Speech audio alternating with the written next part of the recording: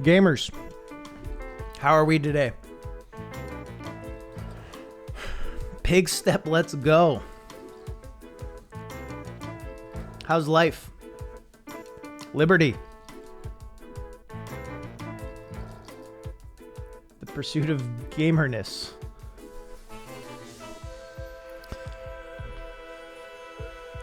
I don't know about liberty. True. We got life I mean, there is life, right? We got that. Yeah, gamerness. Listen, we don't need happiness anymore. As long as we got games.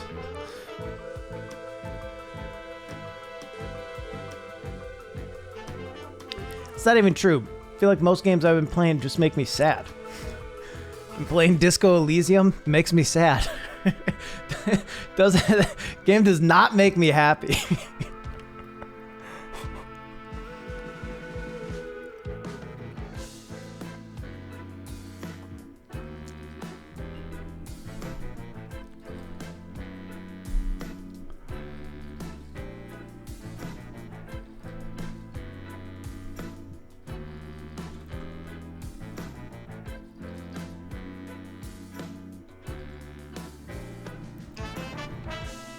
How's everyone doing today? I want to play that game? Yeah, it's good. It's a good game.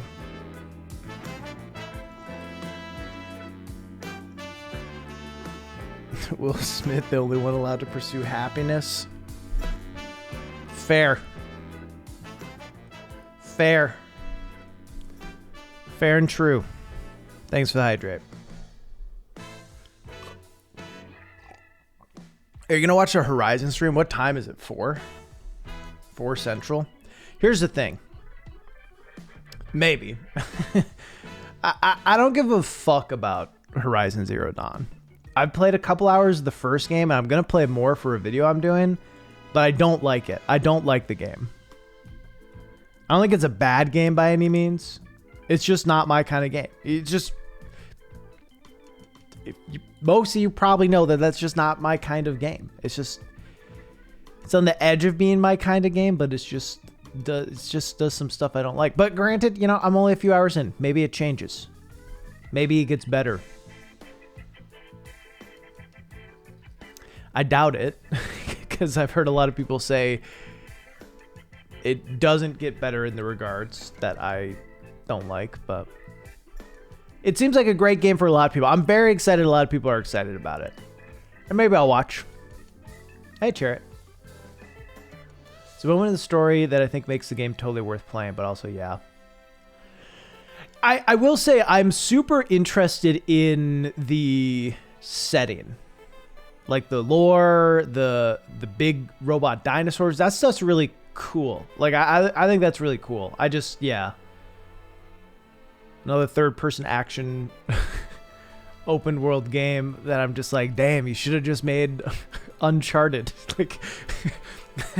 I don't know. Looking at it, I'm like, this could be so cool if it was just super linear.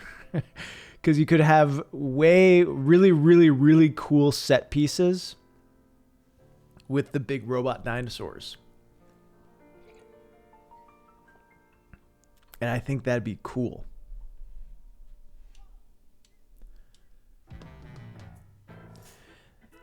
Been a wild stream. I was that guy a couple months ago that submitted the PlayStation 5 trailer for the feedback stream that had copyright music. Someone said submission didn't have to be a video essay, but I didn't realize how bad I was going to be the only one not to stick to the assignment. No worries. You're good. Not a big deal. Yeah, so I definitely like the world. Like, I definitely like the ideas and aesthetic of the world. I don't think I've gotten deep enough into the story to say the story's like something I like a lot, but I think that side of things are good. So I'm kind of like, ugh. What if they just did like the God of War 2018 thing? I think God of War 2018 is a really good middle ground for that sort of thing, where there's like a very set path that you should and can follow, but then has a few kind of more open-y areas. Game's still too long, But I think I like that middle ground for that sort of thing. Why can't every video game be explicitly made for me? That's the real thing I'm trying to get at.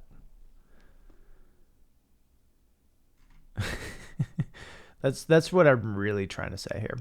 Anyway, Yankee, how you doing? So you upload a new video. I haven't watched it. That's fine. Clockwolf, hello. Hey. Matchstick. Oh, you already said it. Chariot, hello. I might have already said hi. Lots of people that said hi earlier and I didn't say hi, and maybe I didn't give you the dopamine hit you needed. But Putty, if you're here, hello. Bracket, hey. Has a hi.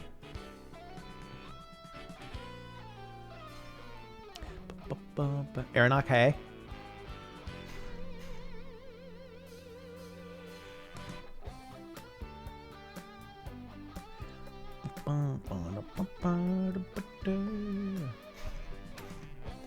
Anyway, how's everyone doing? Vicky, yo. When streamer internet doesn't say my name. Oh, this has words in it. This is pretty good though. Pollyanna. Adrosaurus.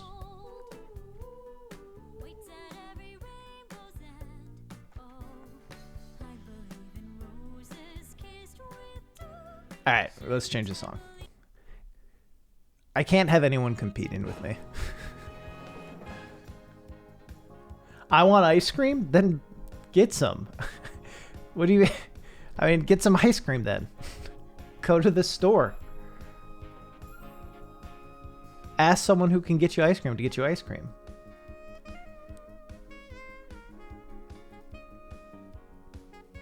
So, one question for people who have played Disco Elysium before, because I'm playing it. How... I'll be honest, I think the game is made like... I didn't play it when it was just text. But just judging by how much I enjoy the voice acting, I can't imagine the game without it. So I'm curious to hear people's thoughts who have played both versions or checked out both versions. Because I don't know. Obviously, at this point, I don't think I could ever go back and replay it without the voice acting.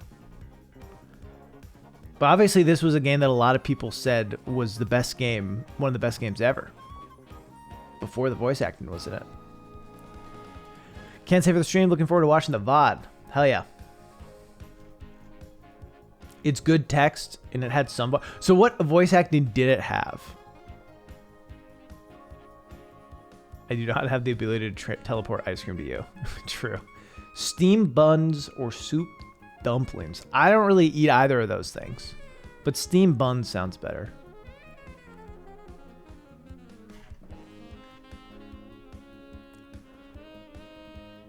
My new goal in life is to convince Insane in the Rain to let me play saxophone on one of his tracks.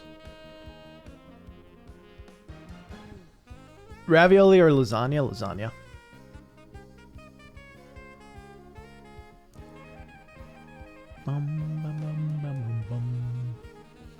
How many black folding lifetime brand chairs can you carry at a time? Probably 8. I think the first line for every person in a conversation. Interesting. And the narrator, like the inner thoughts, was any of that done? Do you think if you could check if my video is still in the list, I haven't accidentally missed it, should be one of the first few 5. What do you mean? Like if you sent it in?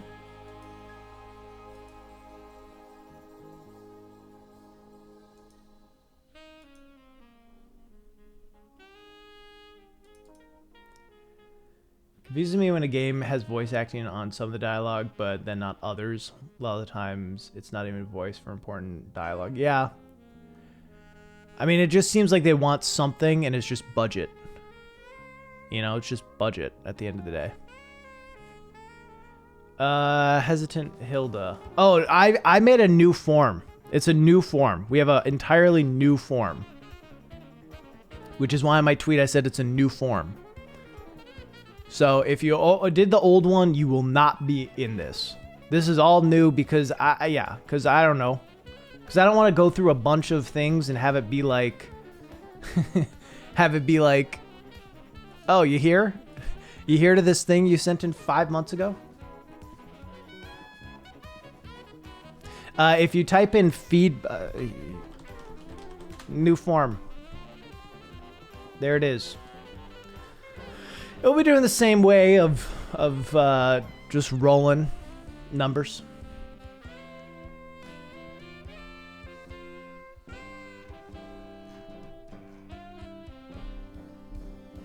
What are these tunes? This is insane in the rain. One of the best musicians out on YouTube and the world. Skills didn't have voices, but those two parts in your brain. Oh, that's too bad because I hate the limbic system. Limbic system's annoying. Yeah, if you submit it through the Twitter one, then you're good. That's the new one. If you're in through that, you're good.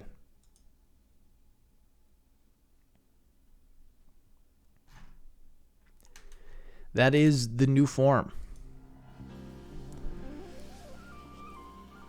Anyway. How's your life, chat? How are things? It's been 2 days since we last talked. I have put out a video. You should watch it. Probably. I don't know. At least turn your ad block off. Open YouTube. Mute the website. Don't mute the video, but mute the website. Put it in a second tab. Hell, even put it to 0.5 because I think that adds watch time. Just simple things you do for your streamer.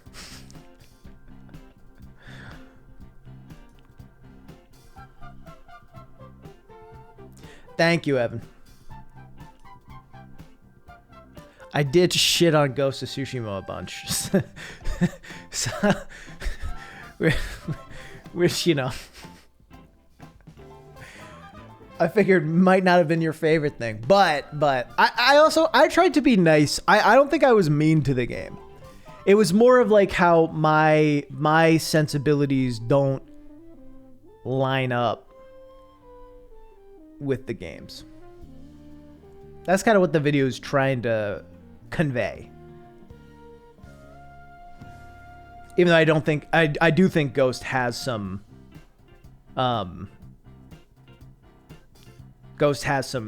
structural issues. Doesn't muting not count the view? I have no idea. I've just heard some people say that it might. So, I don't know.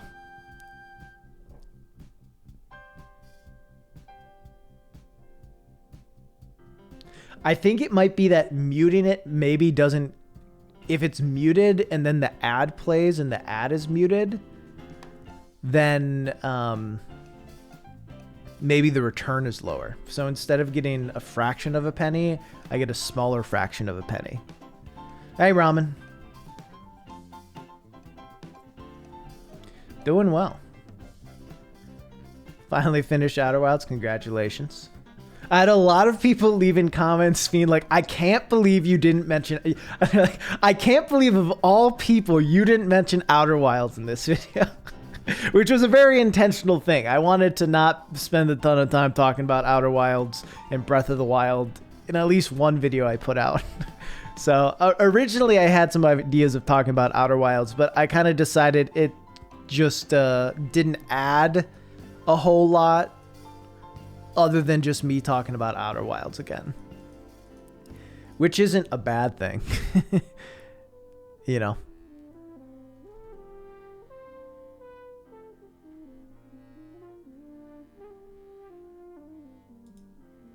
But it is what it is. Yeah, that soundtrack, it's the greatest.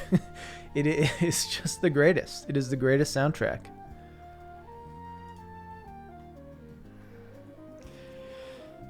Make an Arlo Breath of the Wild length review. What do you mean an Arlo? You mean like, oh, like what Arlo did for Breath of the Wild, where he did like 4 videos on it or something that were all long? No, I will never do that. I mean, so I've been teasing this idea for a Hollow Knight video of like a breakdown of the soundtrack. And I might do that with Outer Wilds one day if the Hollow Knight one does well, which would be a longer one. The thing is, like, the Arlo's Breath of the Wild one came out like, I guess it was a while after the game. But let's see. 3 hour, 20 minutes. Okay, that came out like 2 years after, huh? Still, it's on Breath of the Wild versus Outer Wilds. Breath of the Wild is one of the most, it's part of one of the most popular franchises in the world. Outer Wilds is not popular. If you look at videos about Outer Wilds and check their views, like the ones that have a lot of views, videos on Outer Wilds that have a lot of views, it's going to be like Jacksepticeye playing it. It's going to be Let's Plays of big YouTubers who get just millions of views no matter what they put out. No matter what they put out. And it's cool that they played those games and gave them exposure. Very cool. But video essays don't, I don't know. Video essays on Outer Wilds don't do super well. And yeah, that's fine. Like, it's fine. I don't make videos just to get views. But if I'm going to make a fucking 3.5 hour video, I'm going to want it to hit a certain point.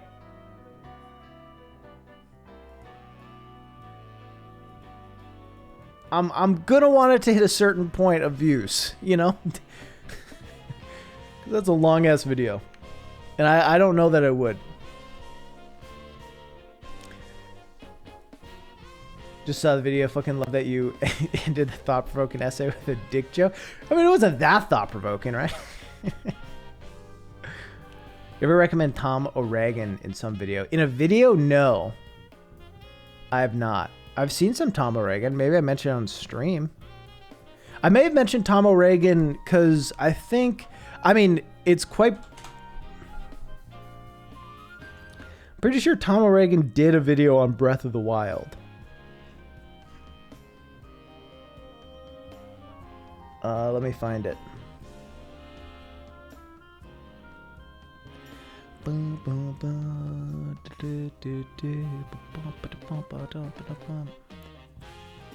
Fixing the Master Sword in Breath of the Wild. Yeah, Tom O'Regan did a video called Fixing the Master Sword in Breath of the Wild. So it's possible that that just came up in the recommended.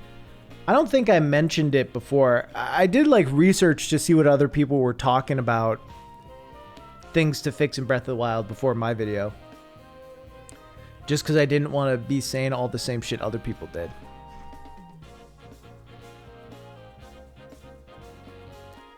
I don't think I've ever clicked a YouTube video that's over 2 hours. Yeah. Once you watch one, you can't stop. I mean, there's something interesting to that of like, with some things along, I mean, there's a point where it stops being good. But it's like a long runtime is the ad. Like that is what gets people interested to click in the first place.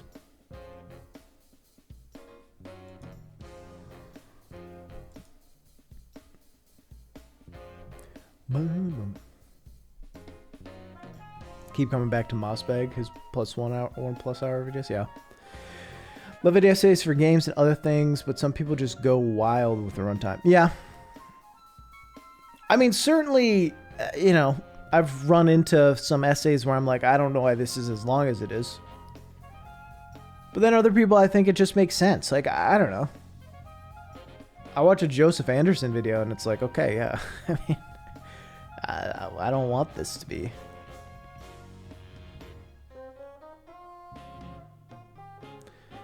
Try to keep runtime down is a good thing, but it's all unique for different people. Yeah. The thing about Outer Wilds is that even among indie games, it's like a rock star. Yeah. To hear that among big games, it's obscure and doesn't drive clicks is sad.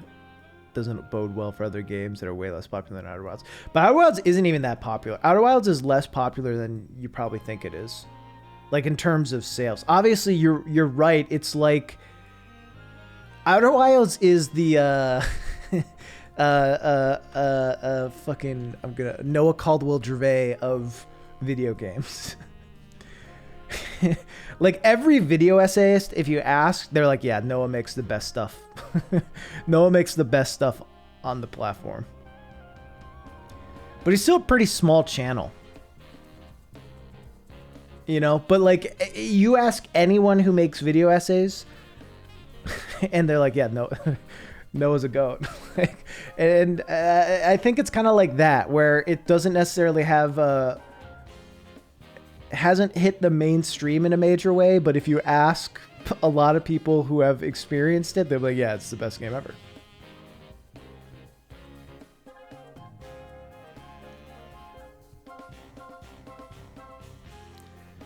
Something like a live stream I can watch for hours, because if I ignore it, it'll probably be fine. Won't be, yeah.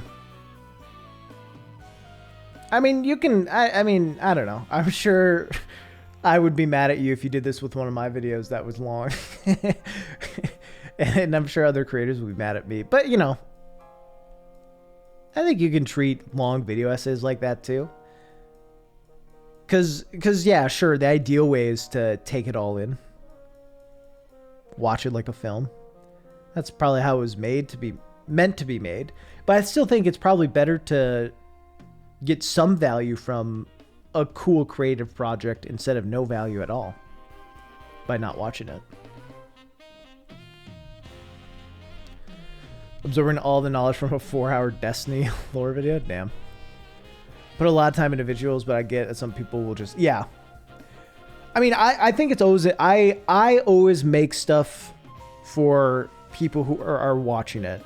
And sometimes for people who are just listening, that means that something will feel abrupt or weird or be surprising or not make full sense. And that's just something I'm willing to take the L on and just be like, okay, well...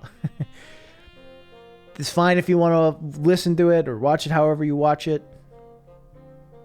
But I'm gonna design my experience for like what I would want to watch, I guess.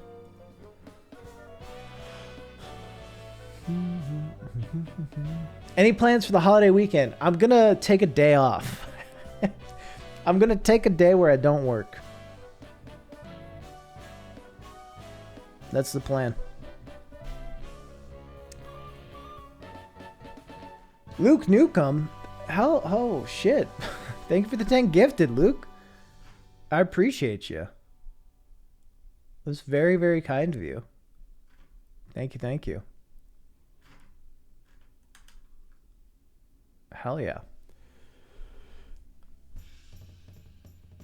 There's an actual topic in something like video essay, my brain will force me to focus on it. Fair. If long video has chapters, I'll usually split. Yeah. I mean, I think that's how like Joseph Anderson expects people. I mean, I think Joseph Anderson expects people to listen to his videos at this point. But I think he hopes people will watch it in chapters. That's my guess. Much appreciated, Luke. Thank you, thank you. Helps to pause a break so I can actually focus, yeah. A day off? I know. I know. Or being breaking into my home after I was just listening to the newest vid instead of watching. Listen to feature-length video essays while chill or sleep, so that's how I try to design my content. Auto-mixing can be a killer, yeah. You guys got holidays soon? I mean, some summer holidays.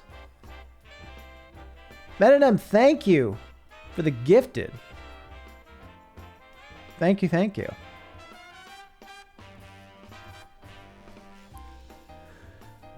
Can't put stuff on the background, mostly focus to watch videos, but then it's too slow, so I watch it at 2.5 speed.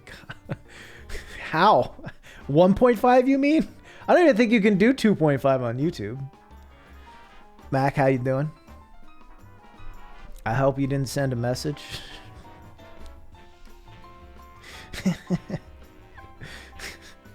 Yeah, how do you do 2.5? You can do up to 8 with plugins. Damn. That's cool. I would never. Download the video and speed it up in Premiere. That's fair. Hey, thanks again for all the gifted. I appreciate y'all. But 4 times sound is cut off, so never go to that. A 2.5. That is just wild. Anyway, chat. Well, we've been doing this for about 30 minutes, a little warm up. But we're gonna jump into it. You know, we're gonna jump into giving feedback. I don't know who's all here from this stuff. Pretty much how I'm gonna do it is, if you'd like to submit your thing, you can hit !feedback, type it in, and then a link will pop up and you can submit stuff there. I am going to be doing this randomly, so I'm just going to be choosing random number generator 1 through however many entrants we have. Pick that, go over it, talk through it. And that's just going to be the plan. We'll see. We'll get through a handful. Maybe at 4, we'll watch the Horizon Zero Dawn stuff and then jump back into some more feedback. Depending on how long the video is, I'm not dedicating to watching the entire video. Just because, you know, if you send in something that's 40 minutes, I can't do that. But we'll look over what you want to grow, what you want to change, and all that stuff. And I'll try to give some feedback to help with different ideas to improve what you're doing, and then also, you know, maybe improve channel growth. Yeah, it's going to be video essays, just as that's like what I know. It is what I know. You know, we've talked about it before. You all can obviously throw in feedback as well, but you know, remember to be positive with the feedback, and also you know, don't be an asshole. I don't really expect you all to be, and every time we've done one of these feedback streams, it's been very cool and chill. So I expect that to continue to be the vibe, but we're looking to, you know, help and not make people feel like shit. So yeah, shoot, I just realized the flaw of this. All right, yeah, whatever. But yeah, we'll go through, try to get through a bunch of them and see how it goes.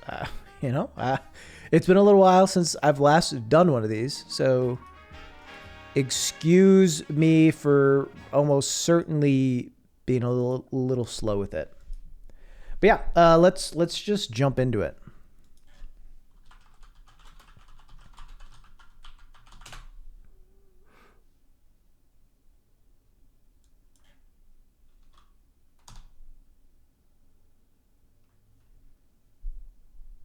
Ramen, sorry, lost my voice there. Ramen, thank you for stopping by. I appreciate you. Hey, Scott.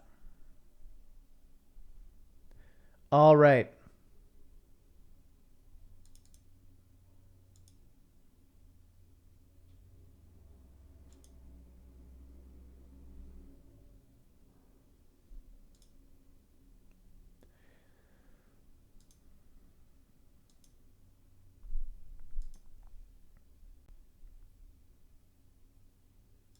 All right.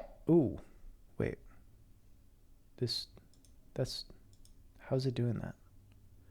Oh, that's not what I wanted. Chat, can we pretend like I'm not a boomer for a second? Please? Please? Just pretend? All right. Brad's 90 years old. Yeah, I know. All right. So we're going to start by just generating a random number. Oh, God. Why did I do this? Hey, I am a professional. I do not appreciate anyone who says different.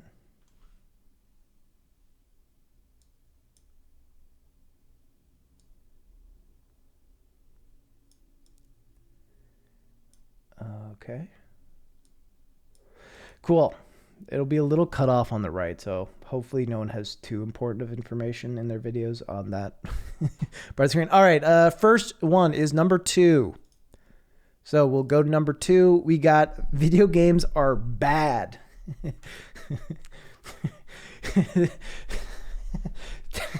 Good start. Good start. Someone after my own heart. And video games are really bad. All right, so this one or the latest, list 3 creators that you like. Matt Lee / Cool Ghost, don't know that. GMTK, cool, and a bit of Nakey Jakey. Okay, so kind of informative and comedic and whoever this is.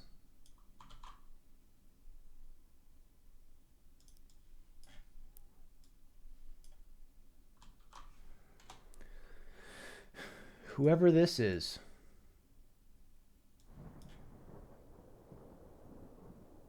All right, so sketches, kind of sketch stuff, funny, probably a little creepy maybe because there's ghosts. I don't know. I'm not going to watch much of that. All right. First one is number 2. They didn't upload in ages. Okay. What are your creative goals? I started out wanting to just have fun, but now I want to make videos that I think are good. I still have not achieved that this yet. My opinion, but hopefully one day you will. All right, what do you think you do well? I think people like my writing and casualish tone for my videos. What do you think you need to work on? The actual video part. Okay, making the audio sound good. Recently gotten better at this, and making sure the video complements my script writing. Yeah, so what you say? Okay, cool. Let's go for it. All right. Video games are bad. I mean,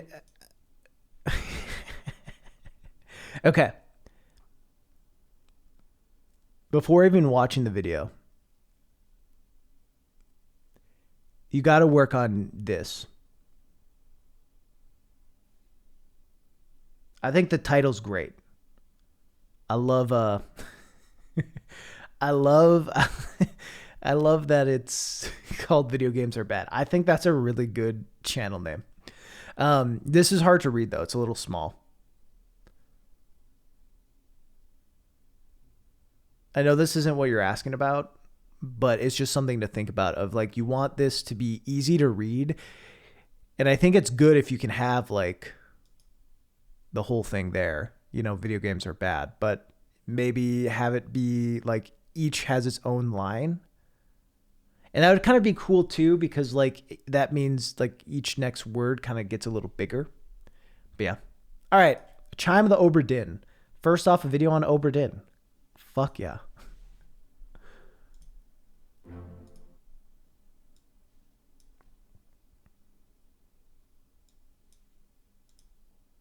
All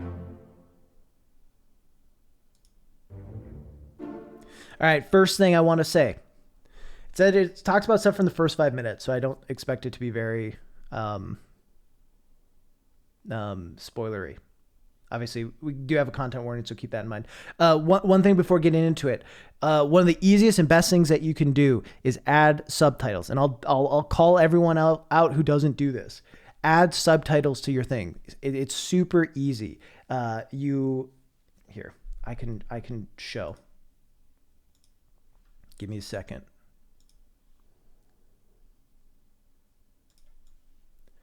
Give me a second. Pretty much you can just go into the creator thing and your script is usually a mess. I would still, well, what do you mean? What if you just wrote your script to not be a mess? I'm like, so you'll record a script and then you'll improv a bunch. Is that what you're saying? Like you improv on stuff? Okay. Well, if that's the case, that's a little harder. I would still say if you can add subtitles, that is going to benefit a lot. That is always going to be good. What if you just wrote a better script? No. I mean, I very much understand, different approaches to it. All right, let's start watching. You were saying one thing is like having the video, whatever, talk to what you're saying. I think this is good. Like using the in-game system, like the font in-game. This is really cool presentation. Simple text use, looks good. We like it. In Return of the Obra Dinn, a missing ship has reappeared at a British port in Falmouth, with no crew or any trace of what happened. You are charged with the task of uncovering the fates of all 60 members that were aboard. Worry not though, the scale of the task is made much more tame through the possession of a mysterious pocket watch that lets you go back in time to... Yeah, first step, you already have an advantage on everyone. You have a British accent. It's just unfair. It's just unfair. I would say we'll see how the balance is with stuff. To capture dioramas of death. Here's the first body you come across. He's seen better days. We go back to see him get shot by the captain of the ship. A few moments later, we witness the captain shoot himself, and a few moments on from that, we uncover the fate of his wife, crushed by the ship's rigging in a storm. You also learn that the man that got shot by the captain was the first mate of the ship. Abigail, your brother, my friend. I could turn it up some. I mean, it's hard to balance audio stuff on stream like this, but yeah. I shot him dead. So, captain shot with a gun, wife of captain crushed by rigging, first mate shot by captain. That's 3 fates. The game makes you solve them in triplets to stop you from just guessing everything. Let's pencil them in our little book and see what happens next. I mean, I can try to turn it up a bit. It shouldn't be that quiet. Like, it shouldn't be that much quieter than what my talking voice is like now. I mean, I'm looking at the levels. So, but, you know.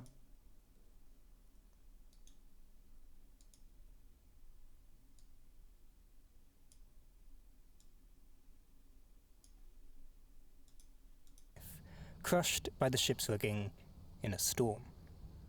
You also learn that the man that got shot by the captain was the first mate of the ship. Abigail, your brother, my friend. I shot him dead. So, captain shot with a gun, wife of captain crushed by rigging, first mate shot by captain. That's 3 fates. The game makes you solve them in triplets to stop you from just guessing everything. Let's pencil them in our little book and see what happens next.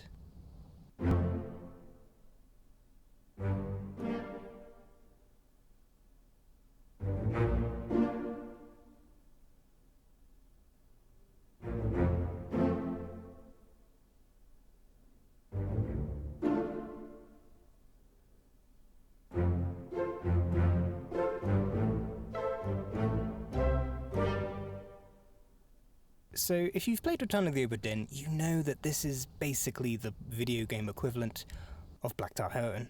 This feels so immensely satisfying.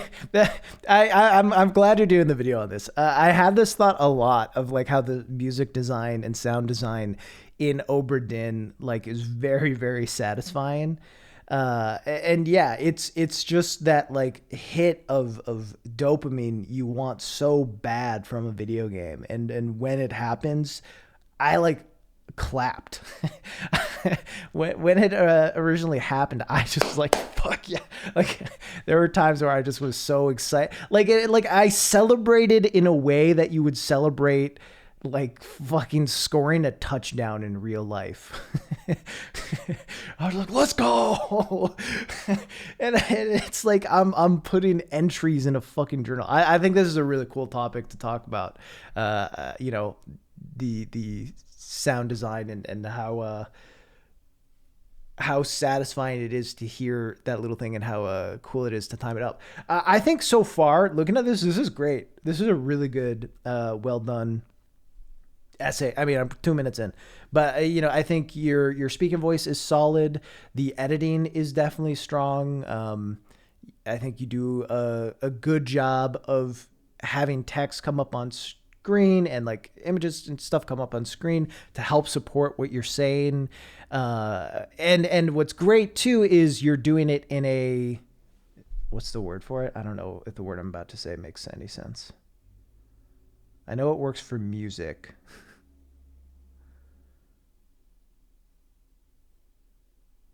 Okay, this wouldn't be it.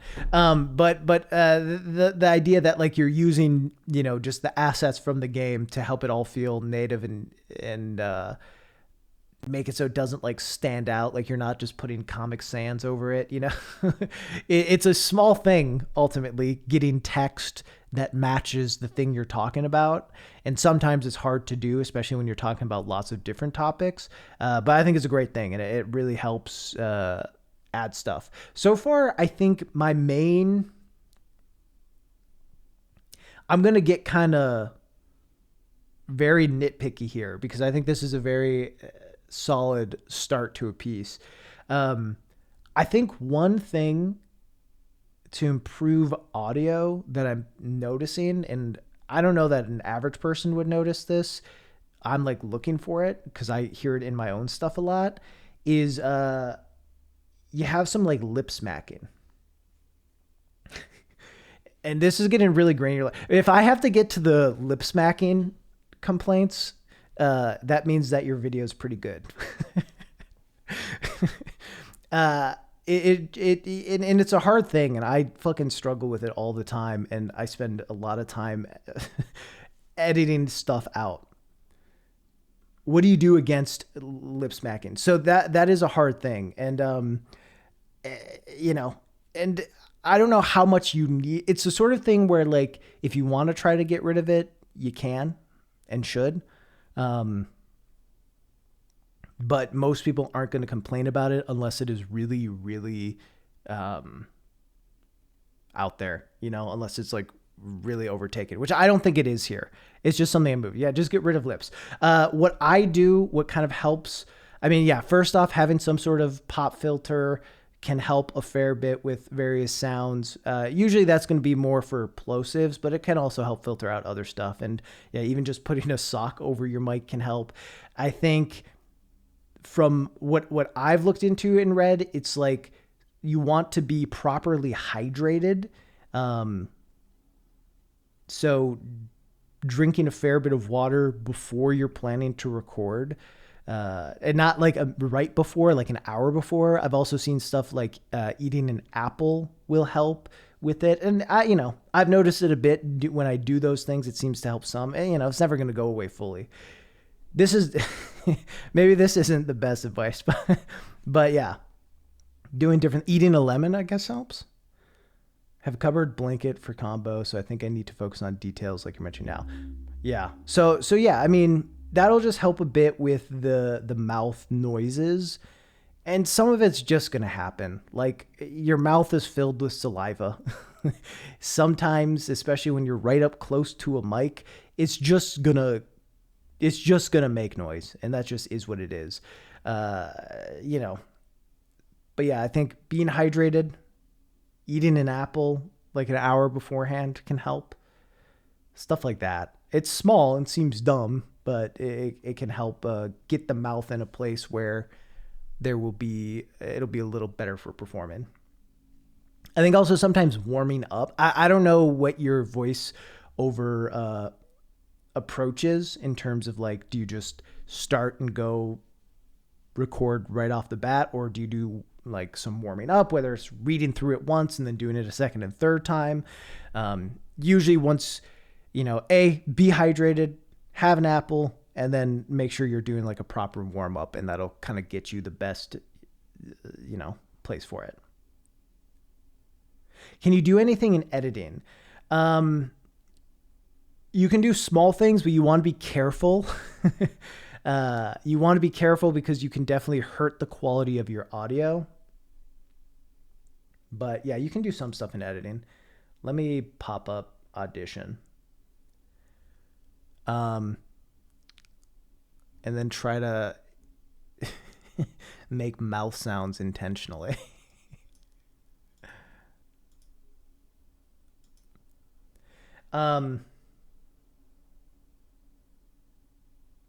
There's probably more sophisticated ways to do this, so it is what it is, you know.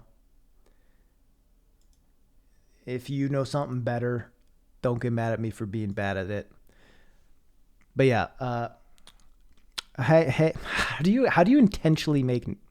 Let's get a lot of spit in my mouth. Hi, my name is Razbuten, and I am trying to test something to help my audience with audio. I feel like I'm not really getting it. Fucking Christ. This is so dumb. This is so dumb. I am trying to test something to help my audience with audio. Trying to test something. Okay, we got some. It's like a finesse for sure. I am trying to test something. I am trying to test. I mean, okay, so sometimes you can just edit stuff out. Like and it depends how granular you want to get with it. It's like you don't want to spend 100 hours editing out tons of little things that no one is going to give a fuck about. Okay. That's my first bit of advice is like, if it's barely noticeable, don't worry about it. So be careful with it because you definitely can go overboard. Sometimes it's like really easy, right? Like trying to test. Like you hear that noise? It's very tiny, but let's listen. It's going to happen right here. Trying to test something. There's just like this tiny, and you can literally just go like that. I am trying to test something and like to test something, then the noise is less. You can also highlight and go to auto heal selection. Didn't do anything. You can go to auto heal selection. Okay. Sometimes it doesn't work, I guess. I would just delete it. Trying to test. But yeah, you can also, if you hear something, here's a good example, maybe. You edit in Audacity, you should be able to do the same thing. Oh, you cut in Premiere? Yeah.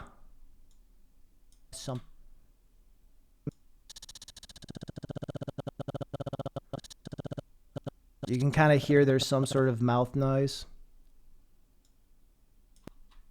And this sort of thing you can do. Let's see if it works. Test something. Okay, that made it worse. Because I missed the spot.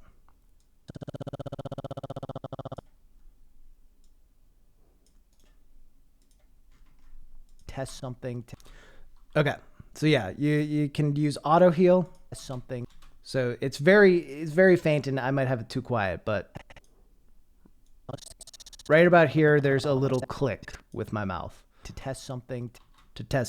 Okay, and now I did auto heal and test something, and the click's gone. To test something. Hopefully you could pick that up. It might be a little too quiet, but auto heal can help get rid of some mouth sounds. But you want to be very focused on where you auto heal, and you want to test them out, because like auto heal can fuck stuff up pretty quickly. Like if I do auto heal here, then like it does this. And I am trying to something to help. You know, so trying to something. You don't want to just like auto heal everything because it'll ruin your audio. Something. But if you have like a very small contained spot, you can get rid of that stuff. And again, like I said before, don't worry about it too much. I would say if you notice stuff in post and you want to change it, you can either go through and just delete tiny parts or use auto heal. You know, you can do either way. Probably my full actual suggestion would be to do the preemptive stuff. Motherfucker. Hey, Perry. Do the preemptive stuff. Do the eating an apple beforehand. Do the drinking lots of water. It's so good.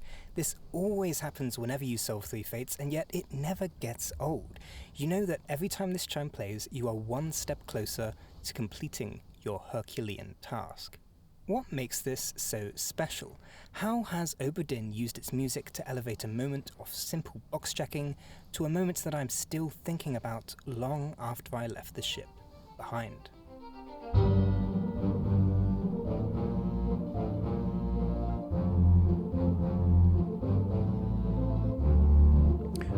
I like this. This is cool. I mean, using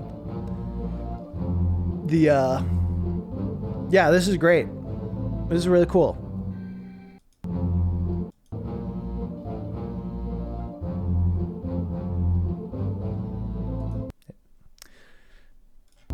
Very good.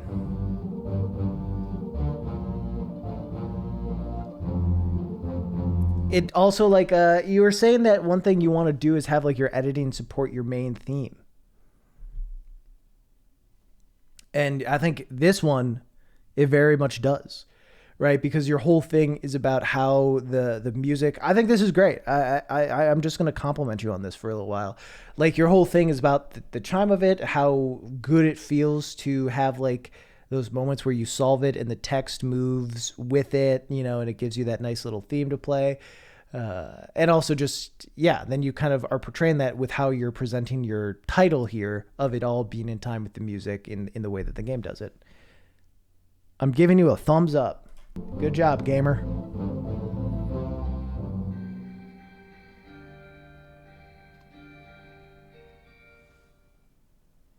At its core, Return of the Obra Dinn is a detective game. It's about solving the mystery of what happened on that ship, and it isn't easy.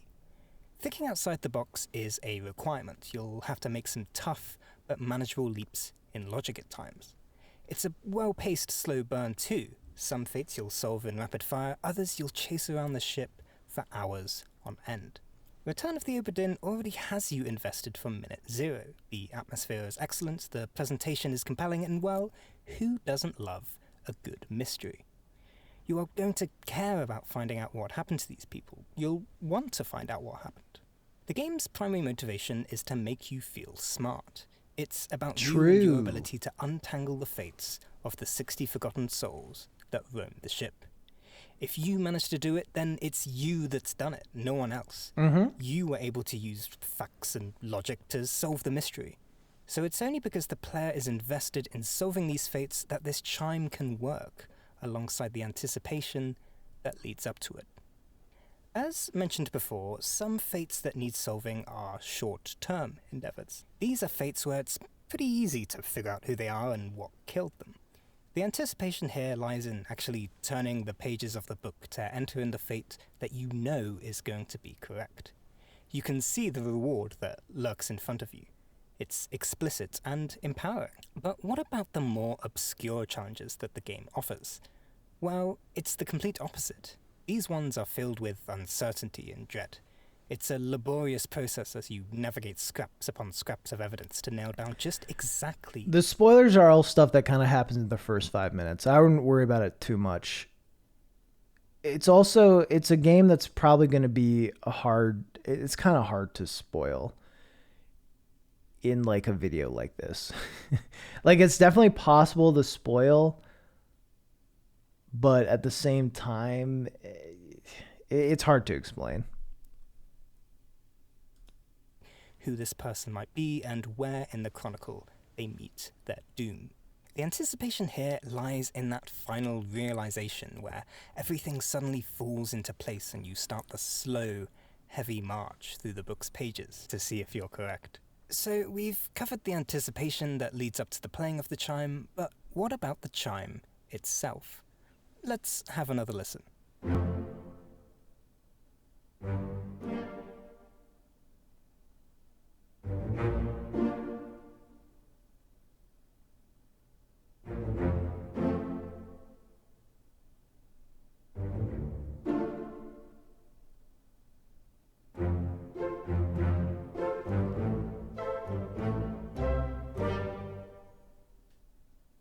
Now, I want to take a deep dive into how the music is done in the sequence, but while we're here, we might as well take a look at some of the interesting non-music things Obra Dinn does. Okay, I don't like that.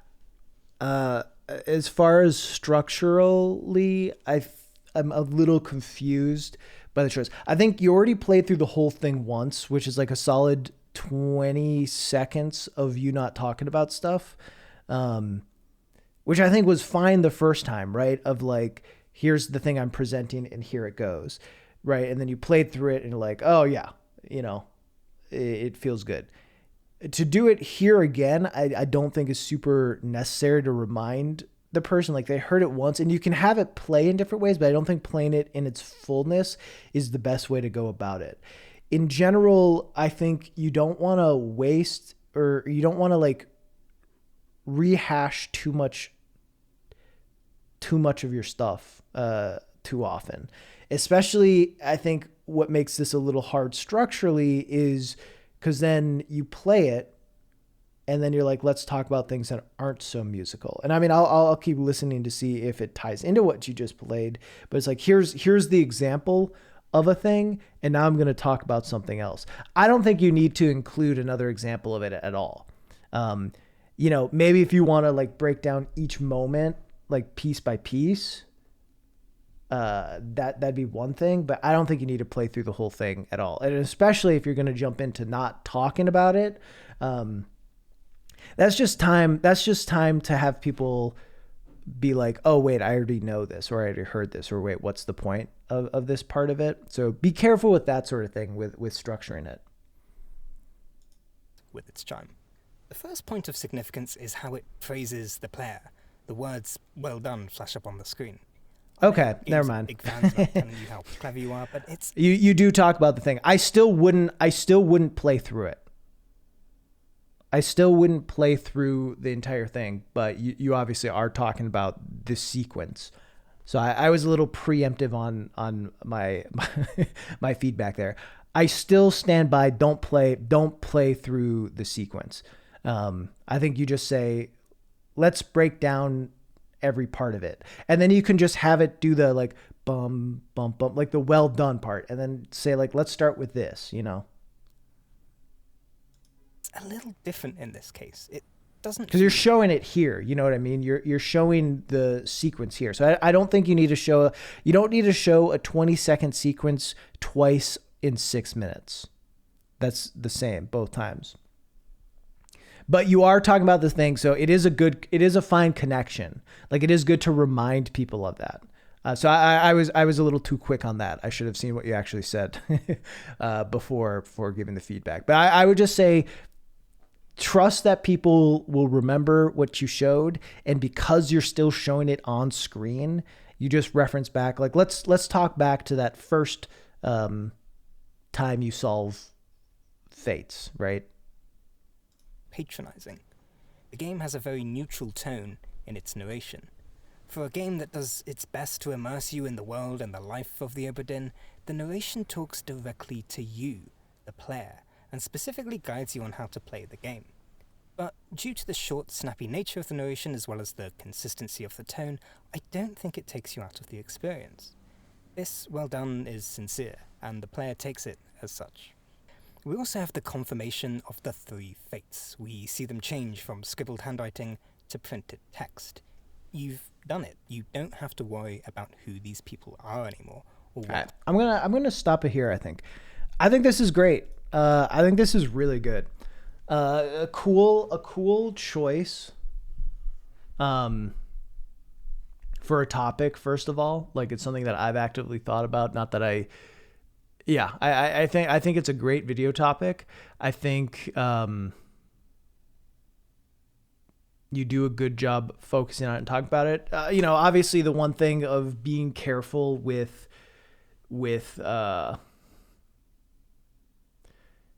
adding stuff that you don't need to add. I'm a proponent for like everything should really have a strong purpose and be effective. And I think playing that the second time wasn't not the biggest deal in the world, just a small little thing to think about in the future on like, hey, is what I'm about to add actually going to support what I'm about to say?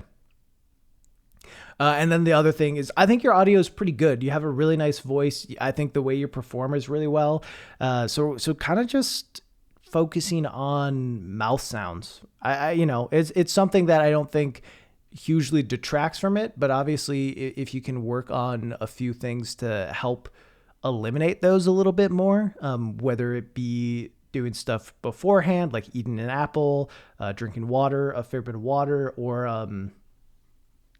some stuff in post to help even it out too. But I think you have a fucking really good channel here. I think something to work on is definitely your branding side of stuff. If you're just trying to make videos for fun, that's cool. But if you want to maybe see a little bit more growth in stuff, you need to work on this a bit. I think working on making this so it's a little more easier to read, because the text is very small in the circle. Like you have so much dead space, you know? But yeah, I think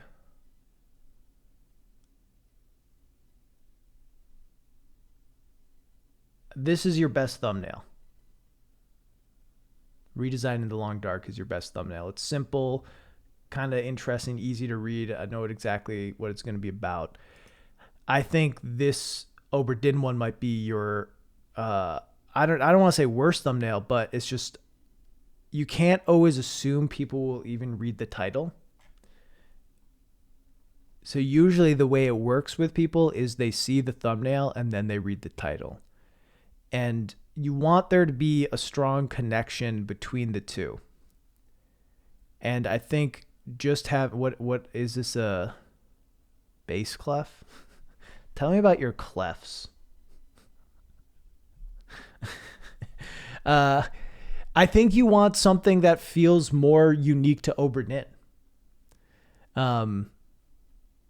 It is a bass clef. Yeah, I think I want to look at this and be thinking about Oberdin. I think you do a really good job in the video showing stuff like that. This is a solid thumbnail too. But yeah, I think you did and you do a good job here, right? Of using text from Slay the Spire to, get your main theme across.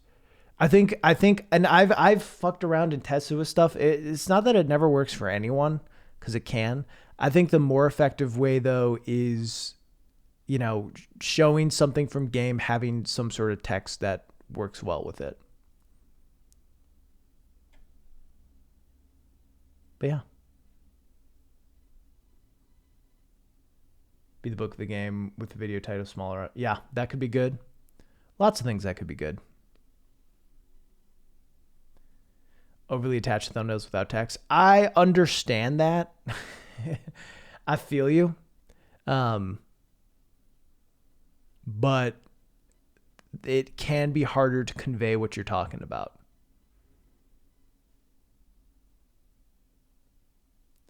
But yeah, I don't know. I think you have a really solid start here. I think it's just going to be about, you're kind of killing it with release schedule. I think it's just about doing more. Yeah. I also liked the music choice in, let's listen to Card games are pretty cool. Yu-Gi-Oh! Magic the Gathering, Pokemon, Yu-Gi-Oh! These games are loved all around the world by so many people, and it's not hard to see why. There's just so many different reasons why you might... Background music's maybe a little quiet. Symmetrical game. You play against an opponent, and that opponent has... Yeah. No. I think you have a really great channel here. I think it's just going to be about doing more stuff. Honing your craft some more. But I think you have interesting topics. I think you have a great presentation. I think your editing is good. Like you were saying, you're worried. I think your audio is okay.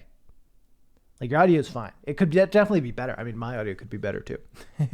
I'd say, again, start by looking at finding ways to help with just general mouth sounds. That's always going to be one of those performative things that's tough to get through and figure out. But yeah, definitely something to look at. And I think you were saying, making sure the video complements your scripts. I think you did a great job with this. I don't know. I think your channel is great.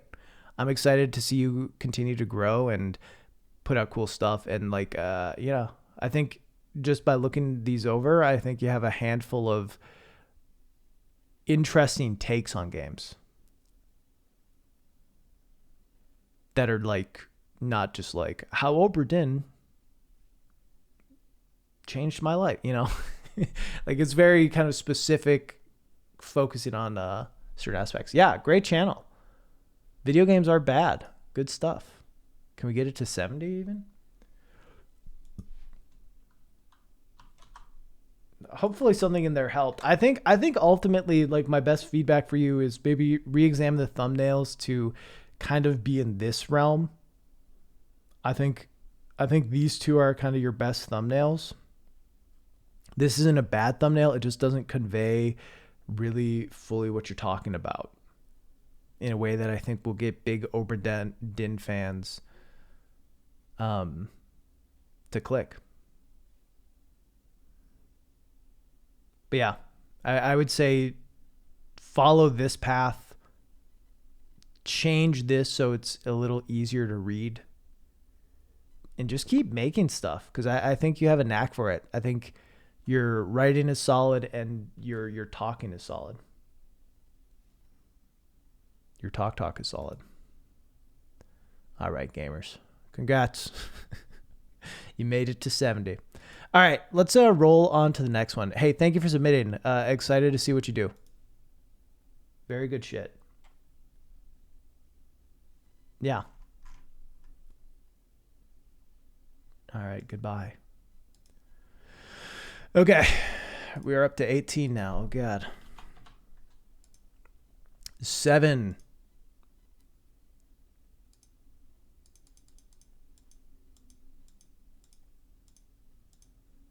All right, Aronach, you're up.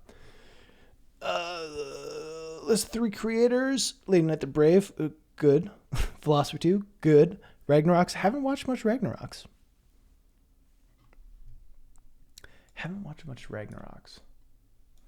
I know the name.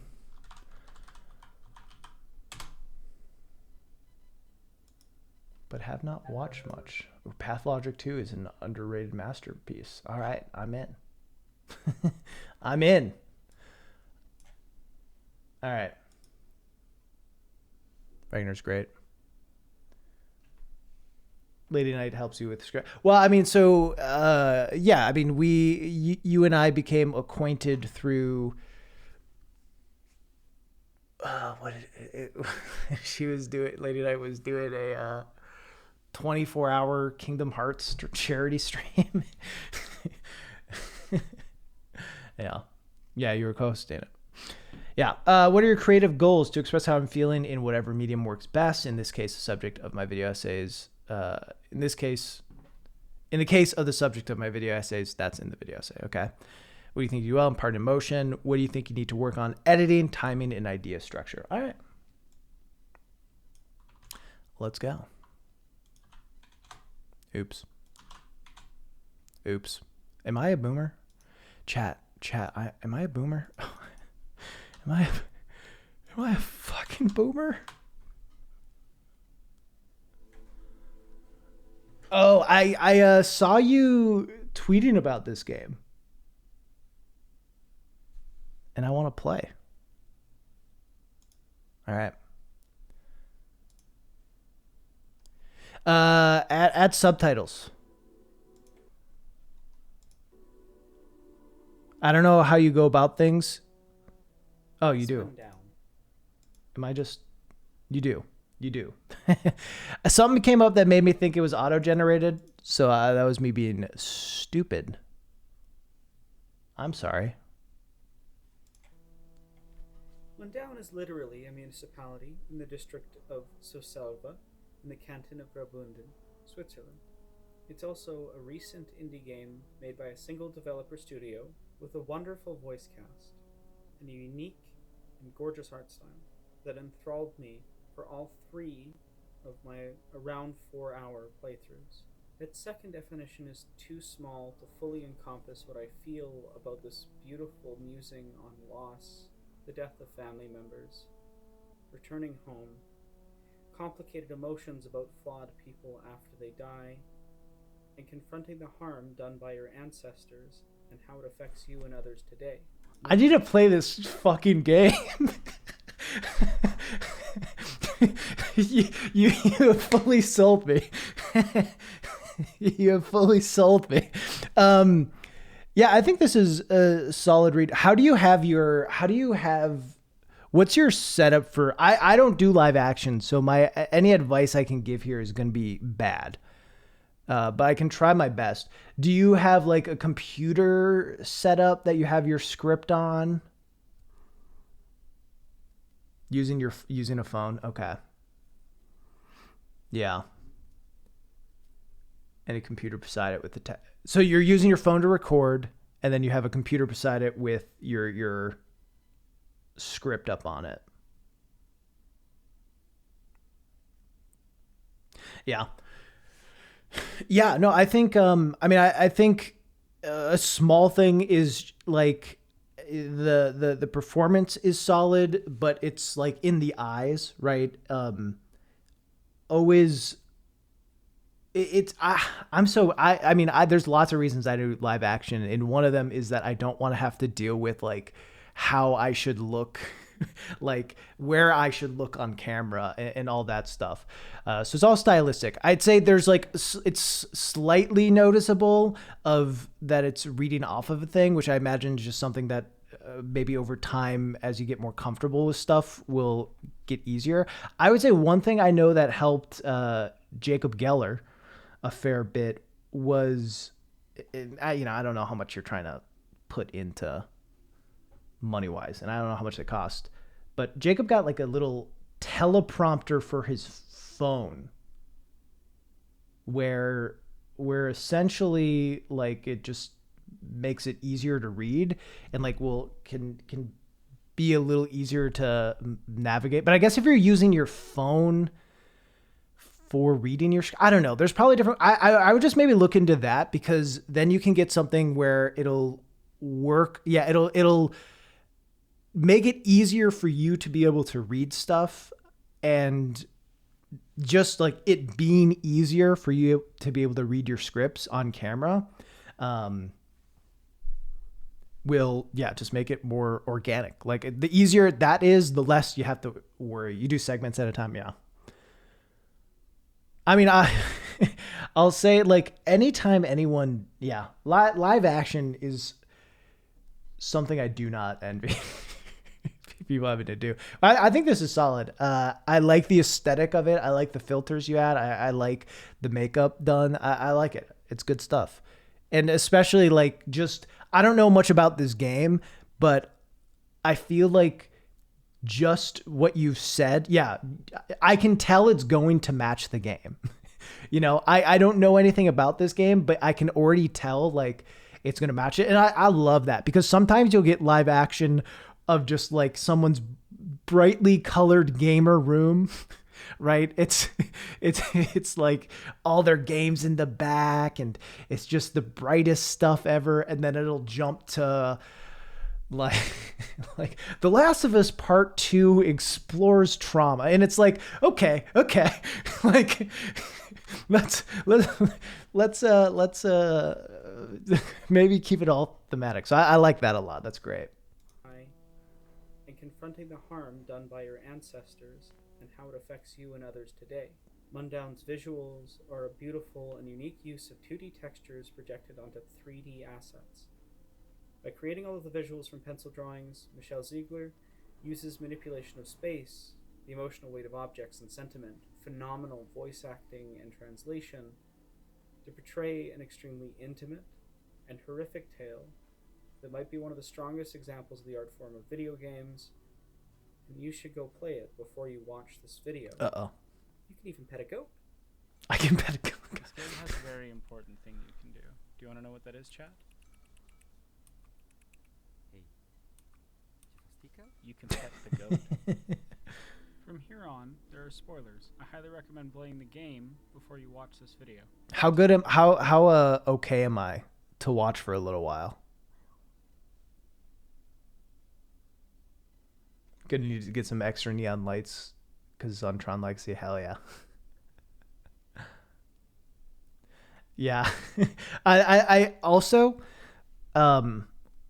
just like high key genius to just have a little stream clip. That's obviously a stream clip. Without it being like too much, it's a good way. It's a small good way to remind people like, hey, I do other stuff on the internet.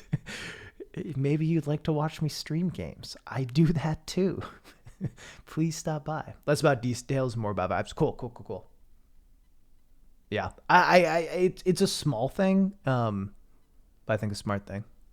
Because I found that a lot of, here's two things about a lot of video essayists is a lot of them are really entertaining in other ways that aren't just video essays. They're often really good at streaming, but it's hard to like convince people that you're good at streaming, you know, without them seeing it. You know, it's hard to bring that audience over sometimes. So if you can kind of just show it in little ways, it works well. The other thing is, I think video essays are the biggest fucking, this is way different, but just the biggest meme lords I know. But everyone thinks they're serious. But then you talk to some of us, and it's just like, okay, just the dankest memes. You know, Etcha games? Yeah, I know Etcha. Warning: discussions of death, homicide, trauma, and war. Trigger warning: visuals of a man hanging by the neck, flesh burning.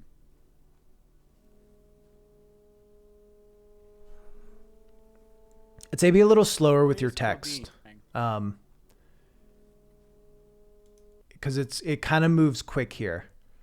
If you're gonna dedicate to a title, I think dedicate to it. Cause yeah, I'm a slow reader, and it's not that much, but like because the text is a little different than what you'd expect, it just takes a bit. So I'd say just hold it a little bit longer.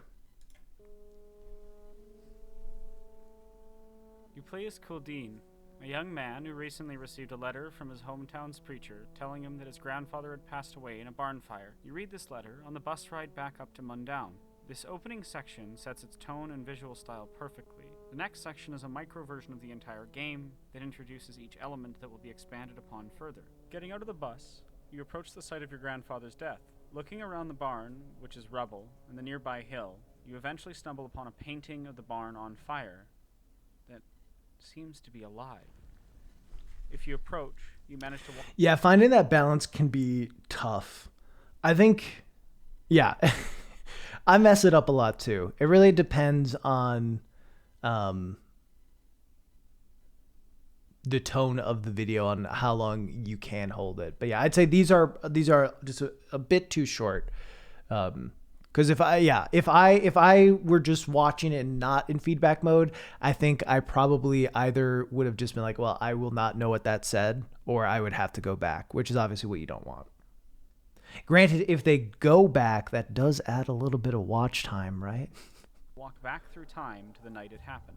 How can you walk into paintings to time travel? Well, in the words of my friend Lady Knight the Brave, it's Tuesday, don't worry about it. Before you, a strange painter is creating the time-traveling painting. You approach the barn, only to be grabbed by a friend of your grandfather's, demanding the fiend release you, and the strange, otherworldly old man obliging by grabbing your arm and in the process burning it, marking you. You awake back in the present, but now inside the inaccessible area of the barn. Your grandfather's body is still there with his lucky pipe. You collect it as a memento of the man, and wonder what Father Jeremias buried if it was not Florine. Your burnt sausage hands magically alter your perception of the space and allows you to exit, because it's Tuesday. The harm of the past directly affects you, and in so doing changes your awareness of the material spaces around you. You walk into the main village space and eventually to your grandfather's house, finding a strange faded photo of yourself on the door of the house, which you use to track upgrades. Inside the house, searching around, you may find some objects helpful for your journey. You can then set out to explore the village, discovering various memories of Kuldeen. After wandering, you eventually see a girl on a hill near the chapel, which is locked along with the cemetery. She seems to adjust the flow of time, affecting the sun's position, before throwing a paper airplane, which when collected, provides a hint for the next puzzle. After solving the puzzle, you find your grandfather's grave is empty. Going to confront Jeremias, the priest, for his lies, you inadvertently bring the devil to the house of God. He thanks you for doing something When the strange nightmare sequence ends, you have an uncomfortably odd conversation with Jeremias. The art style of this game is really, really interesting. I know we're talking about the video, not the game, but it's like, it feels like it's trying to emulate like PlayStation 1 era graphics. It's all pencil drawings. Okay. Interesting. Grandfather's house that night, using his baptismal candle as remembrance. You leave the chapel. Now there's hay monsters outside. Sneaking past them to the house, you then sleep with a werkeschild on your chest to fend off evil spirits as your grandfather used to, and place his candle for additional protection. You awake and see the girl from the day before through a window. She runs from a hay monster up the hill. Leaving the house, you follow one of her goats to her and find she has made a paper boat, which upon unfurling is a drawing of the past. Once more, Alice, you head through the looking glass, this time all the way back to the war. Your grandfather, several men you don't recognize yet, and Jeremias are besieged by an army coming up the mountain towards them. Florine, your grandfather, tells his fellow soldier his wife is with child, but that doesn't seem to matter now, as none of them will survive. Then the devil appears, offering a potential salvation for the small group of soldiers. You return from the past into a corrupted form of the chapel where you collect the head of a goat. Exiting using your burnt hands, reality-warping powers, you find the sky is raining rocks and the trees and grass are burnt. You take shelter in the graveyard, finding Jeremias praying. You tell him of the goat's head, learning that it is the head of Corporal Walter's prized goat, and that you need to bring supplies if you want to speak with Walter about it. So, off you go, eventually getting the Movil. Okay, some initial thoughts. So good on replays. Sure enough. Yeah. How long is it to beat? Sounds like maybe my kind of game. From what I'm seeing, should have less Tuesday memes. Maybe. I mean, I think that the joke worked well the way it's going through. I don't know how many more times it's gonna go in it. I mean, obviously, I think always be careful with any sort of meme that references someone else. You know, because you don't want to. You just want to be careful with that sort of thing and like creating your own jokes that people remember you for. But it obviously is fitting. I would say so far, my thought is like, there's just been a lot of recap of the game so far. And I'm wondering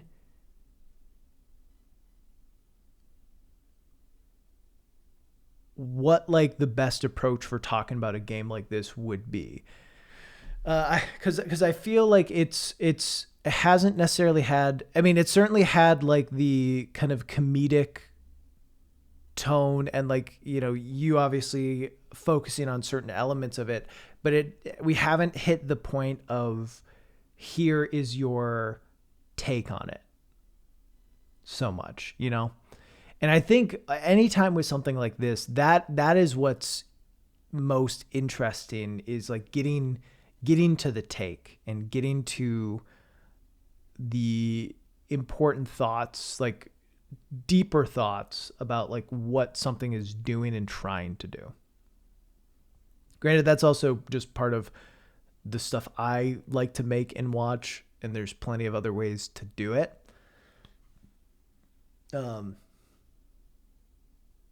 But yeah, I think so far it feels like a lot of summary and like interesting to watch summary, but still summary. And I think for a game that, I mean, it's my thought is like, who is it helping the most, right? Is it when you're going over a summary of this game, is the idea that like it's to help contextualize things for people who haven't played it, or is it like a refresher for those who had? And I think ultimately either way you look at it, it's going to be kind of hard because, you know, you say up front, like, hey, play the game. It's very good. It's short. You should play it.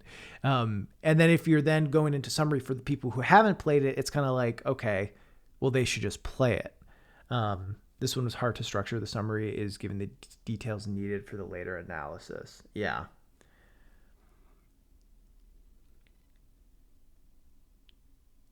Yeah, that is fair. That can always be tough because it's just like,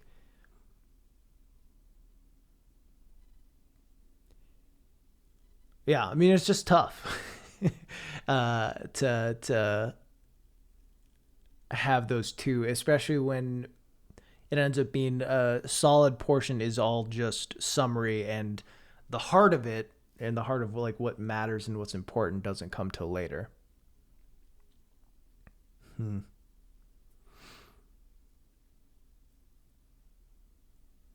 I would say, do you feel like the summary is actually necessary? So you're saying it gives details needed for the analysis later. You okay.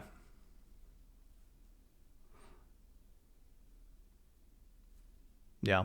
I mean, it's stuff like this is always hard to structure.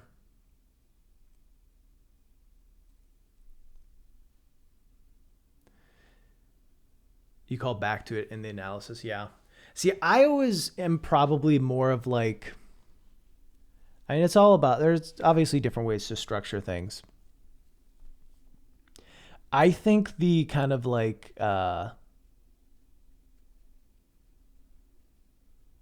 ladder approach, I don't know if that's an actual term, but like, right, you move up a ladder, you move one hand up and then the next hand to meet it, right? So I like the approach of like you do one bit of summary and then you move the next hand up for analysis, and then you move the next bit of summary and then the next bit for analysis. I think sometimes doing these big summary drops and then hitting an analysis section and being like, yeah, I like the mix of it. Because sometimes, because here's how it goes sometimes is like, once you get to the analysis, you have to anyway be like, remember when I said on day 2, this thing happened. You're already kind of then saying the same thing twice in your essay, which I don't know is always going to be necessary. I mean, sometimes it is what it is, but I think when you do have to reference back to it, even then, you still need to give like, you still need to use real estate of your essay to like refresh the viewer's mind on that thing. So I try to always, I like stuff that mixes it.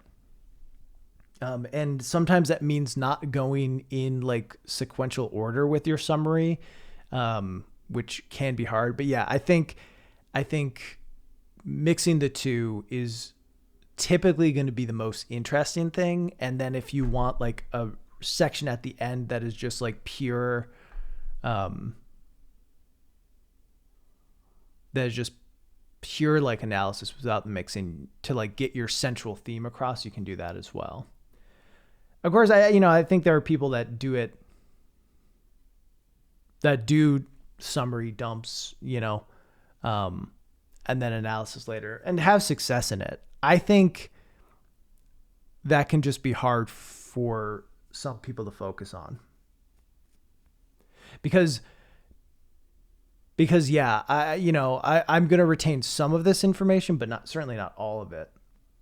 So even then when you're calling back later, I might have to be like, all right, let me jump back to the summary. If I haven't played it, if I've just played it, then I just know. So now your audience has played it, or have a general idea of the work. Yeah.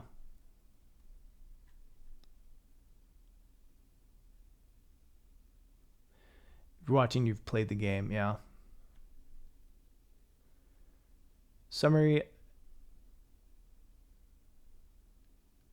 I mean, yeah, the way I would do it would be just like summary, analysis of that summary, summary, analysis of that summary, summary, analysis of that summary. I mean, that's how I would approach it. But yeah. I think 2 videos would be a bad thing, 100%. 2 videos would be a bad thing.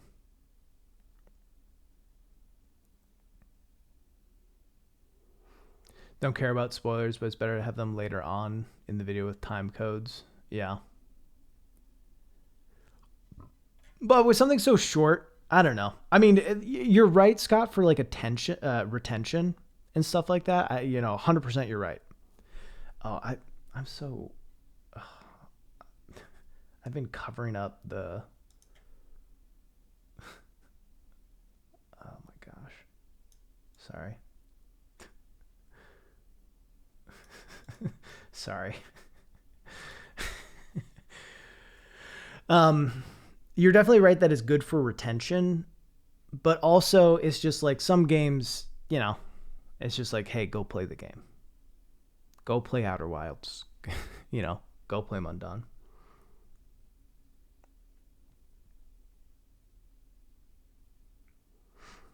Yeah, I mean, and I also think like, it all depends on what you want to do. If going through summary of parts is important to the analysis points you want to talk about, then 100%, do summary stuff.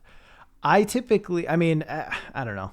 I have a different approach. So it's hard. I don't want to impose my approach to video essay structure too much because this is a more long form sort of thing, and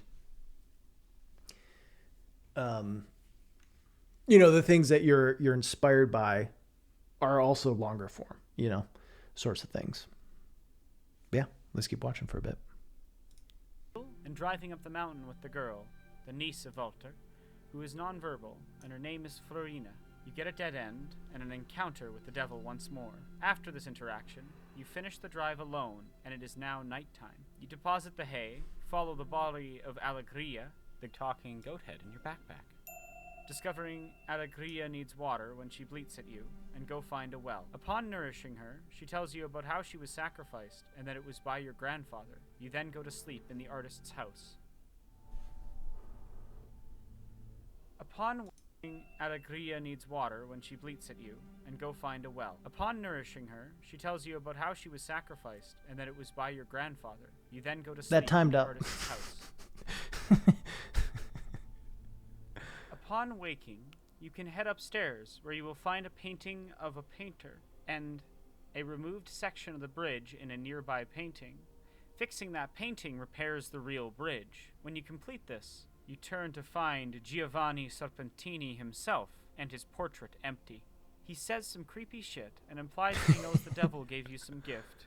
You continue up the mountain, encountering the beekeepers. These invincible irritation machines are best hidden from, but if that fails, just run to a building with a door that closes. After you collect some honey, you contact Walter in order to provide him some mutual aid.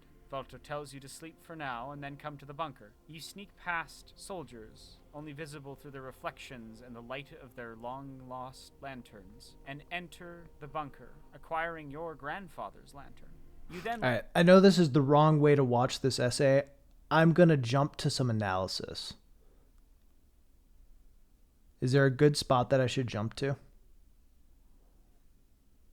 I understand this is the wrong way to watch it, but I do want to be able to watch some other folks as well. Jump to 3.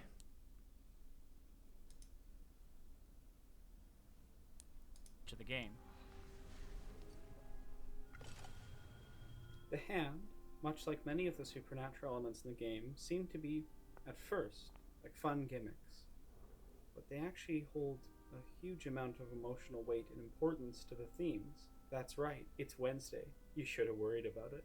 The hand in many ways represents how harm in the past reverberates onwards for generations. It's bestowed when you travel back in time at the start of the game because of your connection to your grandfather, and it's the key that allows you to change things. It's what gives you access to learning your grandfather's fate, to getting Alegria's head. It's what allows you to put Alegria back together and access the devil's house to attempt to find his contract with your grandfather. The path to genuinely helping those harmed by your grandfather is difficult, literally and figuratively winding and long, but it's also about undoing the harm done to your grandfather and the others who made the deal.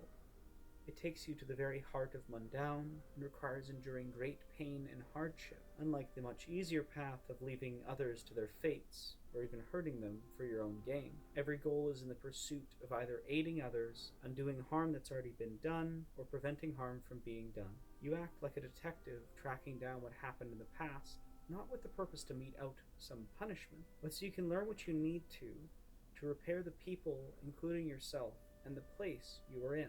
Because you were affected by the past harmful actions of your grandfather, tainted by it literally after being marked by the devil for being Florin, the traitor and oathbreaker's grandson, Codine, by extension you, feel a deep duty to change things, and, as Giovanni says, it's up to us, sons and grandsons, to make this wrong right.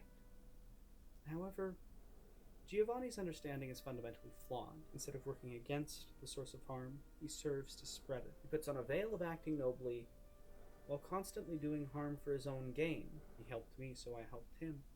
Instead of actually fixing the damage and helping the victims, he instead seeks to punish. He kills your grandfather for breaking his contract with the Master. He attacks you several times. He speaks of justice but only does harm. Up until the endings, Godine and Giovanni act as foils in their actions, showing punitive behaviors and reformative ones. And as such, the endings let you choose. Do you continue on Codine's path, or do you become like Giovanni? So that's good. I mean, not to say that this wasn't good, but like, yeah, I really like the analysis. I think you have a knack for analysis. That was very, I mean, I get what you're saying of like, obviously like you referenced Giovanni and I think it takes till like day 2 till Giovanni's reference here. So it's like how best do you kind of introduce the information that is going to matter to what you're saying? I personally, the way I like to watch and the kinds of essays I like to watch would say like, give the relevant thing there. Just give the relevant thing there and like the relevant information needed to then talk about the analysis. Yeah, that's how I would go about it. Yeah, this is awesome. I'm gonna play the game and then watch your video.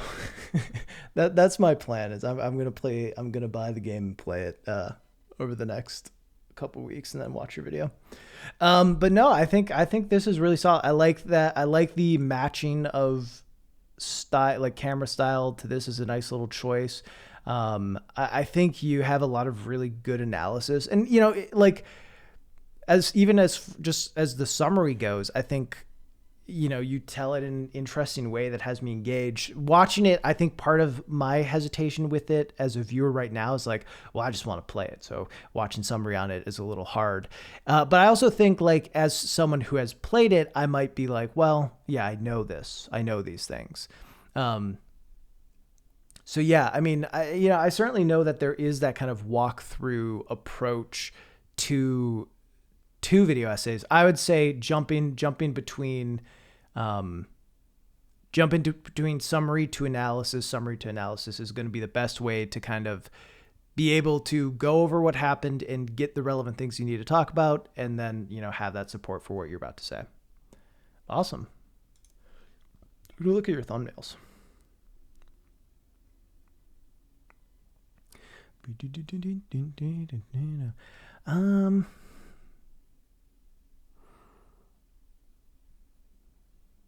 Yeah, I think your text for stuff might be too small. I mean, especially this one, which is like, it's a really cool looking thumbnail, but I feel like hard to read on YouTube, unfortunately.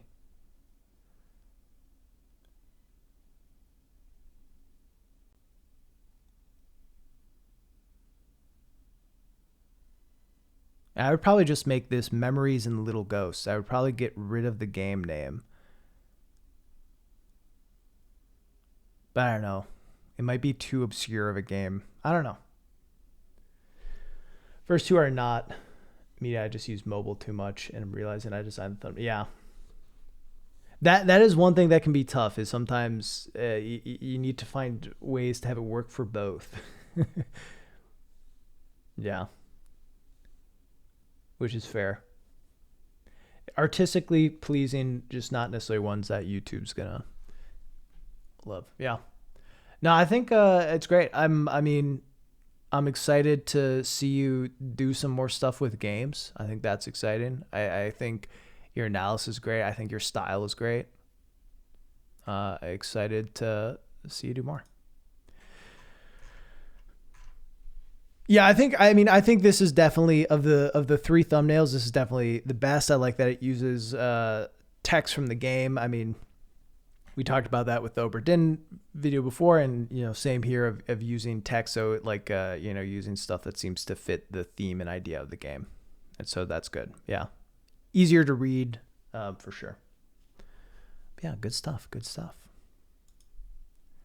All right. Thank you for submitting. We just keep getting more. 19.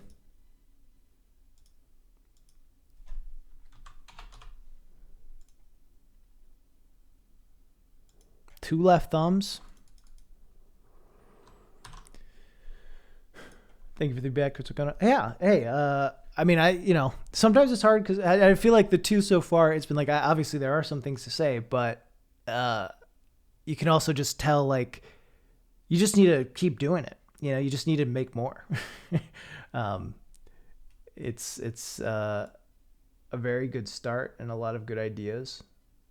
And it's just about continuing to execute and get stuff out there.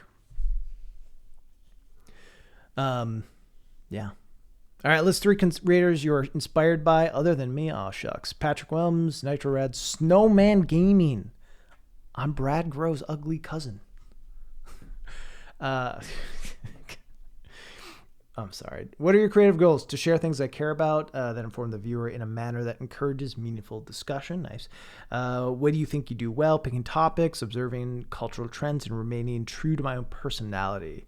What do you think you need to work on? Succinctness and overall video structure. 2 left thumbs. Are you here?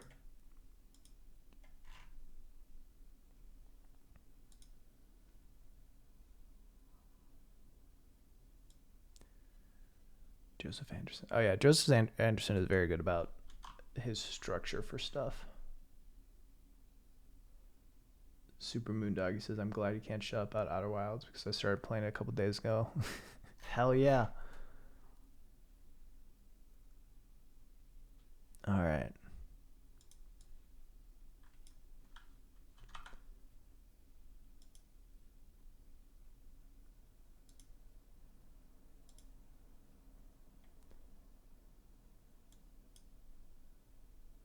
Yeah. All right, we're going to watch 2 left thumbs. I don't know if you're here, 2 left thumbs. Which kind of makes me just want to roll again. You are. Okay, good.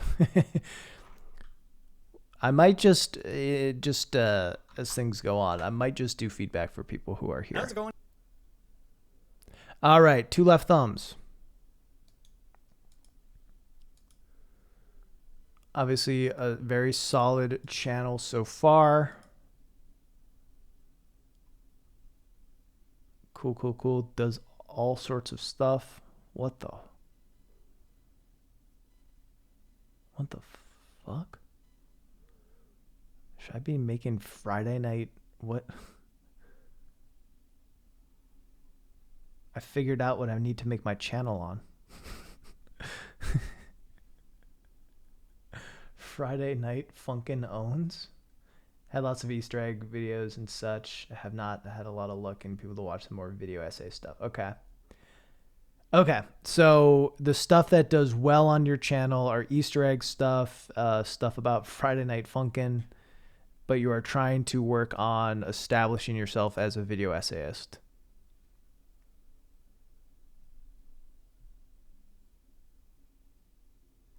Cool.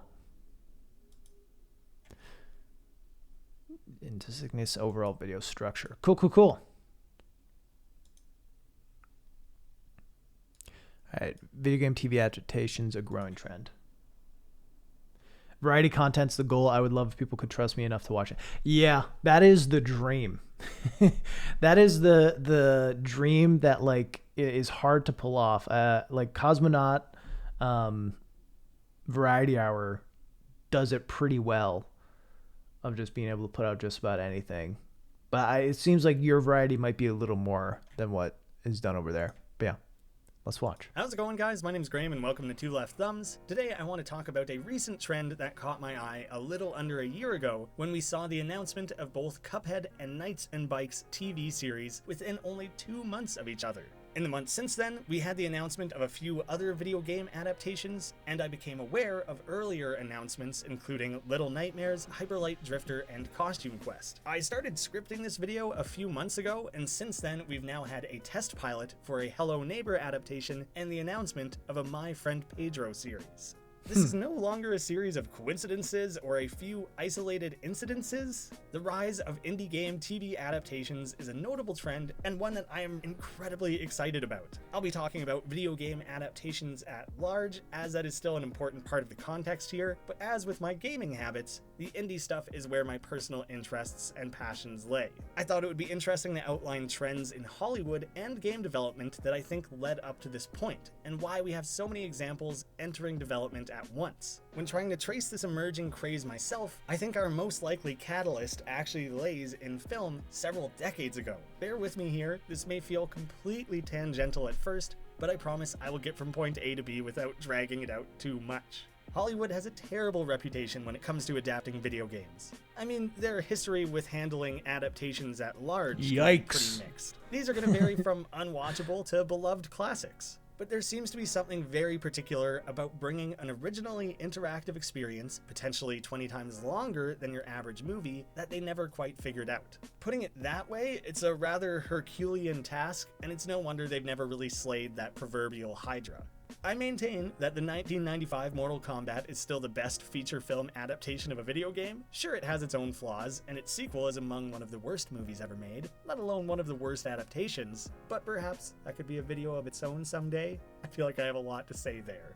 If the past year has been any indication, we may be entering a golden age of video game adaptations. Detective Pikachu and Sonic are among two of the best we've ever had. It reminds me of the early 2000s when we got our first glimpse of consistently good superhero films, with Spider-Man, Blade 2, and Batman Begins. Quality films in that genre had previously been so rare, yet suddenly it appeared they had cracked the code. You could bank on those movies being at least good, and often great. That was its own small sprout of success and quality that eventually led to The Dark Knight and Iron Man both coming out in 2008. That was the true tipping point where both producers and audiences were fully on board with the superhero renaissance that we're still enjoying today. With large franchises like Tomb Raider, Monster Hunter, Watch Dogs, Sleeping Dogs, Uncharted, and even Mortal Kombat again being invested in, combined with sequels to Sonic and Pokemon, other reboots and new IPs all in the works, in a few years' time, we may actually see the Dark Knight of video game adaptations for whatever franchise that may be. These adaptations are beginning to attract bigger investors as well as greater talent both in front of and behind the camera. AAA game film adaptations may be on the rise, and is something I expect we'll start to see as studios' primary tentpole blockbusters now that young adult dystopian action films have died down. Disney and WB can continue to rely on superhero films, but basically every other studio is struggling without major franchises to prop themselves up with. In the past, TV would lag behind films and act as a discount at-home experience. There was nothing particularly prestige about that. Over the last decade, more and more high-end talent and passionate creators have moved to television. We had a few gems in the late 90s and early 2000s that got the ball rolling. It only takes a few. Dude, you have your whole life to sit around and watch premium cable with Zoe. It's HBO. It's not TV, it's HBO. Have you ever watched Sunday night programming on HBO? It's spectacular. But as those first instances of mass success are found, it opens a lot of doors. The revolution was televised by Alan Sepinwall. Yeah, I mean, this is really good so far. Like, obviously, you've been doing this for a while and have a established tone.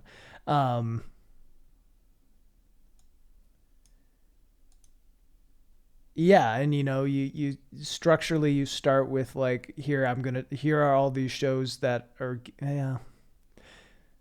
I mean, maybe you could have cut the first minute.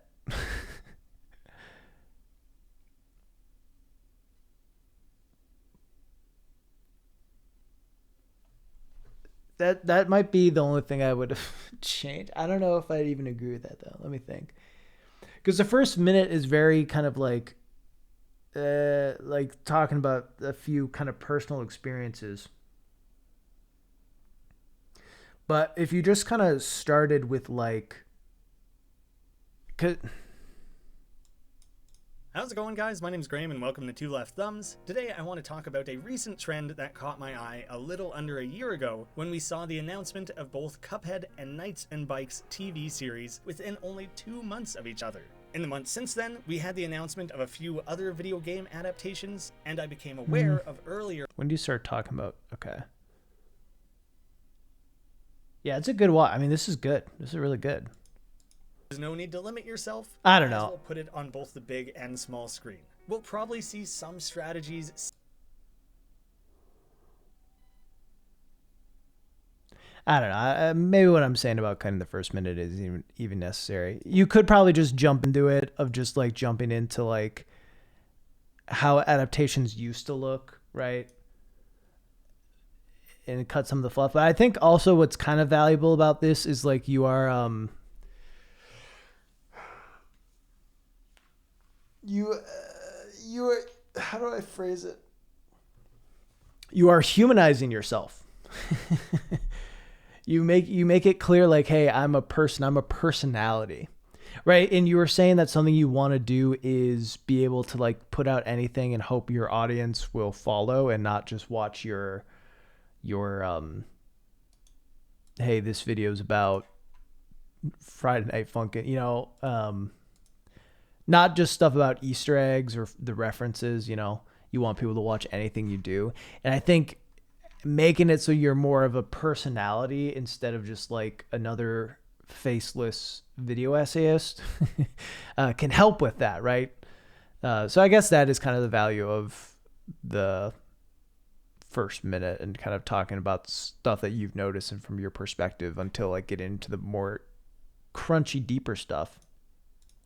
Of doors. The revolution was televised by Alan Sepinwall. I don't know. Editing is good. You know, your editing's good. Your voiceover's great. Like your voiceover's great. I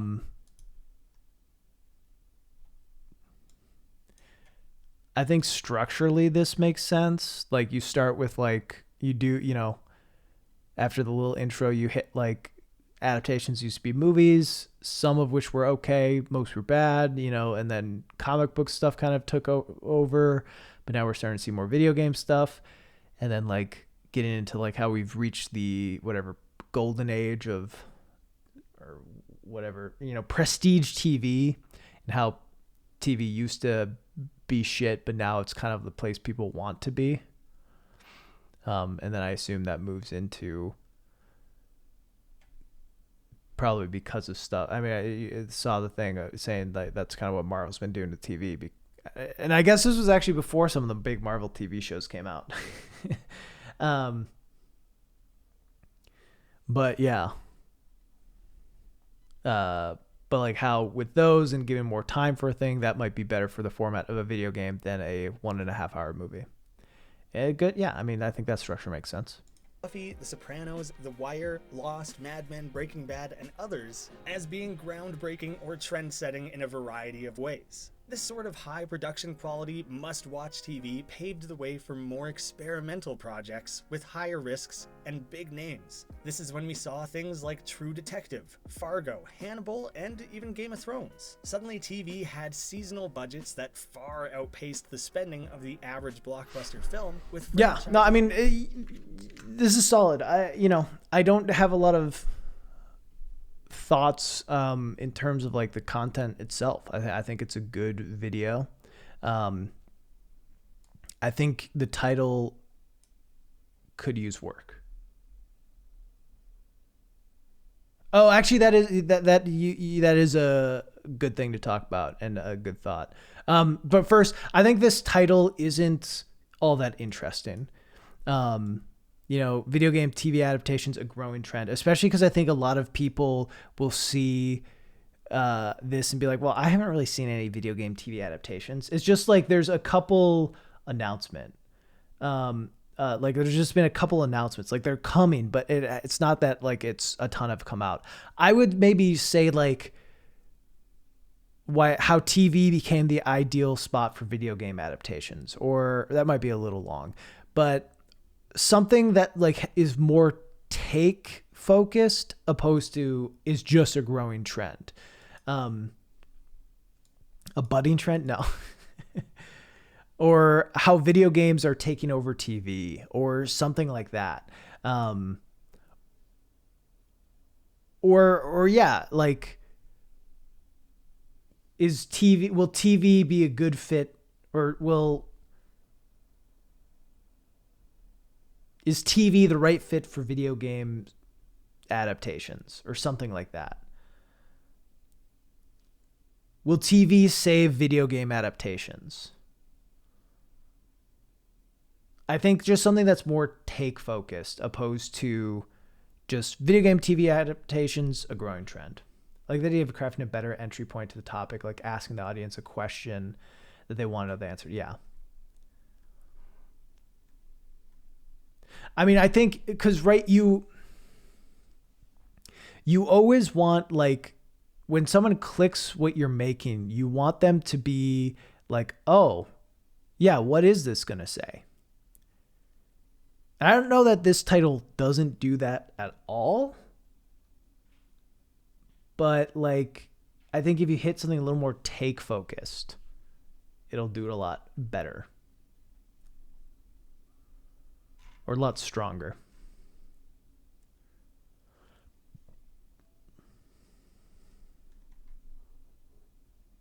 This game is coming. That might be a little too clickbaity. Let me find this thumbnail.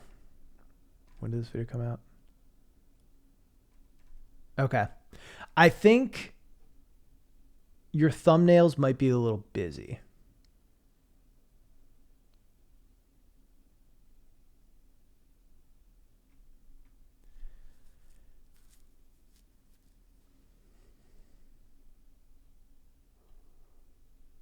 I think, yeah, especially this one where you have like 4 things in it. Are there a thumbnail or 2 that catch your eye? Let me look through.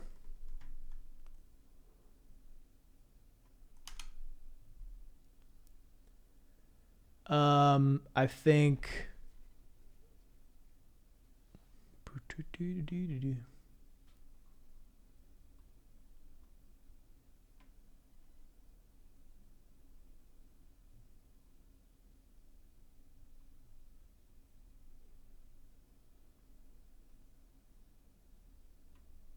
this is a good thumbnail. Gas leak year. That's a good thumbnail. This ends up being a good thumbnail. I mean, it's pretty simple, but like it's just big image and then some text. Granted, it does get cut off by the time code, but that's also a smaller one. I think you want less in your thumbnails. This is a good thumbnail because it's like you have, I mean, it's also designed well to it, but you have like, this is going to be talking about the gas leak year. Here's a picture of Abed, right? It's just, you know what's going on. It's easy to read and all that. Where this, it's like you have a 6 words, which 6 words of text in a thumbnail is often probably a little too much. It's really on the cusp. You want your titles probably to be, the perfect amount is 4.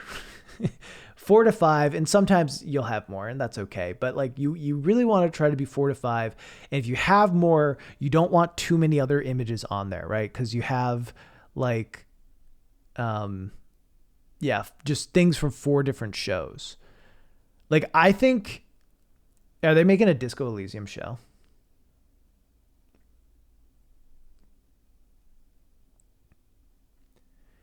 I think if you just had like the rise of video games and then the picture from Disco Elysium, people would be way more interested in clicking it. Granted, it might be preying a little more on people who've played Disco or just Cuphead. I would say use one of those 2. But when you have all 4, it just gets a little busy.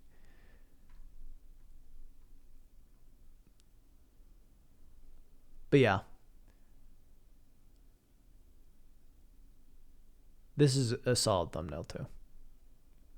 I think it's just there's a little bit too much going on in all these. A little too much text, a few too many images. That it just kind of gets a little muddy. This one's good too.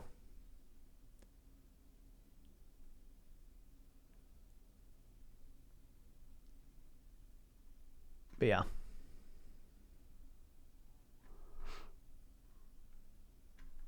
I don't know. I mean, I think like your editing is obviously top. You're like, it's good. Like your stuff's really good. I don't know the best way to help transition from, you know, the stuff that it seems like generates the most clicks to other stuff. That is hard. I mean, ultimately, it's just your audiences are going to be different, right? Like the audience who are looking for Among Us references are it's probably not the same audience who is interested in watching this video, which is tough, you know? What I'll say is, like, obviously it's better to have an audience than no audience at all. If you're trying to transition to other things, it's just always going to be about like hitting the right mindset and, yeah. Comment, thanks for the gifted. But yeah, no, I think a really solid start. A really solid channel. I think your essays are great. Like, I think that essay is solid. Excited to watch more of it. But yeah, no, I think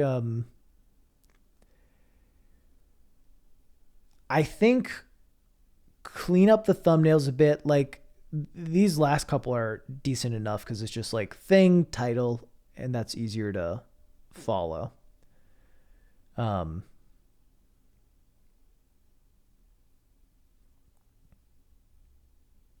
Yeah. I think if you just keep pushing stuff through and keep talking about interesting topics, like one day something's going to get pushed.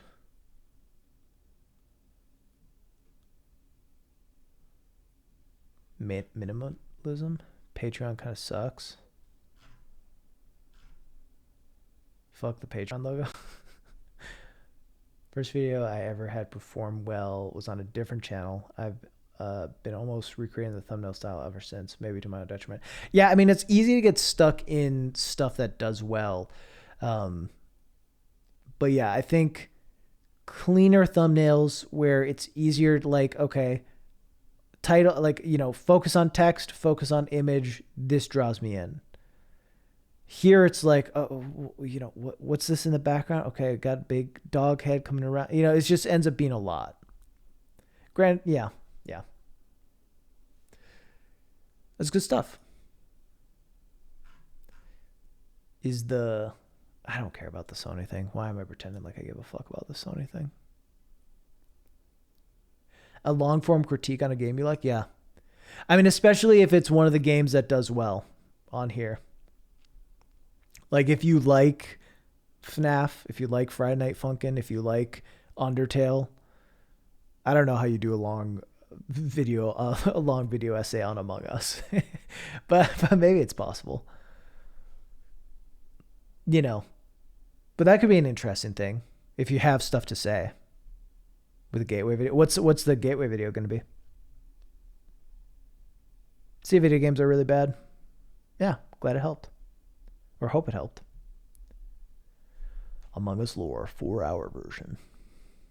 What's going on? We're just watching videos. Said nothing significant was announced at the Sonic Central. I think they announced a new Sonic game, sort of.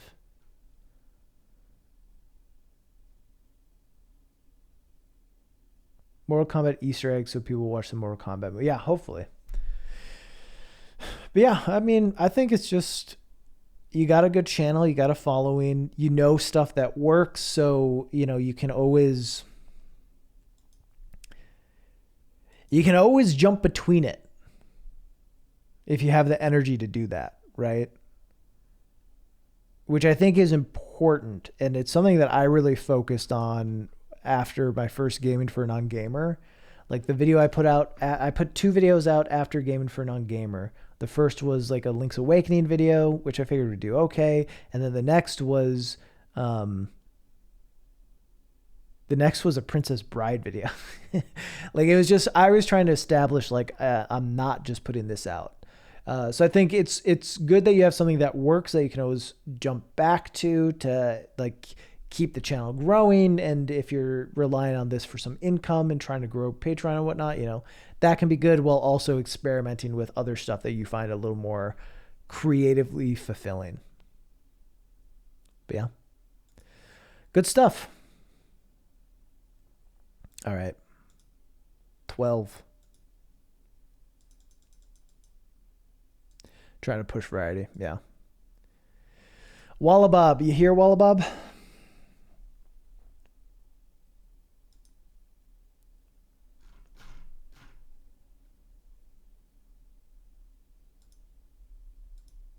I think I'm just going to skip people who aren't here anymore and just do people who are. How Among Us is making the children violent.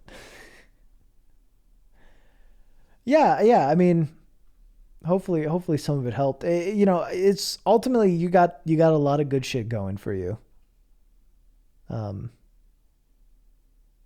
it's just about continuing it.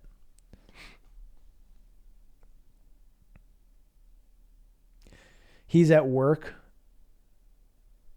So is he watching?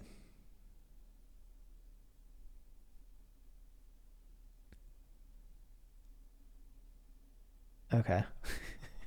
So he's at work, he's watching. He can't. All right. Well, okay, you're good. You're good. All right. Channel Wallbob, link to the video, list 3 creators, Nitrorad, Saberspark, in Praise of Shadows. Don't know In Praise of Shadows. What are your creative goals? To make people smile and become better writer and entertainer. What are you good at? I'm really proud of my editing, and I think I choose interesting things to make videos about. What do you need to work on? I really need to work on your writing. You don't feel like it's bad, but it's something that you really need to work to get a better creative process. Cool. All right.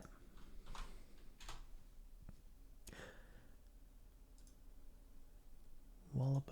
What the heck? I don't know that you need to censor heck. Nice branding.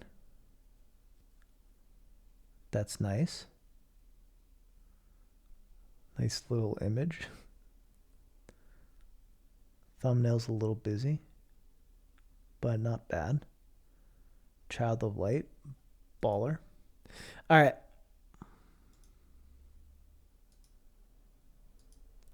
Don't do auto-generated. I'm not a fan. If you have a script, you can very easily copy and paste your script into the caption maker, and it'll time everything for you.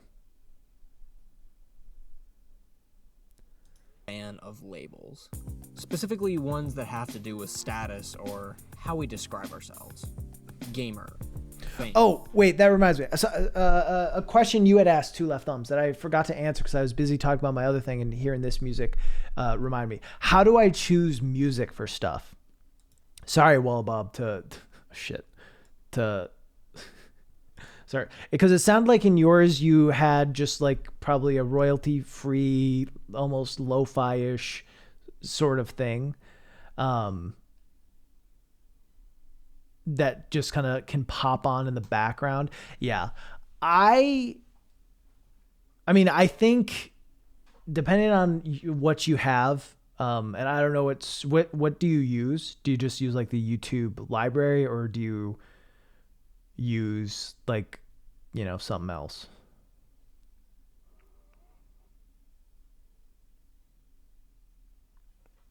I mean, with music, like the thing just always to talk about to anyone is like video games are the Wild West. You will almost certainly be okay with using any music from a video, not any music.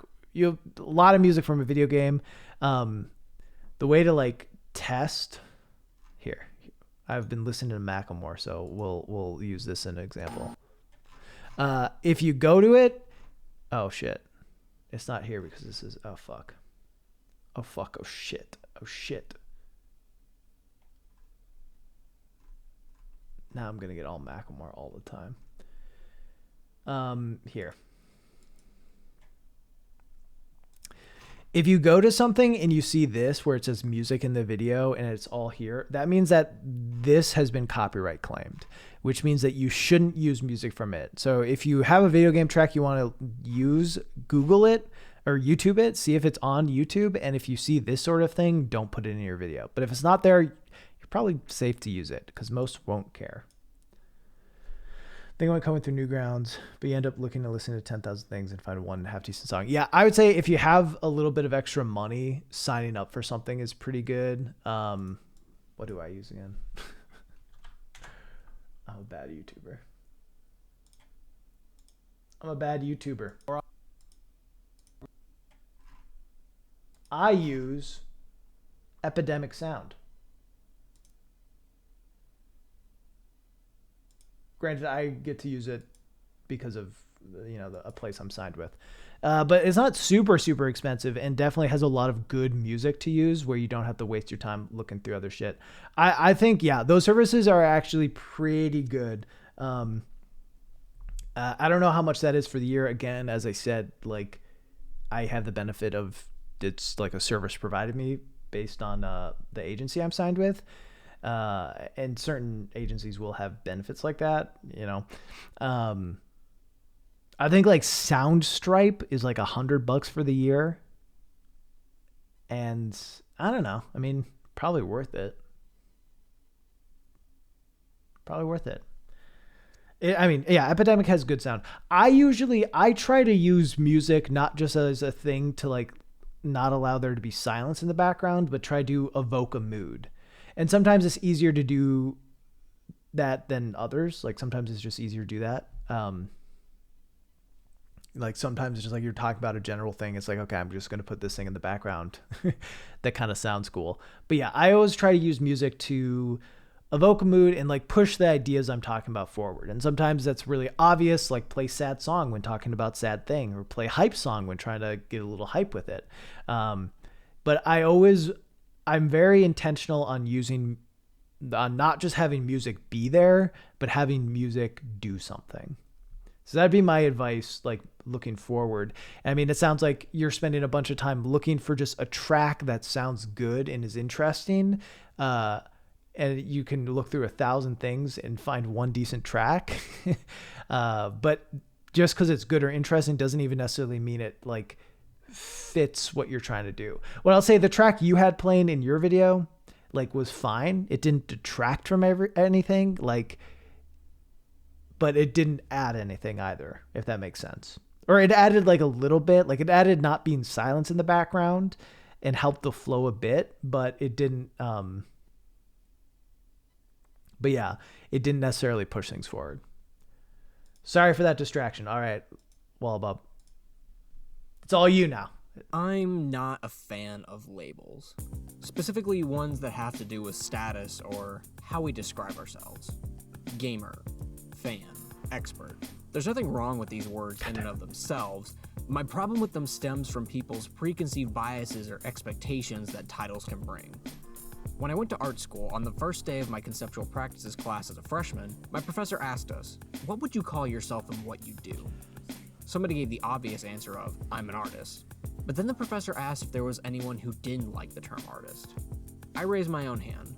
Personally, I've never liked the title of artist. I've always felt like it's a bit conceited and that some people use it to gatekeep others out of what they do. I can say that I make art, but I wouldn't want to call myself an artist because of the connotation that it carries. I'm a creator. I make things, but I'm not an artist. While finding my answer perfectly acceptable and even agreeing with me, that professor and pretty much every other professor... Yeah, I like your use of colors. It's like a really colorful video. I mean, like just in general, the avatar you use as like the talking head sort of thing, to have like here's an expression that go with stuff. But yeah. I like the colors. At the college impressed the importance of thinking of ourselves as artists and using the title when communicating with others. However, just like the term artist, there are a lot of labels that I really don't like to use when describing people, because I feel like they can be boiled down to generic preconceptions and the way we associate people. And one of those terms is influencer. Gross.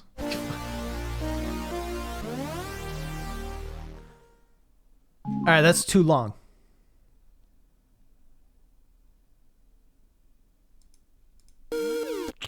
That's when it ends.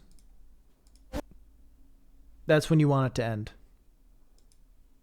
Terms is influencer.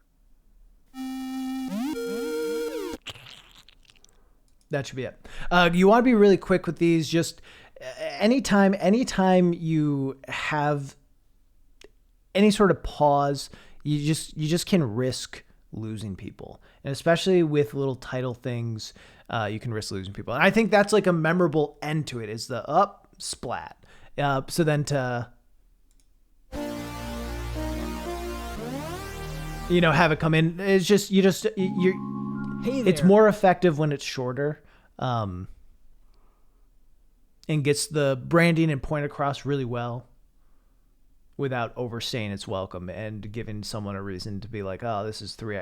And as I know that sounds super dumb, but like sometimes 3 seconds is all it takes to get someone to click off. Think about how, I don't know how every individual watches YouTube videos, but sometimes it's just the smallest, tiniest thing of like, I didn't want to wait this long for this. Oh, here's a new thumbnail. I'm going to click that. So it was just quick. I'm a big fan of quick intros. 3 seconds max. 2 seconds, really. And welcome back to What the Heck Is, a show about weird, bad, and unknown games that I can technically call a show now because there's more than one episode. While I follow a lot of gaming influencers and Hey, that's me! on social media, I'm a gaming influencer. I can technically call a show now because there's more than one episode. While I follow a lot of Good selection. Don't know who this is, but I want to. Is this... Wait. Is this the... it looks like a musician. See the dude that does like all those funky ass covers of video game music stuff? Okay. That I just see all... Yeah, that I just see all the time. Okay. John has God's voice. Just literally has God's voice. Is maybe God. I don't know. But John's voice, it's just like on Twitter, he'll post videos of him reading like Nintendo facts to his kid. And it's just the most entertaining thing in the world. And just, oh my God. Anyway. Why do you have, why do you, okay. So I was confused before. I made the comment of why is Hex censored, but obviously it's the branding for your show. Why do you have Hex censored for the branding of your show? I don't think it's bad. I'm just curious.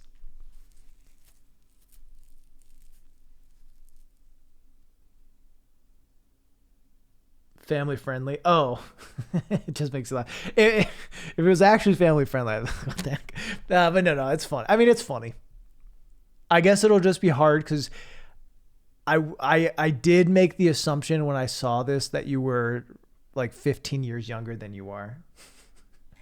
But, that's not the biggest deal in the world. Gaming influencers and YouTubers on social media, I would say that I'm personally not easily swayed by influencer actions or opinions. But you're probably sitting there and wondering why I have influencers on the brain to begin with. So let me back up and explain how I got to this point. I'm pretty vocal about my passion for physical media preservation. Let's go. Why do you have it blurred? Why do you have your like slime thing blurred?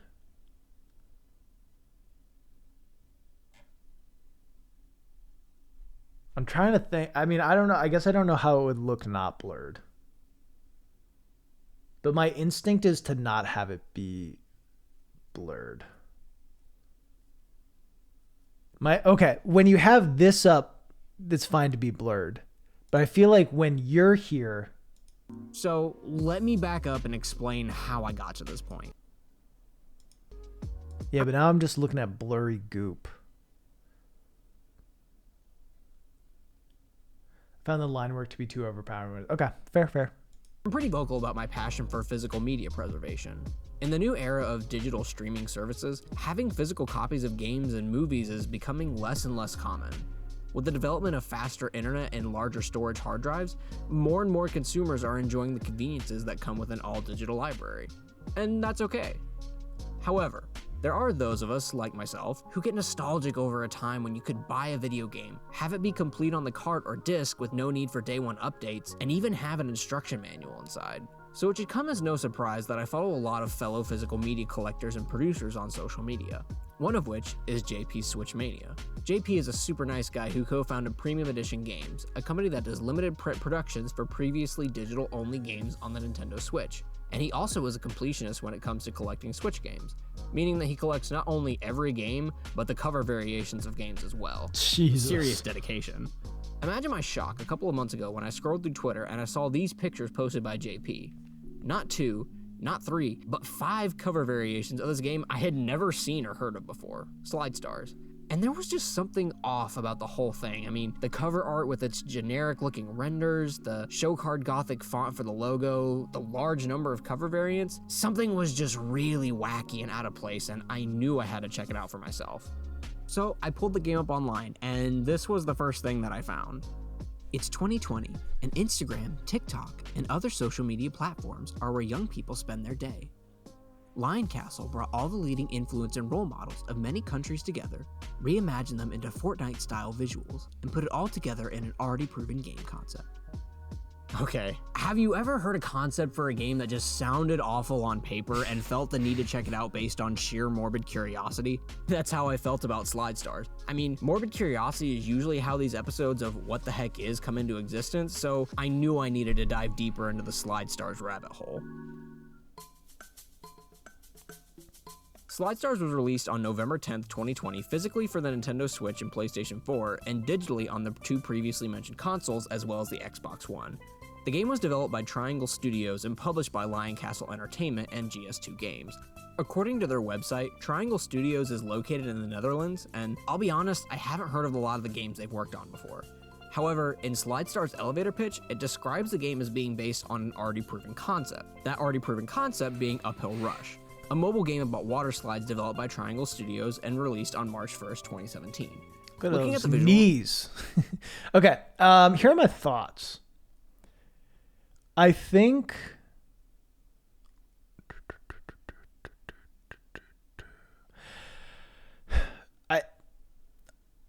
I don't know that I'm interested in how I found out about Slide Stars. Because I'll be honest, in the first 4-ish minutes, I was confused about the direction things were going to go. Because you have the whole thing about, like, you don't like the title influencer, right? Which, agreed, influencer is a weird title, and people who are market themselves as influencers, it's definitely an interesting. Oh yeah, let me pause it at something. For Uphill Rush, it's pretty easy. Here, this is better. This is better.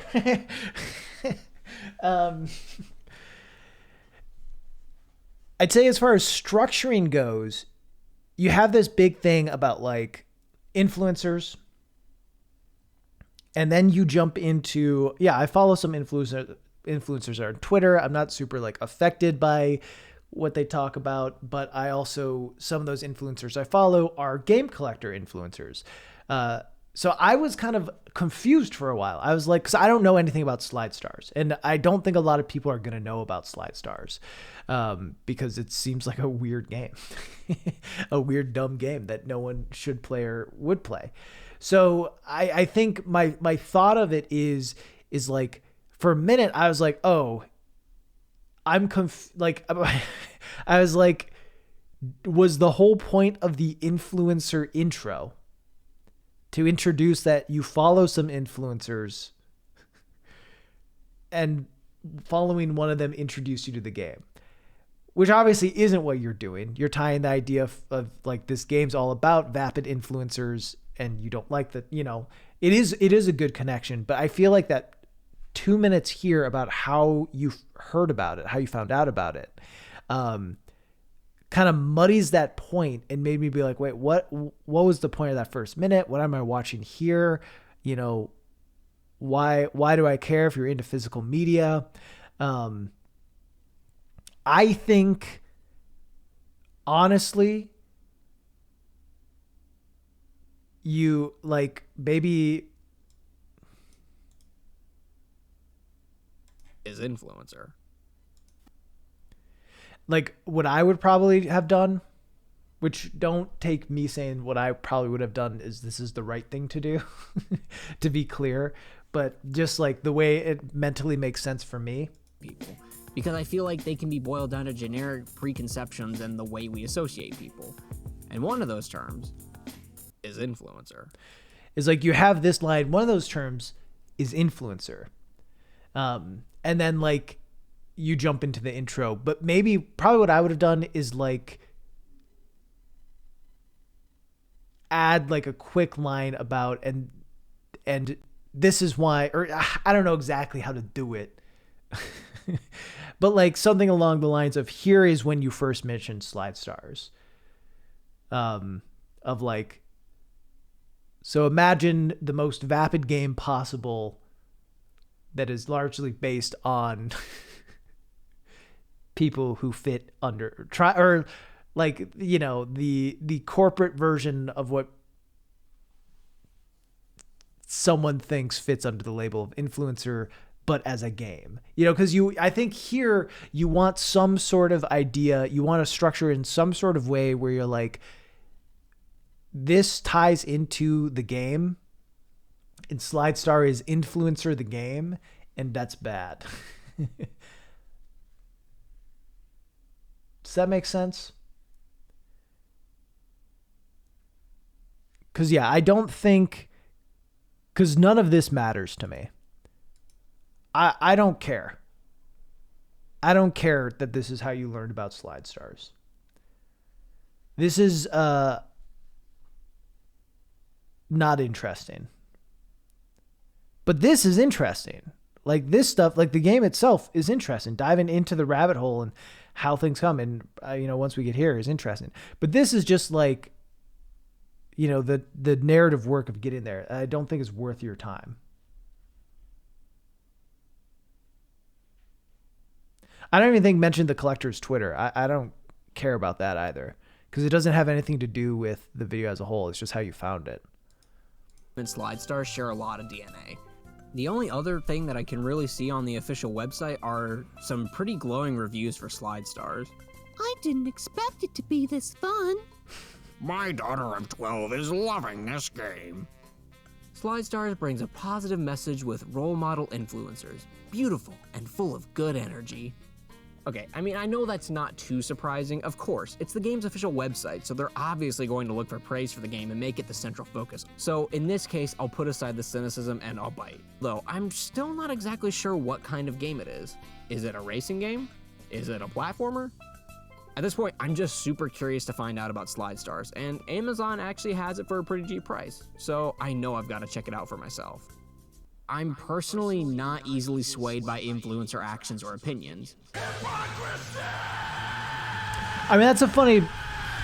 Hold on. That's definitely a funny callback. I don't know that it is worth all the narrative distance that you have to travel to get there.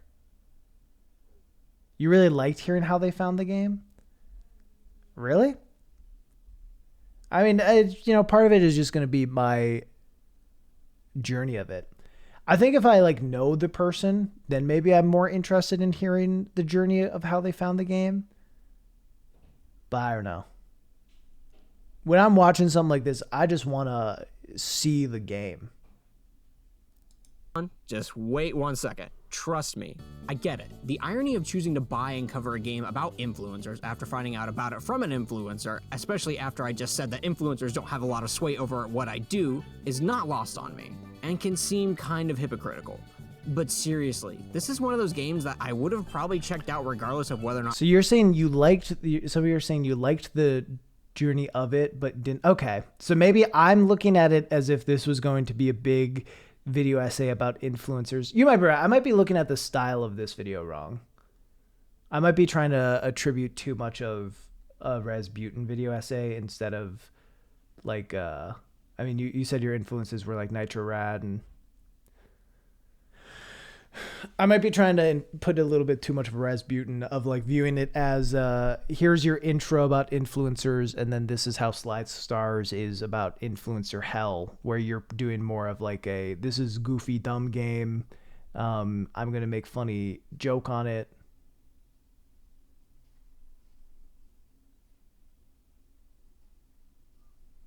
Yeah. Then I would say maybe instead of cutting this section, you need to cut this section.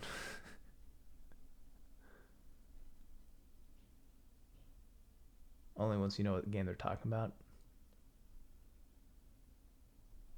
I mean, this could be, I mean, I'd still say this should be a little quicker, a little snappier. It might just be like I expected a different video after the end of this than what it jumped into here. But I might be trying to turn you into Razbuten more than I should be, which is on me. I guess it kind of ultimately, I mean, so the vibe of the video is mostly like memeing around on this game, right?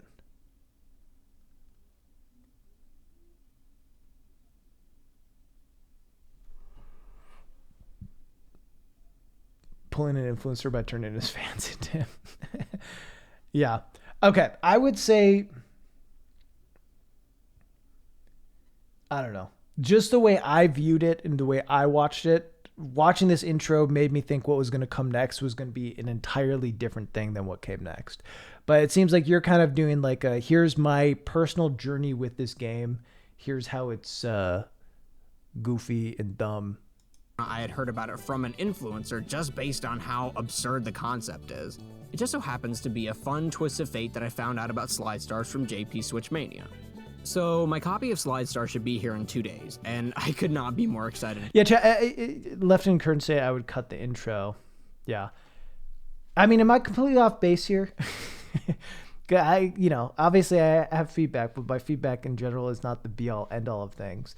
But I feel like the expectations set from the intro were different than what the video turns into, but then the whole video as a whole is kind of aligned with itself after. Like, it seems like from here on out, it is aligned with the main ideas.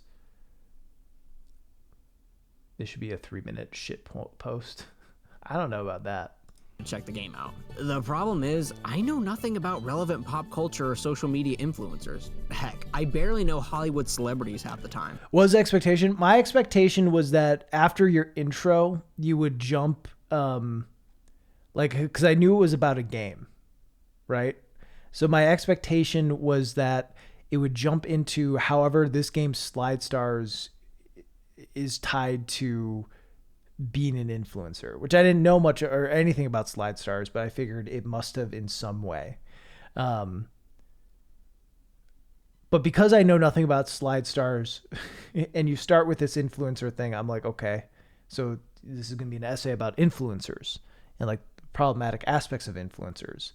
And like why the influencer label is weird and dumb. And I'm not saying you won't cover that at all. I assume you will in certain ways. But yeah. Does that make sense? So if I can't keep up with the big screen and small screen famous people, how am I supposed to know who's on my phone screen? But the game's website boasts it having over 20 of the world's biggest international social media stars, so I'm sure I've got to know somebody, right? You don't know Dr. Mike? Come on. Oh my god! I don't know anyone on this list. Am I a boomer? Yeah. 15 years from now, when my children dig up my physical copy of Slide Stars and say, Oh, Daddy, who are these people? I won't be able to answer them. Yeah, I see how it makes sense and connects, but I don't know that this adds a ton. I think if you just start with this, it would just be a little clearer, quicker, get to the point. Oh. my sweet little wobble boblets. Is this my fault? No, it's the children who are wrong. I won't stand for this. I'm gonna spend the next 2 days researching each of these 20 influencers so I understand their inclusion and context in the game better, even if it kills me. To death and for ruined search algorithms later. Look, I'm not gonna make fun of any one particular person in this game or influencers as a whole. Honestly, if you can make a whole career out of your personality and by telling people what— Okay. I'm starting to not like the background.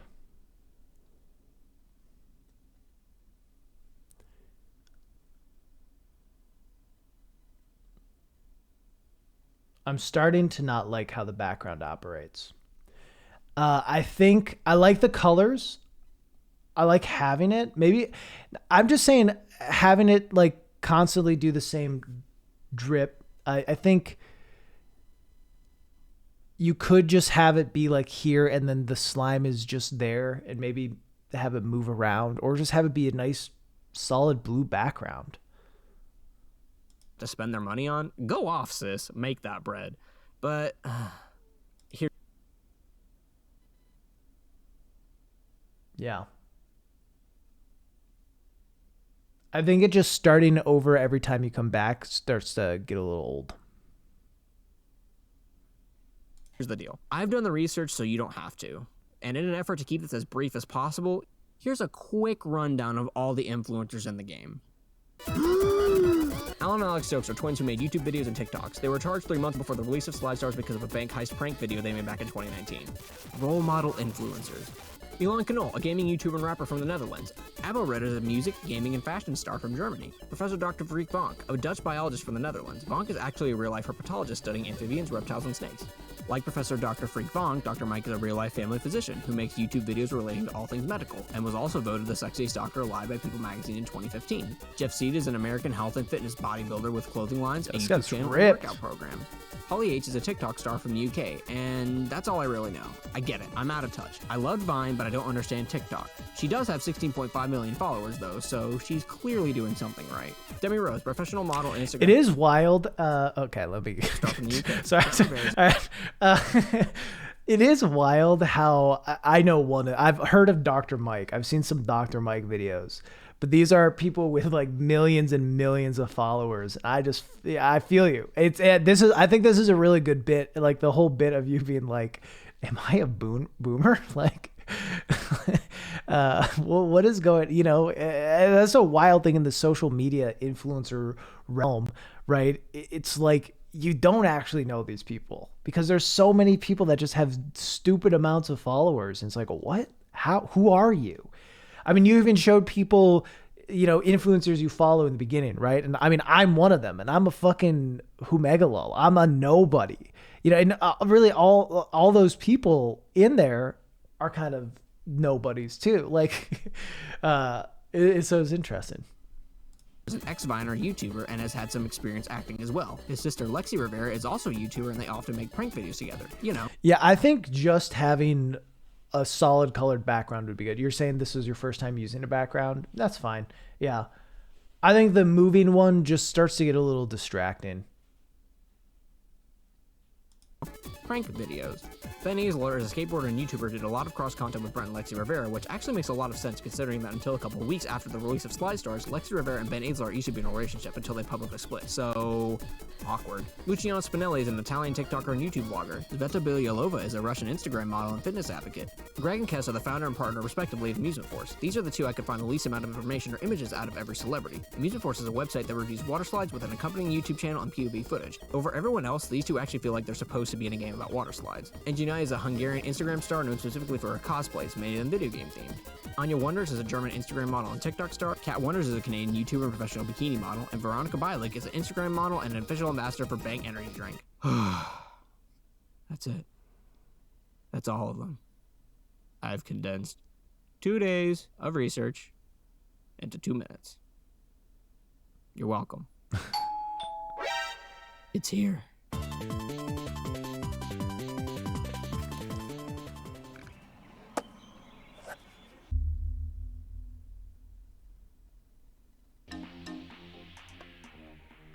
Now that I'm an educated man of culture, it's time to find out. What the heck is Slide Stars? Upon booting up the game, you're presented with two options, one player or two player mode.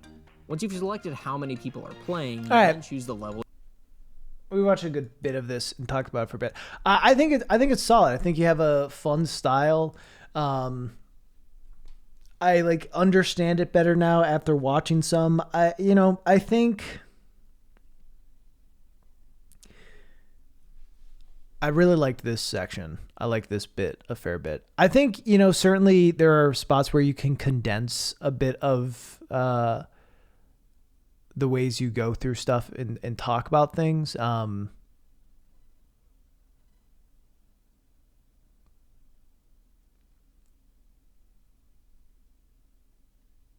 But yeah, I mean, it seems like, trying to have a personality approach of like your journey with a game, essentially.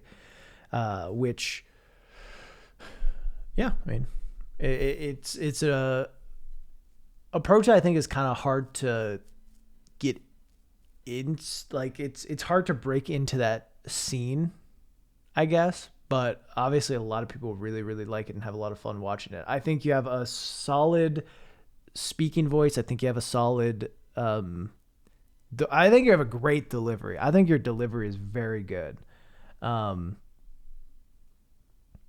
And yeah, I think your editing is like solid. I mean, the backgrounds I think could use some work, but I think you do a good job utilizing your avatar. I think just kind of, this setup of like you here talking about it with stuff here. It's just like easy, looks clean, looks solid.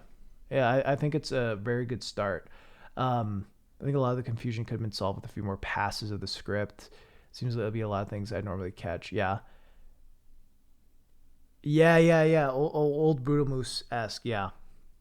I think it's just about getting to the point a little faster. Yeah.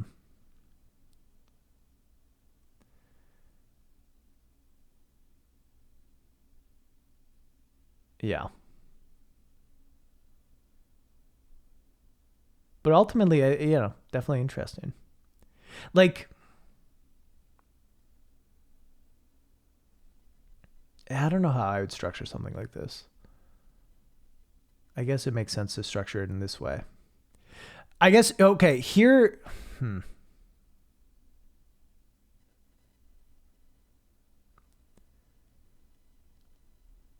I don't know. I'm getting so... Like, I don't think that... I'm getting overly caught up in this intro. I don't think it's a terrible intro. I just don't think it necessarily gets to the point you're talking about as much. I think maybe like what would have worked could have worked better as an intro is like just start on influencer. Just start on talking, right? Like just start on talking about the thing you want to talk about. And then how that ties into other stuff and how like, yeah, I don't know. I think you got a really good start here. How many videos do you have again?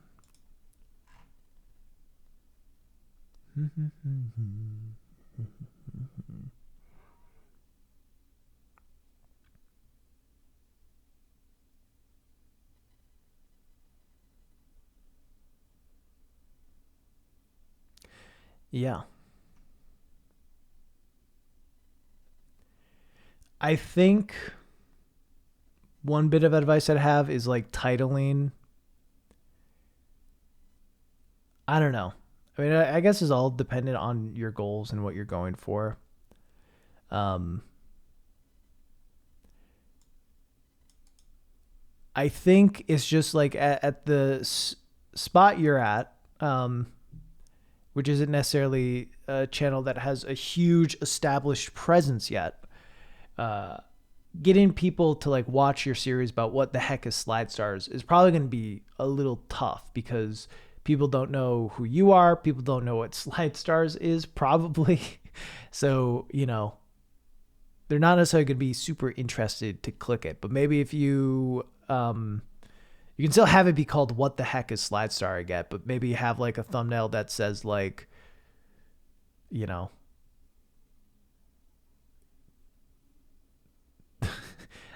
the game that's an influencer hellscape or something like that. You know what I mean? I'm just like, that gets to the heart of this is what the thing's about.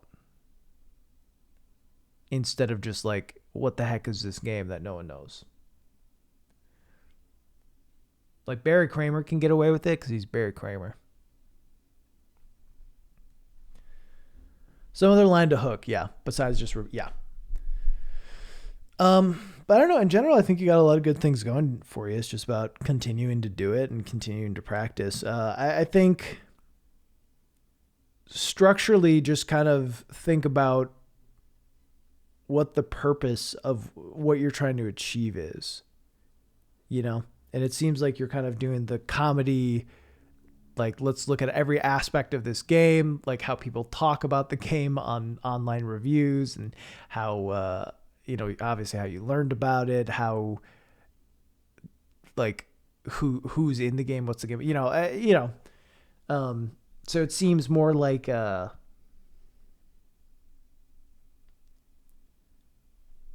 don't know, how am I trying to describe it? Like a scripted Let's Play almost. You want to make people laugh, but you also want to educate. Yeah. Well, I mean, I guess that depends on what your goal is trying to be. Yeah. If you're trying to make people laugh, I think this format of like, here's the tale of this shitty, weird game is good.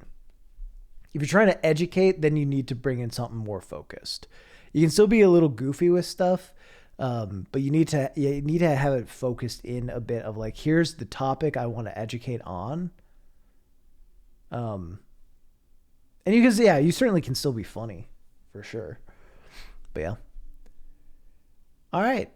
Yeah, cool stuff. Sorry that my feedback on that might have been a little all over the place. I think it's just trying to figure out what exactly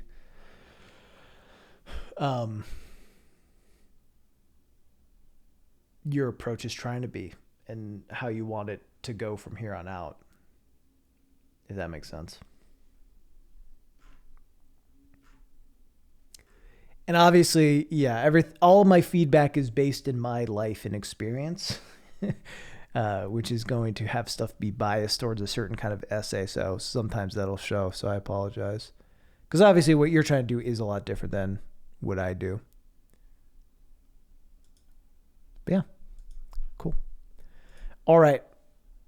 Let's do another. 2.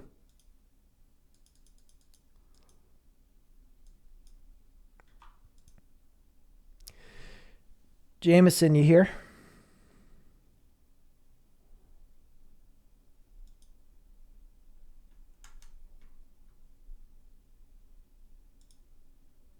Hello. All right.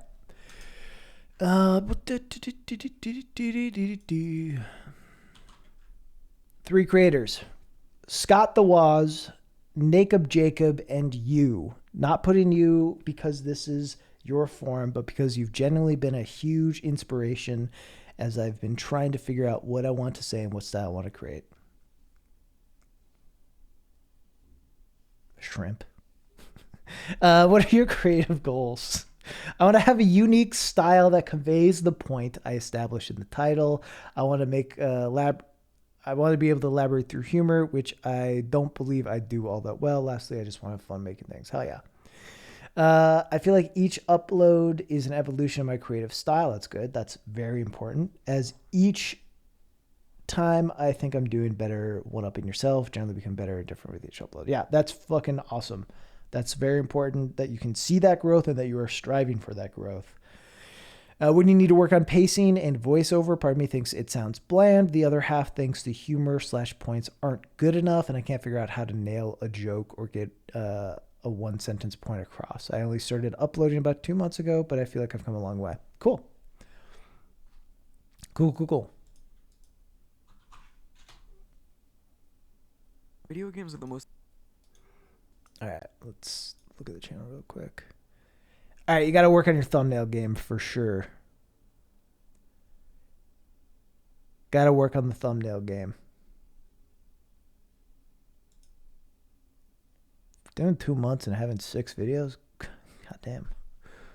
It's pretty good. Yeah. We'll talk more about the thumbnail game as time goes on. But yeah, video game marketing is weird.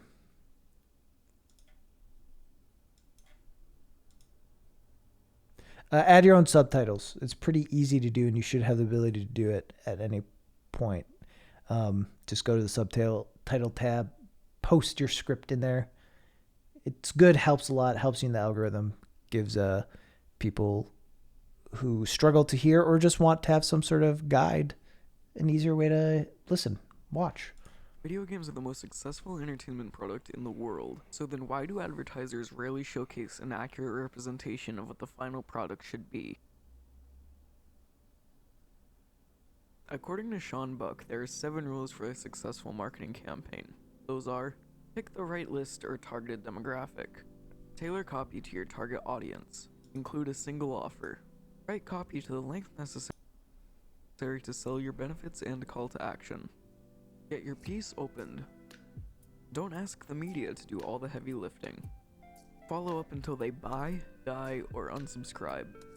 Now, what do these rules really mean? Well, Rule 1 essentially means advertise to your demographic. Rule 2 follows that up with tailor to your demographic. If your game is part of a franchise, this step's easy. Tailor to the fans, but also make your game attractive to newcomers. And if you're not a franchise, target to fans of similar games in your genre. Rule 3 is expressed a whole lot more often than you may think, in the form of pre-order bonuses, which we all know are just mass-produced cheap bonuses disguised as limited edition toys which sway you into buying something early. But hey, if you find out about a pre-order bonus after the game launches, you can probably find it on eBay for like $5. But they work, so I don't see them going away anytime soon. Essentially, make your early adopters feel special. Rule 4 essentially means to teach your audience about what they're purchasing, as to make them feel like they have an informed decision and don't feel mistreated when the game launches. It's all about clarity. Rule 5 is to let the price be known right out of the gate, so that people can either A, open up their wallets and buy, or B, keep the product in the back of their head while they save up money for the product in question. Don't ask the media to do all the heavy lifting. This one's important. Make more campaigns and slowly reveal more about the product. Let the hype bring in sales. Don't rely on your campaigns to bring in sales. Make a good product. Yeah, voice is a little quiet. So not drowning out, but competing probably a little more than you want. So certainly that could be you need to perform it a little louder. Also, you might need to just boost it in post a little more than what you have it, and take down the audio a bit.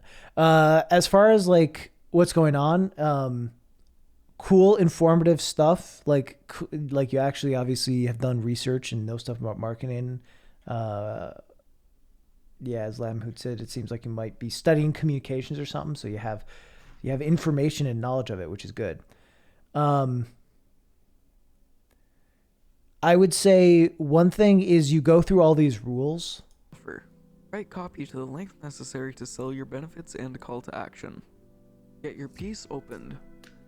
Don't ask the media to do all the heavy lifting. You spend time going over all these rules, and then you go over the rules again, like one by one.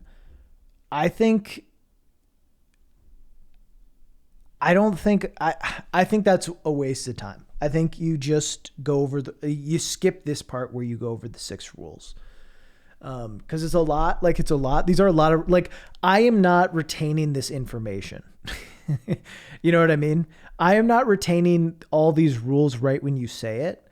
So if you just jump right into like whatever the dude's name is, 6 rules on follow up until 7 rules on whatever the fuck. See, I didn't even remember how many rules there was. Successful marketing. So you just jump right into it, right? Founder of the Newsletter Pro. Those are pick the and then you just, give your explanations of what they mean. Because you're retreading the same ground twice, and you don't need to. Rule 1 essentially means advertise to your demographic. And yeah, someone else was saying this too. I think this is a cool thing you can do. Subscribe. Now, what do these rules really mean? Right? But you want to do that when it matters. if you're going to have that sort of thing, if you're going to be using text in that way, you want text to be coming up to like really hammer home a point. So when you're using it kind of for every other sentence or almost every sentence, it loses its effect quickly and just feels like, oh my God, so much is happening. Like, should I be reading this text? Should I be listening to what he's saying? Wait, they're the same? It's like, it can just be a lot. Well, Rule 1 essentially means advertise to your demographic. Like, I would have it just be like, let's go over, there's 7 rules. Rule 1. What's really mean? Well, advertise to your demographic and leave that up. And it's like, what does that really mean? Like, I think you want to skip the first part, like the 20 seconds where you go over the rule or list the rules, and just start with like, here's rule 1, here's what it means. Here's rule 2, here's what it means. It's a small thing, but it helps with pacing, and yeah, doesn't waste time of going over stuff you're about to go over in detail. Yeah, trim the fat. Always be thinking like, is this necessary to what I'm doing? And as far as the visuals, I think you just leave like whatever you're talking about on screen. And in this texting, it just advertise to your demographic. Rule 2 follows makes things move a little too quick. If your game is part of a franchise, this step's easy. Tailor to the fans, but also make your game attractive. I think it's better to have visual images that are up there for a while. Like, I think just showing like, tailor stuff to the fans. This is more effective than the text in the way that you're using it.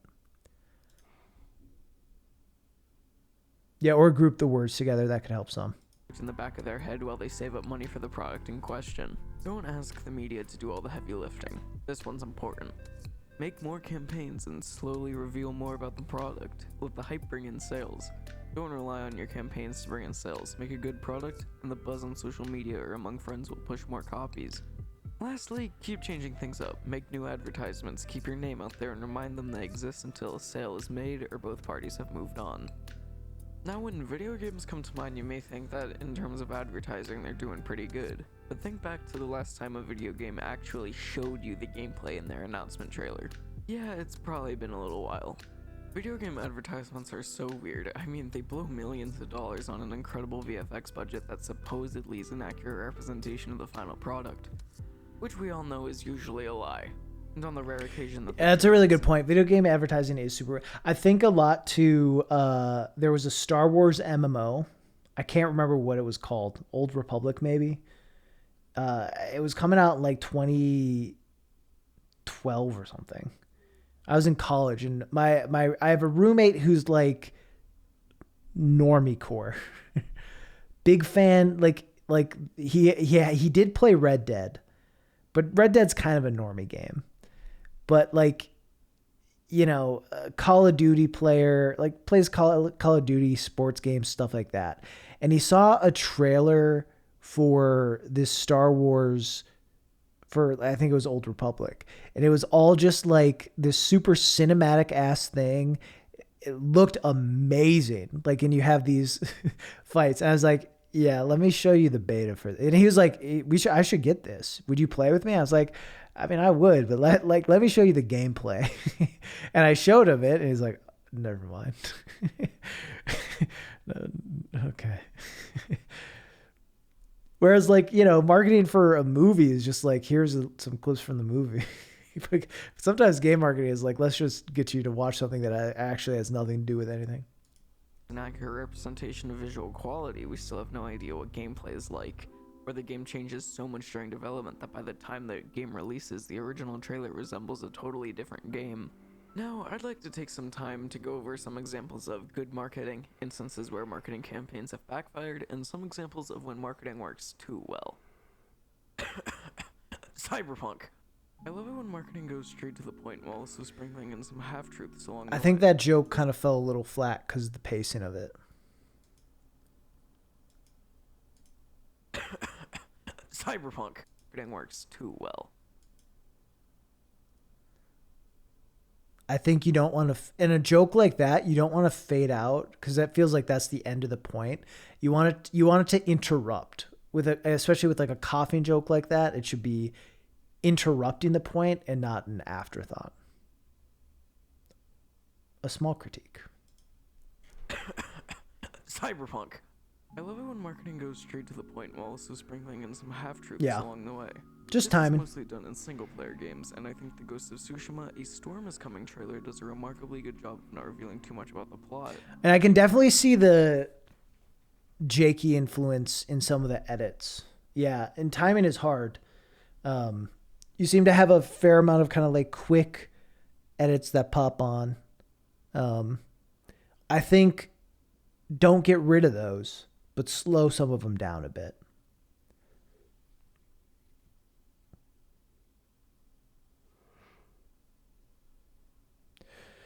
If that was just the coughing, yeah, you probably don't even need to say cyberpunk. You can just show it. Yeah, that's fair too. Force. Also That edit was good. Yeah, to be clear, that edit of like how it's timed with the cough and how it moved with the cough is good. It was just a little too late. And while it is a cinematic advertisement or one that does not reveal much about the gameplay, any viewer can assume, purely based off the ad, that, oh, I play as a forsaken samurai in war-torn Japan. Which, after all, is the most basic plot synopsis I can give about this game's contents. But how could I talk about game commercials without mentioning the famous trailer for the original? And while I have never played any of the games in the series, this trailer exponentially increased the popularity of the original Mortal Kombat, turning it into the franchise we know today. The trailer makes you feel something, more specifically makes you feel like you're part of something, the Mortal Kombat revolution perhaps. With gameplay shown intermittently between the people shouting in the streets, it makes a both memorable impact for the people and the product, as what the commercial establishes is a connection between the brand and the fans. And as for every good advertisement, there are way more terrible ones. It is widely considered that the ET game for the Atari 2600 led to Atari's downfall, and ultimately the video game crash of 1983, but that's a I feel like at that commercial cut there, I couldn't blame it. Yeah, I mean, it's tough. See, I expected you to keep playing the audio from it and just have that become the background, like the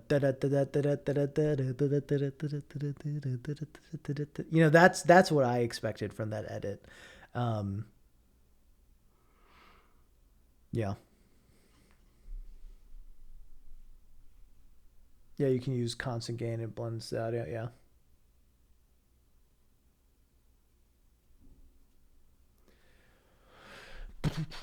I'll say I don't know that. I mean, I think you got to balance your audio a little more to have your vocals cut through your music a bit.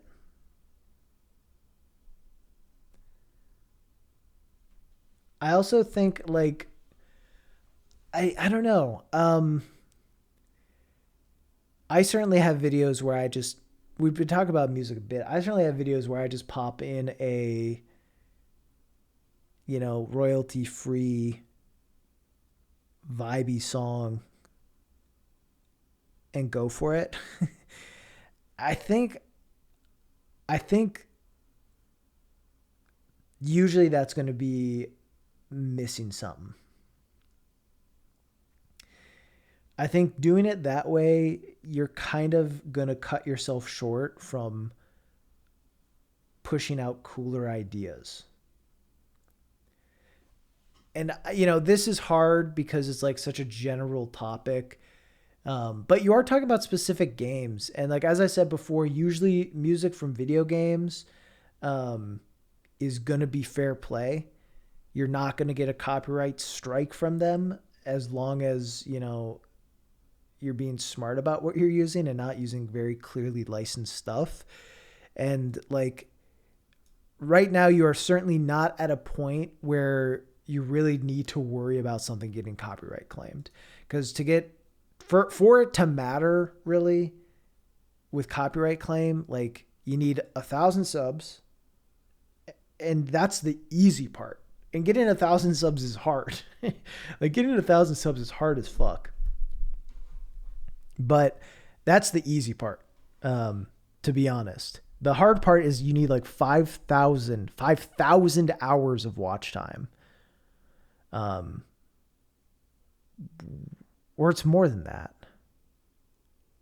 It might be, I think it's 5,000 hours, 4,000. Okay. 4,000 public watch hours, which is real. That is really hard. So my point is, like, you're still growing your channel, you're building your channel, even if you had, you know, even if this was your job, I'd say you should still use video game music, because you can get stuff that feels more thematic, more on pace of what you're trying to do.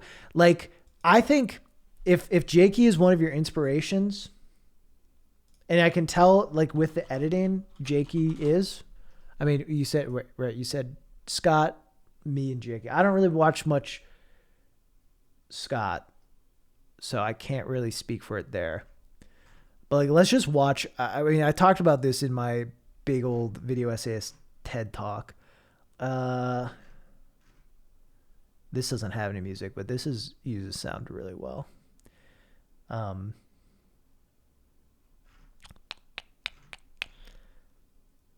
Let's just fucking. You don't need to use it exactly like how he uses it, obviously. Let's see how it does it here.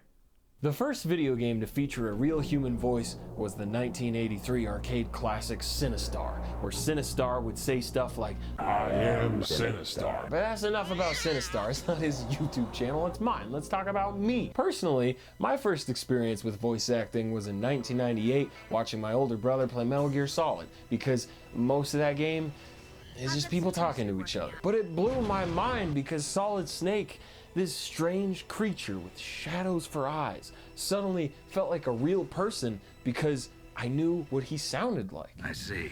I'm relieved to hear that. Already tested, huh? Beautiful, constipated man. But nowadays, voice acting is commonplace. It's in nearly every video game, from The Legend of Zelda to The Legend of Aaron. All right. Stop. Don't. Stop, Jakey. We don't talk about 12 right now. God damn, dude. Anyway, like, in 45 seconds, he's used music from like 4 different things to, like, help remind you of stuff he's talking about and thematically, like, get you thinking about those things. You don't need to use and switch music as quickly as he does or as often as he does. But I think keeping that in mind and using those cues that, you know, people are going to be kind of familiar with, either because they've played these games or because, like, just how they sound, like, just thematically how they sound, are going to get your point across. Because right now it's Other topic, and the ads directly show that. It's like a fine song. The game is occasionally shown in the advertisement, but I'm not getting much from it. You know what I mean? I'm not like, it doesn't do much for me. It's better than silence, but it doesn't do much. But if, like, think about this, right? He's talking about voice acting. Nowadays, voice acting is commonplace. And what does he play? What does he bring in? Constipated man. But nowadays, voice acting is commonplace. It's in nearly every video game, from The Legend of Zelda. Right? He's talking about how, you know, voice acting is commonplace. It's in everything now. And, like, what does he play? He plays a song from Uncharted, which is a game that is largely seen as a cinematic masterpiece that has certainly helped change the tide of like, you know, Uncharted's success has 100% added more voice acting in video games and focusing on these big stories and big budgets. So I think as you're a gaming channel, as you're focused on gaming, you're going to be fine. You are not going to get copyright strikes from using most game music. As long, again, as it's, like, very clearly not licensed, which you'll want to do a little look into, but you will be fine. And also, it's just, the reality is right now, especially, even if it were a threat, it's just, you don't have anything to lose from using it right now, because you're not going to get copyright strikes. And if you get a copyright claim on something, which I just don't see happening, I've never gotten a copyright claim on any video game music. Like, it's just, you know, you're not going to be losing out on revenue. So it's just not something you really need to worry about at the moment. So go off and use a lot of video game music to help bolster the points you're saying and talking about stuff. Because, I mean, I just watching over this, it's like, if you hit this part with, I don't know any Ghost of Tsushima music, but, like, you know, if Ba-boom.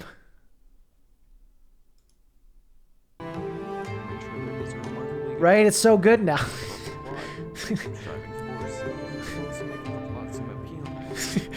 Let's pretend it's balanced. But you know what I mean? It just like helps create that connection of what you're talking about. It helps thematically, like, oh, okay, we're talking about Ghost of Tsushima now. Here's some Ghost of Tsushima music. Or just stuff. It doesn't always have to be that one-to-one, but it does help remind you of things. Well, that's a stereotype? I mean, that was literally Ghost of Tsushima music, so it's not a stereotype.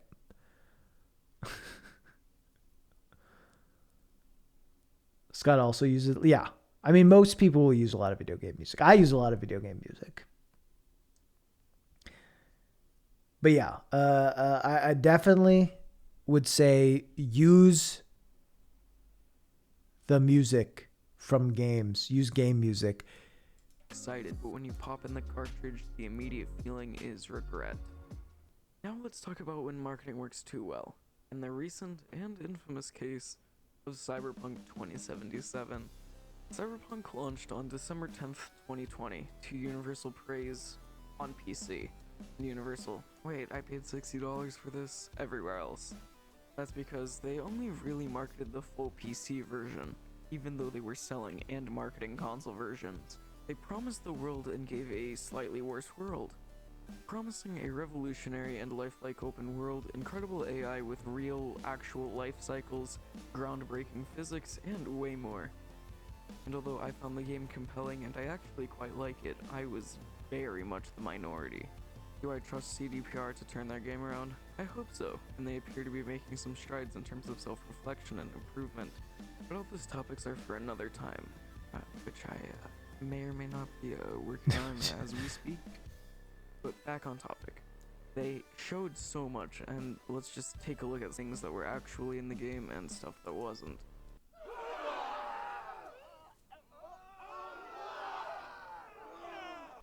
And unless they package so many of these features into free DLC, it's hard to imagine them pulling a Hello Games-like stunt. So let's see what time will tell. Or does CD Projekt Red have to get worse marketers because they're just too good at it? But hey, as you probably have noticed, there's still time left in this video. Don't worry, I've got 2 more things I'd like to talk about, those being console advertisements and what I would do to construct the perfect video game advertisement. Since we're coming right off the heel, I would say one thing that I think this could benefit more from is like, yeah, sure, you had that little gag about like you talk about how they overpromise, underdelivered. You showed the thing, the developer notes of like all the stuff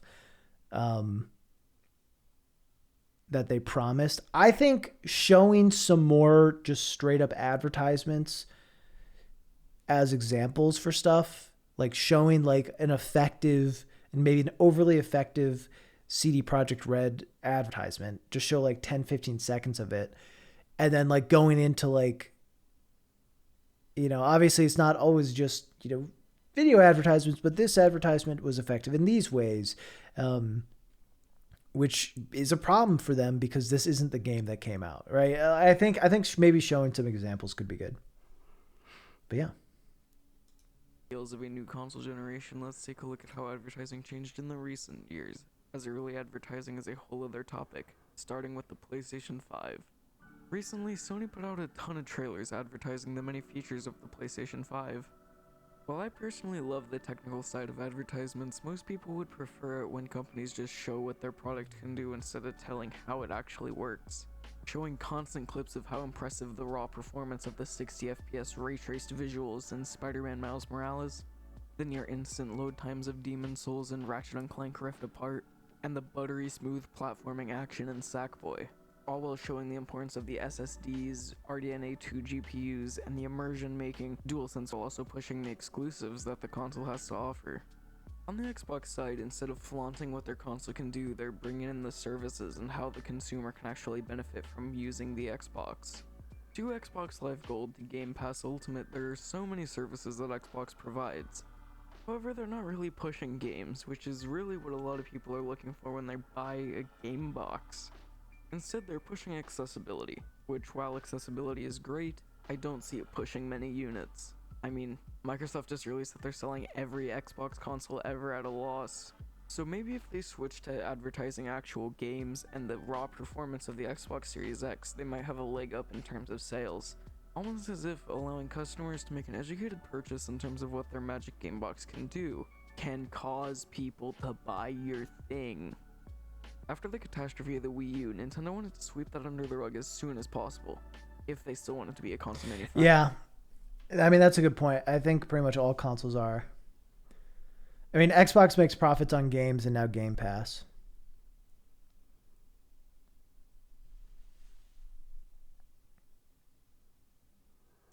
And what many people believed caused the Wii U to sell so poorly was its weird advertising schemes. I mean, it looked like a Wii, it talked like a Wii, it was a Wii, so a lot of people didn't know if it was a new system or just an add-on for their original Wii from 2006. So when the revolution that would be the Nintendo Switch released, their advertising game seriously switched up. Get it? I'll leave now. Take a look at their advertising changes. I mean, it's night and day. Less human characters presenting the products, and more show don't tell visually explaining the differences of the consoles compared to last time, why it's unique, its controllers, gimmicks, and the games. So now I'll demonstrate how to apply Sean Buck's marketing tactics to video games. With Spider-Man Miles Morales. Step 1, don't lie to your customers. No, in all seriousness, here's my actual ad. Immerse yourself in the world of web-slinger Miles Morales with the power of the DualSense controller and the revolutionary new PlayStation 5. Become Miles in a tale of self-discovery and adventure starting at $50 or get Spider-Man Remastered included for $70, only on the PlayStation.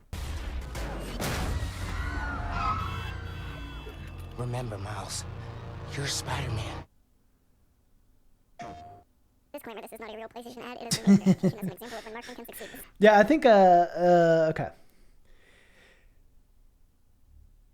I think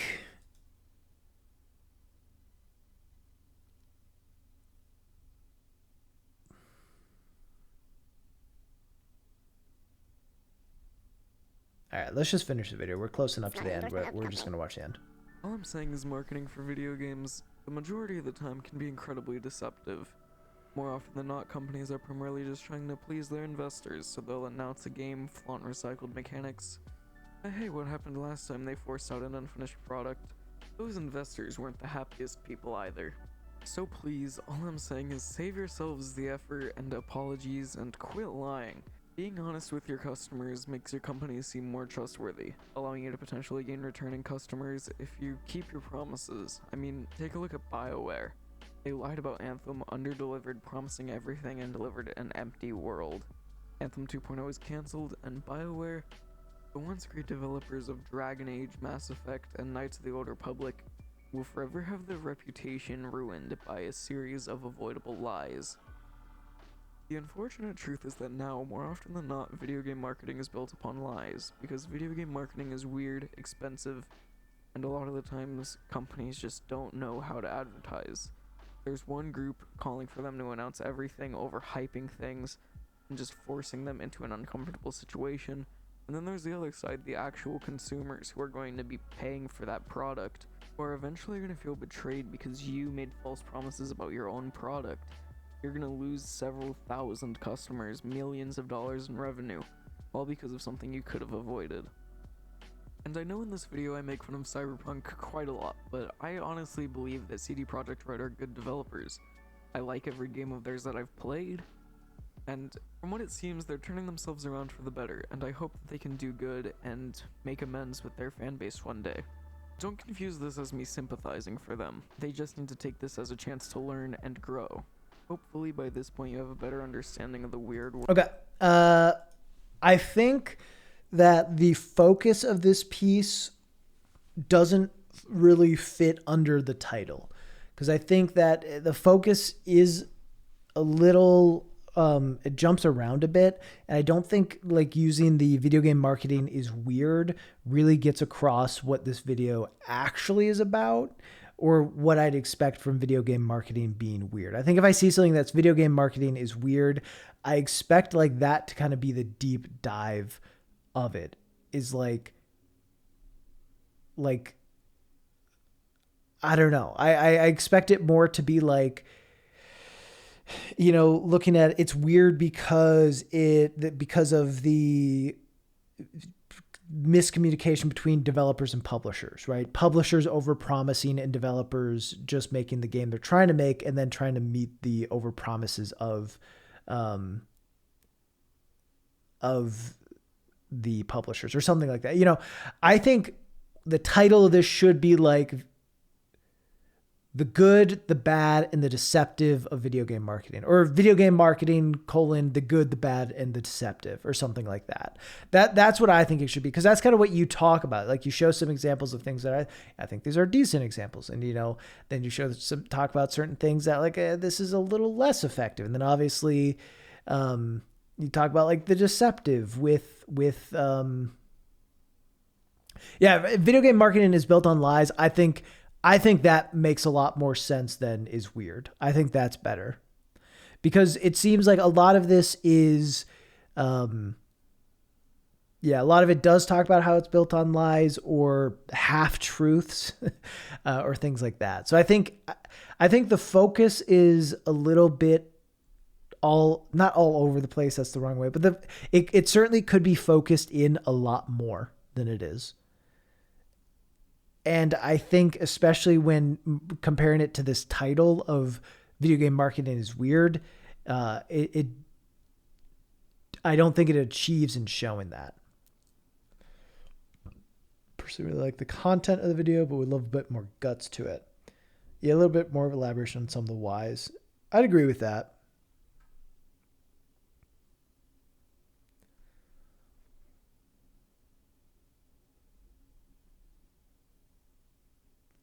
Yeah, I do think that one thing that wasn't, and I did mention it, like the marketing teams, like because a lot of times with games is like you have the publisher and you have the developers. And sometimes I think CD Projekt Red develops and publishes the games, but it's not always the same. And there are different pushes and pulls from different areas. So I think maybe exploring some of that could have been good. But yeah, I would just say when making stuff, you always just want to have like a core focus that you're kind of always jumping back to. And usually that's going to be your title, right? I think, didn't you? No. Yeah. So yeah, I think because of the way it's set up right now, it hurts the pacing a little bit. Because it doesn't necessarily flow in a way that I'm able to follow easily. So I think anytime, I think the easiest way to go about it is like pick your point that you want to talk about. And then every time you write something, think, is this influencing the main point? Is this going back to the main point? And if it is, then good. If it's not, then rethink how you're showing it or talking about it. But yeah, no, I think it's a good start. I think it's an interesting topic and it's cool. I mean, how long you said 2 months?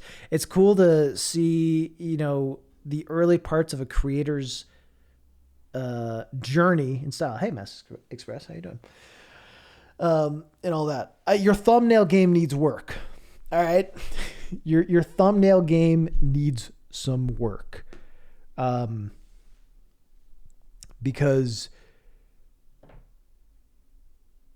they're hard to read.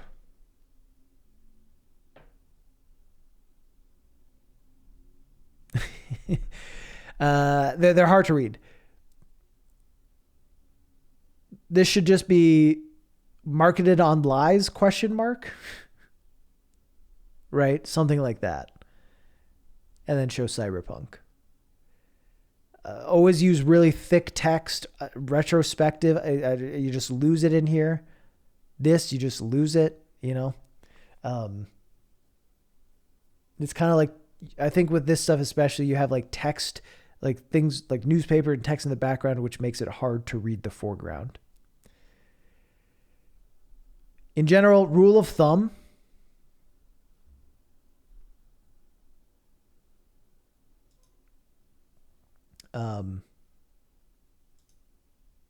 More often than not, make your videos like mine. No, rule of thumb, 4 to 5 words.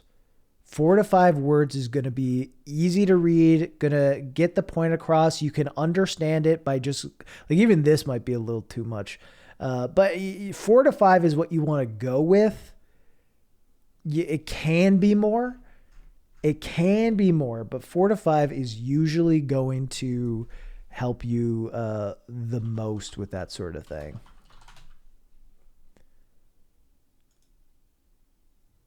You know?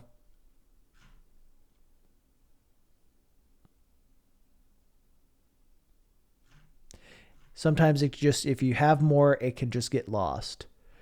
Like, I mean, I think this is a good thumbnail, but the part that you notice is great secret. You can maybe see the search for the last, but great secret, you know, that's all you need. It's also just a banger idea. But the quicker you can do it, and then the quicker that someone can just see it and be like, oh, cool.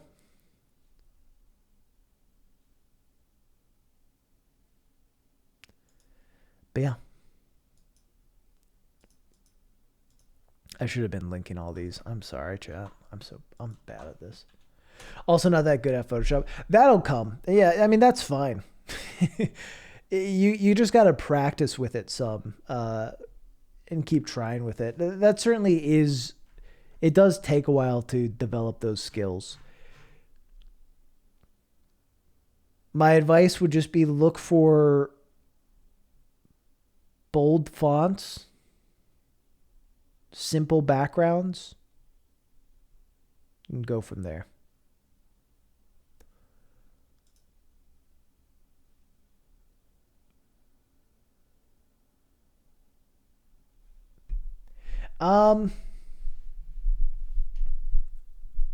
You can. I just probably have less to say. It's probably a little harder for me to give good feedback on highlight videos. But yeah. All right. Any other questions, Jameson? I think this is a really great start. I mean, I think you have interesting things to say. Next step is finding ways to hone in the things you're talking about, clean up the edits a bit. And yeah, just keep practicing.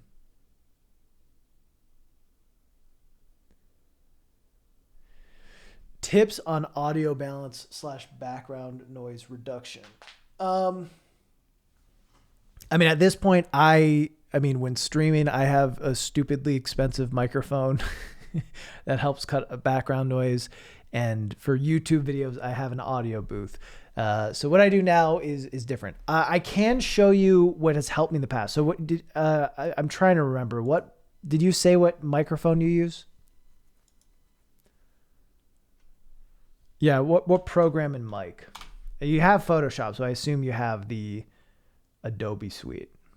Oh, you use Audacity. Okay. Yeah. Okay, you could switch to Audition. Here I can show you. I've shown it before. I can show you the settings I have used in the past for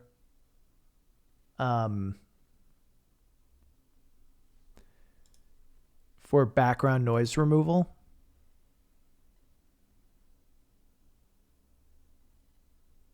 Use that. Professional YouTuber Iron Pineapple uses Audacity. Audacity is fine. It works fine. I think it's worse than Audition.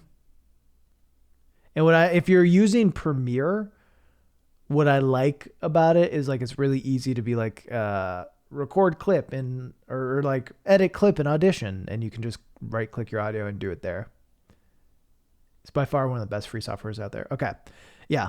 So when I do noise reduction, I don't know how it works on Audacity. I assume it's the same. Whatever. You go to this, capture your noise print, boom, and then noise reduction. These are my settings. These are the settings that somebody told me. This was that. Oh, why aren't they showing up? What? These are my settings. All right, let me switch.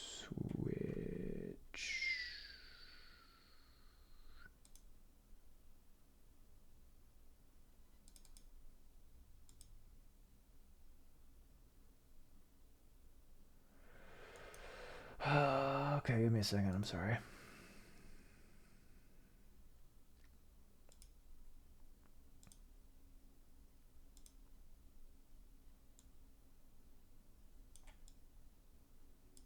Okay, these are my settings.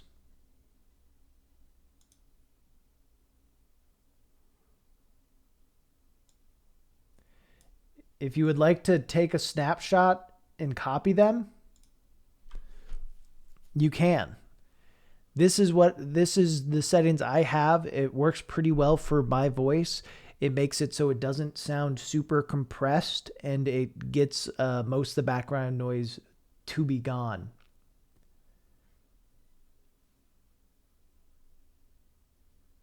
So for post stuff, this is how I've done it. And I think my stuff has sounded pretty good.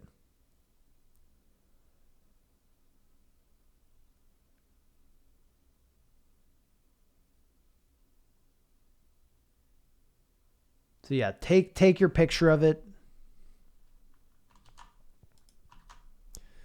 But it works well. It works well, and it doesn't hurt the sound of the audio too much. Now, of course, use that professional YouTuber Iron Pineapple uses Audacity. Audacity is fine. It works fine.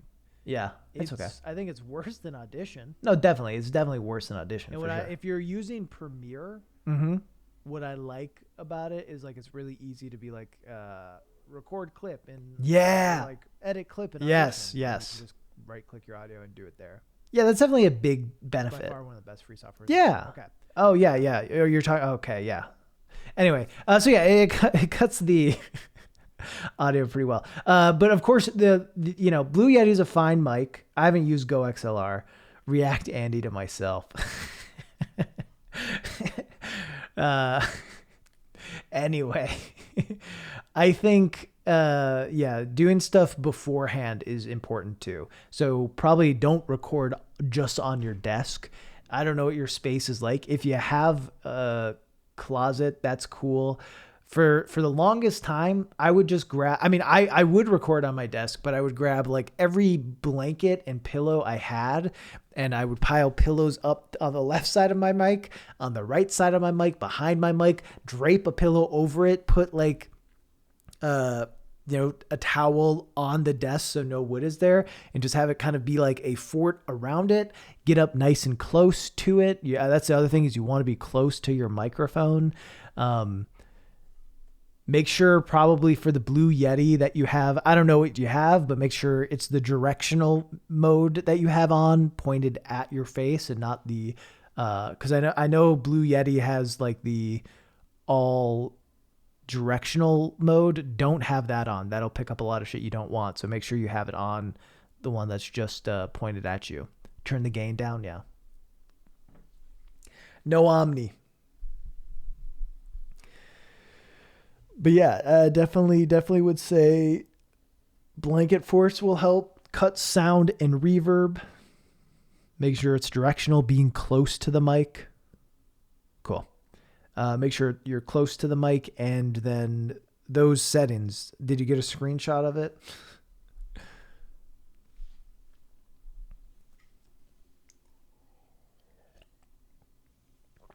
Those settings seem to work pretty well for me.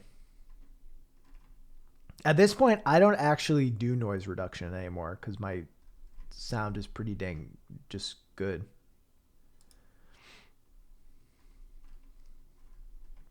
But I spent a bunch of money to do that, and you should not. I probably should not have, but I did. All right. Humble brag. No. More of a, this is my job. And I'm trying to do a bunch. Dynamic processing. Honestly, Barry's editing videos on Grumpcade.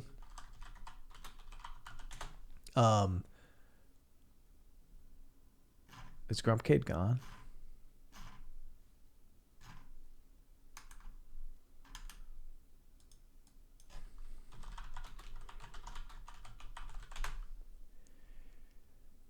Grump out. This video taught me so much. And I don't even edit stuff in the style of it. And this is an old Premiere, so it's kind of going to be different. This taught me a lot, though. And I think this can be really helpful to early people trying to do video stuff. Hey, Gordon the Cop.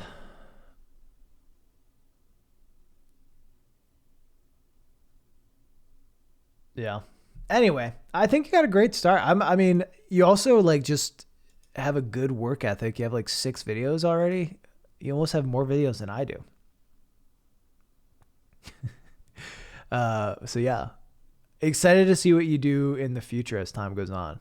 I think you have a lot of promise, and it's just going to be about tightening. I think it's kind of going to be like tightening those screws up a bit, and then you're just going to be fucking gold. like once you just get some of that stuff reined in and figure out the exact style you want to go for. Yeah. I think you have good ideas, and you clearly do have talent with like, I do think you need to be a little bit louder in how you speak, maybe a little closer and a little, maybe a little more gusto, but I think in general, your presentation is solid, and in general, like your voiceover is good. But yeah. Game Maker's Toolkit. Please don't post links without asking. You can send it to mods. But yeah, Game Maker's Toolkit.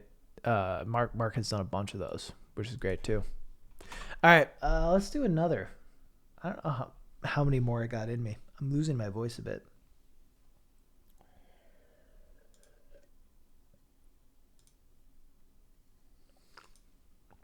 Ten.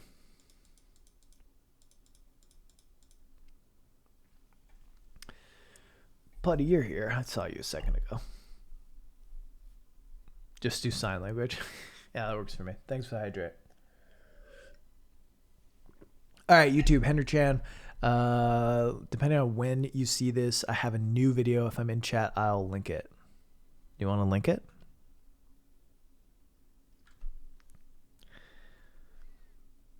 Okay, I have a new video. Cool. All right. It's unlisted. Oh, ooh. We're not going to watch this whole thing, by the way, obviously. Okay, but this is your video that's coming out soon. Chat. Sneak peek, sneak preview of the next Henry Chan piece. Let's fucking go. Thank you for the early access.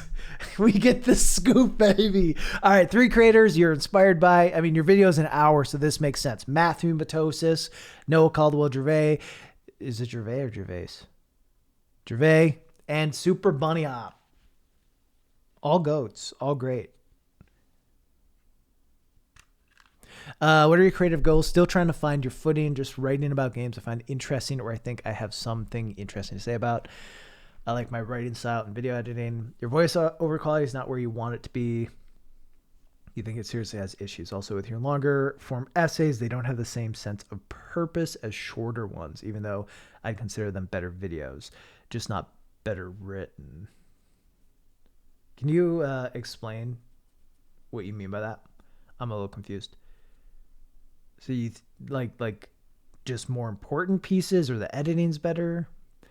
Seriously, please help me with my voiceover quality. I think I'm getting better at making it more expressive, but things like mouth noise, background is driving me insane. Video itself is better, not always the script. All right. Is this a shorter video?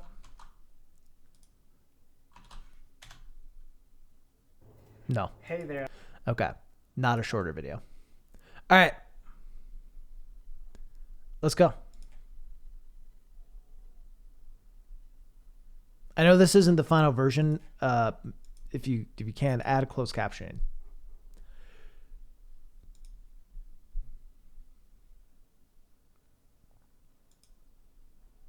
Cassandra is both the canon main character of Assassin's Creed Odyssey Yeah, and I figured commonly as much. considered to Just be want the to be better sure. protagonist over her brother Alexios.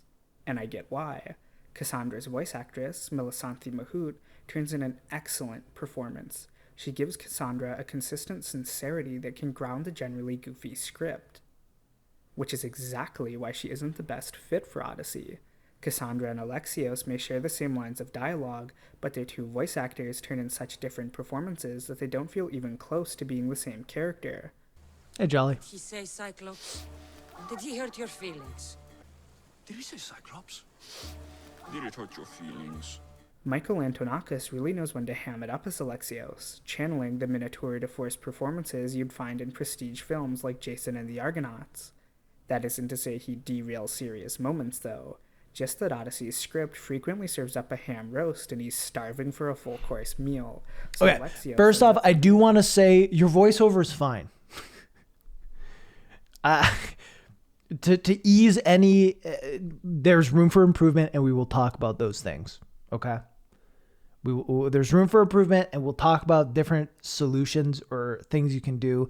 But I want you to know, your voiceover is fine. I don't think it is to the level where people will be like, I don't want to watch this because the voiceover is bad. I think the voiceover is fine. There are some things about it. It sounds a little what's your space look like when you record? Excuse me. We were just talking about this a bit with the last one. But yeah. Oh God. I keep burping. This is gross. Talking about audio quality. Let me just burp into the microphone. Space is almost the worst possible space imaginable. Okay. Recorded on a tiny desk in the corner of the room. And what microphone are you using? Burp louder. See, it was less of like normal burps and more of just like gas coming through my neck. That sounded weird. Blue Yeti Nano. Okay. And you have a PC.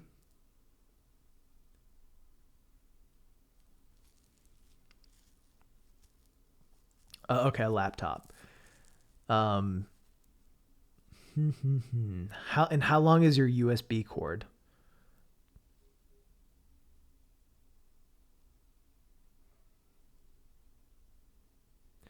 Okay, turn off heater, fridge, and turn the fan all the way down. Well, how does the Blue Yeti Nano work? I assume you attach the Blue Yeti Nano USB to your laptop.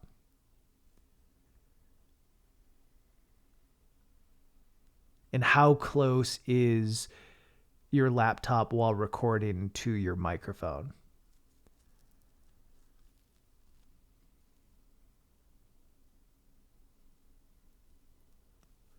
So bracket, you've never been subbed to me. Okay. And I assume you're reading your script off of it. There's no, okay. Is the cord long enough where you could have it on the floor? Like, how far away can you get your laptop from your microphone?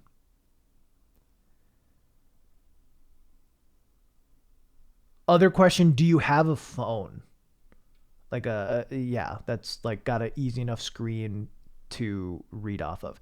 I would suggest, because it's not terrible, but you can obviously hear like fan noise a bit in the background that is coming from your laptop. And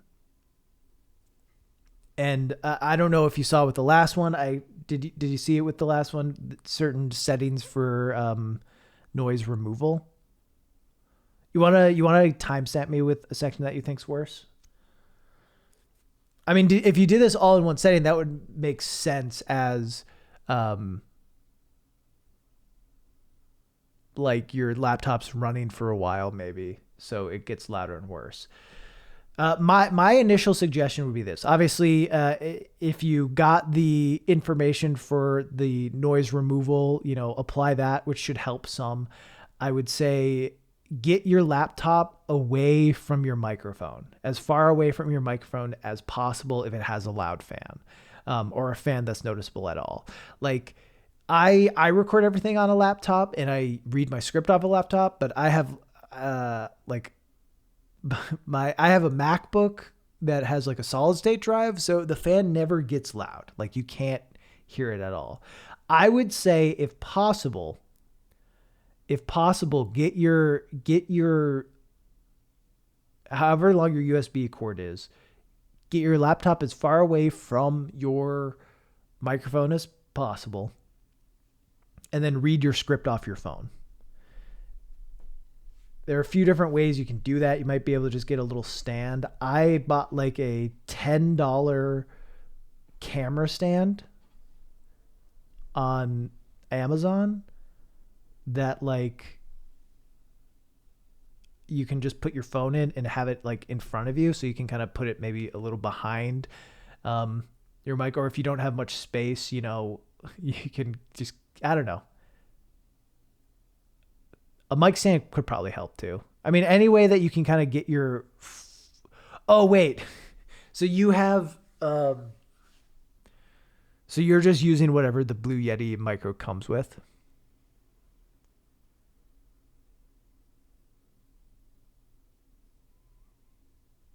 Yeah, maybe getting a mic stand would be, no. You have a pop. Okay. But like you don't have a stand for it.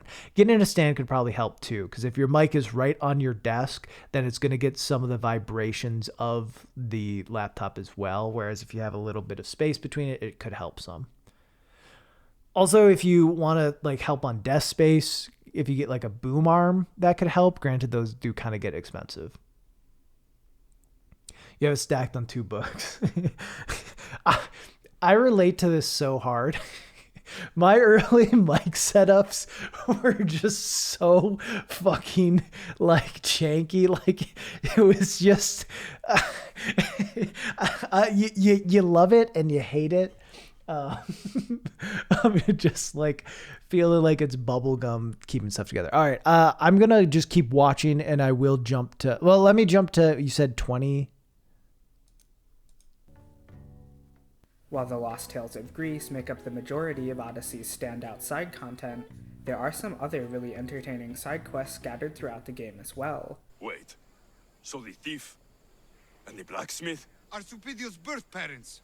You killed his mater and fucked his pater. But the prophecy said Pater would scream to the gods in agony. He screamed, but not in agony. Some are quest chains, some are one-off quests, but for the most part, the best are the ones that embrace a lighter tone or run with some kind of absurd idea, like craft. Yeah, I mean, even this isn't that bad, but I see what you're saying. You can definitely hear a little bit more of the sound in the background. I mean, so one of my suggestions I was gonna make, and you do it here, is like a good way to help it be less noticeable that there's fan noise in the background is have music. If you have some sort of music, it's going to like just cut that away a lot easier. So that would be one suggestion. Obviously you do it here. Maybe that was intentional because you felt like it was worse here. Okay. So you intentionally wait to introduce music until after okay. It's a stylistic choice. I mean, obviously you have music here, so you know that, but yeah, having music will make it less noticeable, but that it's there. But yeah, my suggestion would be, if possible, find a setup where you can easily enough read stuff off your phone so that your laptop is not like 12 inches away from your mic. What's also nice with that is like phones are so small and kind of portable that can fit anywhere, where like to be able to read off your laptop, that is going to take up space in desk space, where you want to use, I don't know. So you have 2 books and then a pop filter and then the Yeti. Do you soundproof at all? Other than that, do you like put pillows next to it, blanket over it? What do you do?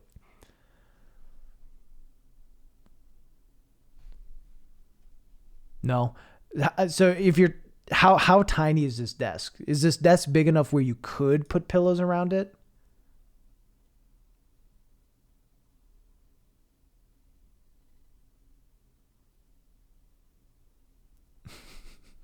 All right, then I would say, yeah, drape a blanket over you.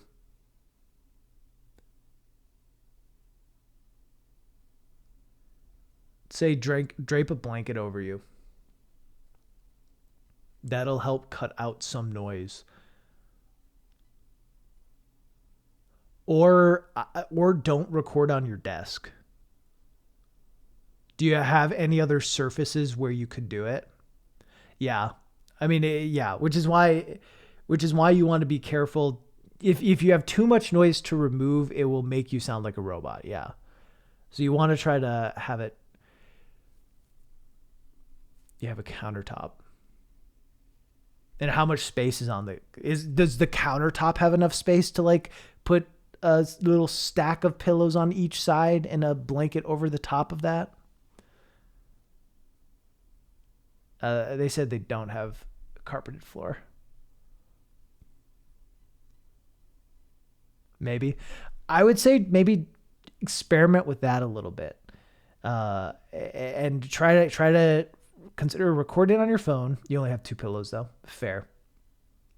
Then I would say a blanket. A blanket is probably going to be the easiest answer. Yeah, what the hell? Why don't you have 50 pillows? What the fuck?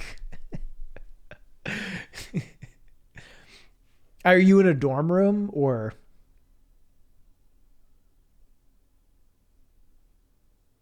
No. Okay. Just small apartment. If you don't have 50 pillows, you're not really a YouTuber. Not true. You can be a YouTuber with any amount of pillows. That could be interesting to see if the library has a recording space. I would say though, find a way, maybe just a blanket. That'll help cut a lot of like reverb that comes out. It will be very warm to record. But it will, yeah, like drape a blanket over you. It'll help it so like, cause some of it you can tell there's a sort of sound of, I mean, cause like the way sound picks up when you talk and you're in a room with, no carpet and big walls, like your voice just bounces around on it. So it just kind of gives that reverb, big room sound, which is not really what you want in a YouTube video. You want that kind of close, crisp sound. So just having a blanket draped over you is going to make it so your voice doesn't bounce around as much. So it'll sound a little better and also potentially block some other incoming sound from it. Yeah, so that's one thought of it.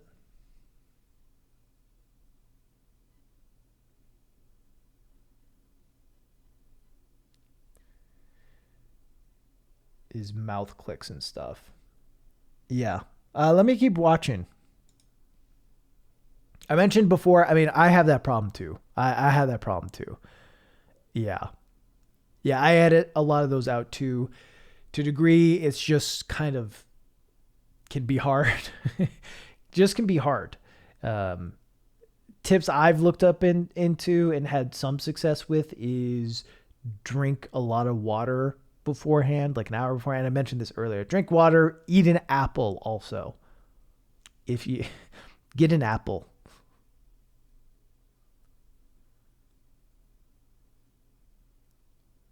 You can use a high band filter in post. Yeah.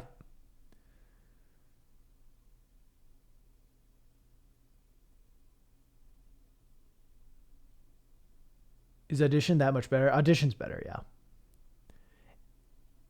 Yeah, Audition's better.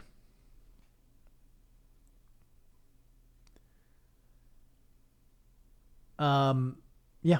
All right. To say that its tone is inconsistent would be like saying I'm 10 feet tall. A gross understatement. Since Odyssey came out, I've been trying to enjoy it, to the point where I did 2 near joyless playthroughs of it as You came through that door like Lady D.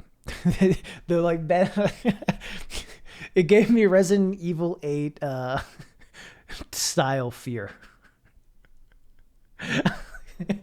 Very good. Very good. Loved it. That's fucking good as shit. I was like, oh my God. You walked over to, that's so good.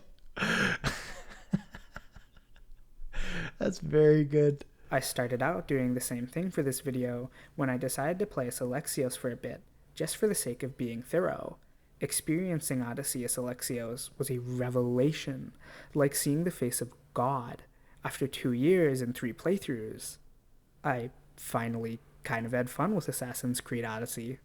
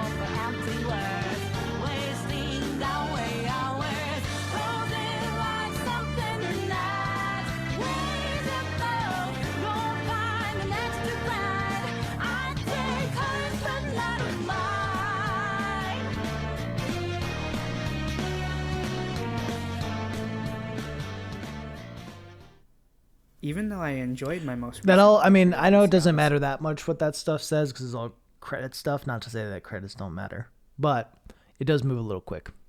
There were still a number of issues to overcome, none more prevalent, however, than the main story. Yeah, obviously for a montage like that, I would normally say make it shorter, have less of it, but because this is an hour-long video, like, rules are just different. Rules are just different. That was fun, though. In it because it's a substantial part of the experience, and as such, its faults need to be discussed, especially when they run so deep. The characters are awful, the themes are worse, and though I don't care much about the construction of a story's plot, Odyssey's is also borderline incoherent. However, before delving in, I want to make it clear that this is not a condemnation of the developers and writers. From experience, I know that writing any story is difficult, and writing a good one even more so. Game writers have it even worse because, at a big studio like Ubisoft, having to write with multiple people is guaranteed, so then it becomes a group effort where several different writers have to work together, keep their writing styles consistent, and on top of that, the stories they write have to fit within the constraints of the gameplay, setting, budget, and more. It also isn't unheard of for the basic story premise to be dictated by higher-ups who don't actually have to write the damn thing. So even though I thoroughly dislike Odyssey's story, I wasn't involved in developing the game and I have no idea what the developers went through getting it to the finish line. And in fact, more than just regular development issues, the developers at Ubisoft Quebec who worked on Odyssey also had to contend with Ubisoft's systemic culture of abuse. In particular, Odyssey's creative director has been accused of verbal abuse, physical intimidation, using homophobic slurs, and specifically targeting women. And, in addition to developing Odyssey in a workplace dominated by fear and abuse, the developers also had their own suffering actively covered up by Ubisoft. Currently, I have the good fortune to have never endured something so awful, so regardless of whatever else I have to say, the fact that the developers at Ubisoft managed to create a game of the size and scale of Odyssey under such abusive working conditions and management is a miracle and a testament to their incredible talent and passion. In light of the context under which Odyssey was created, it feels almost crass to criticize it. I can only hope that what I have to say will be taken in good faith as a sign of respect to the developers by evaluating the art they have created seriously and to the best of my ability. Yeah, no, I think, like, especially when you're doing like an hour-long exploration of something, hitting the very important notes is very good. I also, yeah, it just, you know, stuff like this can so easily turn into I didn't like game, I'm going to make fun of game for hour. But I definitely have a big appreciation for here are some massive flaws Like, here are things that went into the development. Here's how hard it is to develop a game. Here's how, I really like the line of story ideas and themes coming from higher ups who don't actually have to write the damn thing. I think that's a huge aspect that I don't think we talk about enough, is how often things come up that like the devs didn't plan or want to do, or how they would have gone about things, but higher ups, the publishers, like, this is what the game needs, and they're like, oh, what? Wait, what? So yeah, I appreciate that, and then also showing the flaws of, I suppose, management, and the hardships that devs had to go through. Very good. The main theme of Assassin's Creed Odyssey is family. It's not a particularly interesting theme, but it isn't an inherently bad one either. The issue lies with Odyssey's extremely limited conception of what a family is. Even though the story takes place during the Peloponnesian War, it struggles to imagine a family beyond the confines of the nuclear family unit, or in other words, a family composed of a mother, father, and children. The most aggravating part of its refusal to explore other types of family is that it starts out with a decent setup for exploring found family. After Alexios and his sister are thrown off Mount Taygetos, presumably to their deaths, Alexios escapes from Sparta and winds up on the island of Kefalonia, where he is taken in and cared for by the affable conman Marcos. Some years later, Marcos also takes in an orphan named Phoebe, who acts like a little sister to Alexios. So even though Odyssey starts with Alexios having found other family members, Marcos and Phoebe are never properly considered to be his real family. One of the most unintentionally hilarious scenes in Odyssey is in the introduction, where... One thing I want to mention that we kind of moved past, I think it's really interesting, that whole idea of... what was I trying to say? Of how the game is much better as Alexios than as Cassandra, or more interesting in certain ways. So the performance is just like more fitting, but like no one wanted to play. I think that's really interesting, is that like, because it's kind of like a cool, like, a cool ass looking lady, right? Like, the trailer of her was pretty good too. Like, it's just like, yeah, she seems cool and like gives like good vibes that I think the internet liked, and everyone wanted to just play as her. It's funny that like the way that they marketed it and put it out didn't end up being the optimal way to do it. I'll link it. I'll link the channel. After Alexios rescues Phoebe, she tells him earnestly that he and Marcos are her family and that they are also his family too.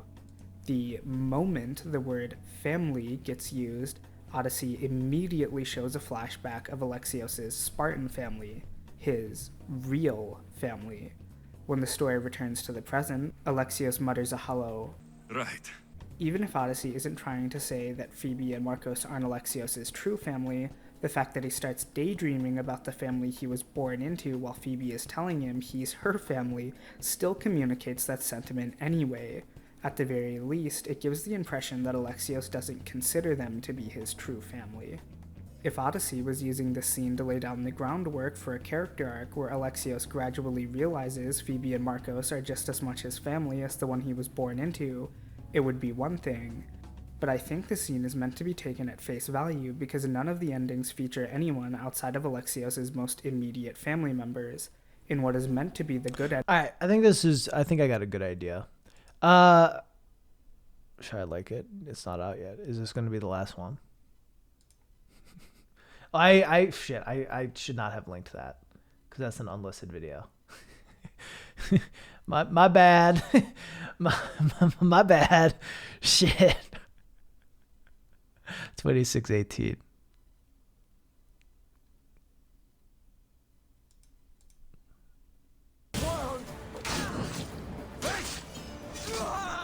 Another change made to accommodate the inclusion of character builds is Odyssey's revamped loot system.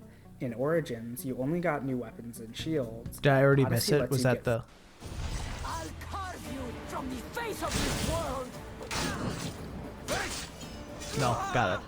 Another change made to accommodate the inclusion of character builds is Odyssey's revamped loot system. In Origins, you only got new weapons and shields. Odyssey lets you get full armor sets too. However, the most meaningful change Odyssey makes is the addition of Hunter, Warrior, and Assassin damage modifiers on almost every piece of gear. I blew these off on my first 2 playthroughs because I had no interest in constantly micromanaging my gear, but at least for Assassin damage, the modifiers dramatically increased my ability to deal damage. This is because Odyssey doesn't slack off with the damage modifiers. The numbers in this game seem really wild. Like doing like 50,000.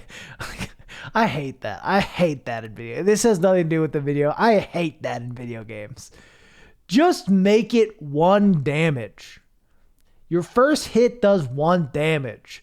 The highest hit you should ever do is like 99. Plus damage buff, and all of them stack. Because assassin damage is so much higher by default, I only used gear that would give me significant damage gains, and that just did a billion damage. Let's go. Because it enabled me to slaughter my way. I will say, spoilers, not really spoilers. There, by one exception, Crosscode, the GOAT of a game, the greatest game that none of you have played except for Mitch, does something really cool with that. But it's mostly seeming to make fun of it, if anything. Through pretty much the whole game. If I hadn't decided to overhaul my playthrough to focus on stealth abilities, I don't think I would like the gear system. But as it stands, I am extremely 200,000 damage. Attached such generous damage buffs to almost every item. However, this does come with the caveat that I was essentially using this system to minimize the amount of time I spent in combat because I don't enjoy it.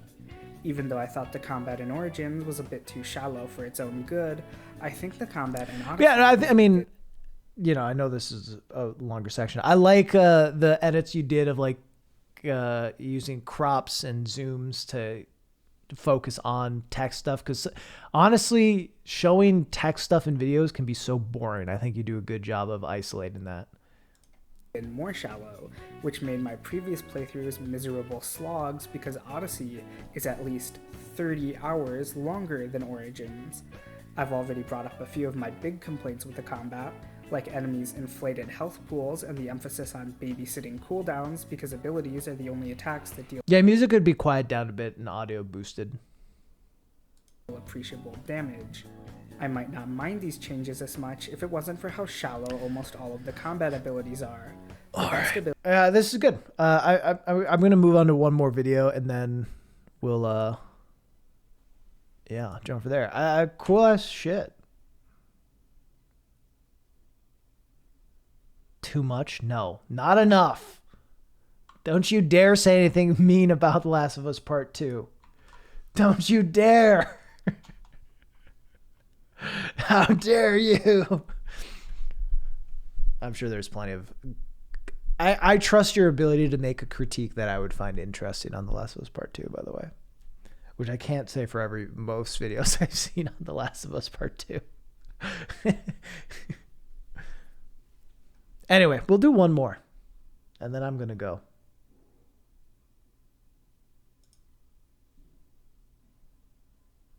But yeah, thanks for submitting.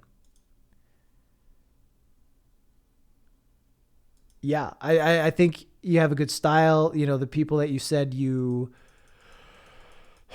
are interested in and that like are inspirations, I think you can see that with the stuff you make, but not in a bad way, which is important. It's like watching that. I'm like, oh yeah, it makes sense. Okay, here's the best way I can put it. Watching that would make me be like, oh, if you like Matthew Matosis, you should check out Henry Chan. Opposed to you're a Matthew Matosis knockoff, which you're not. That's like what you want. You know what I mean? That's the space you want where people can be like, oh, if you like this, you'd like this. And I think that goes, like, you can see like clearly how you're sort of inspired by certain people that do longer form stuff, but are still wholly doing your own thing, which is great. All right. 20. The block you hear?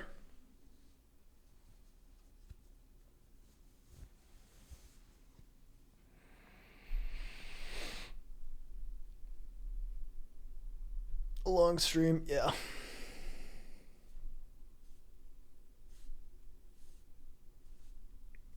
We'll do someone else if the block isn't here.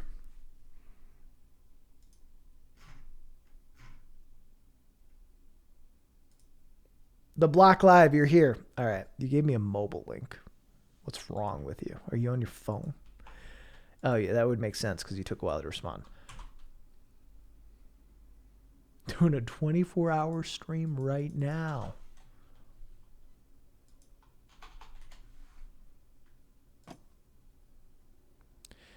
You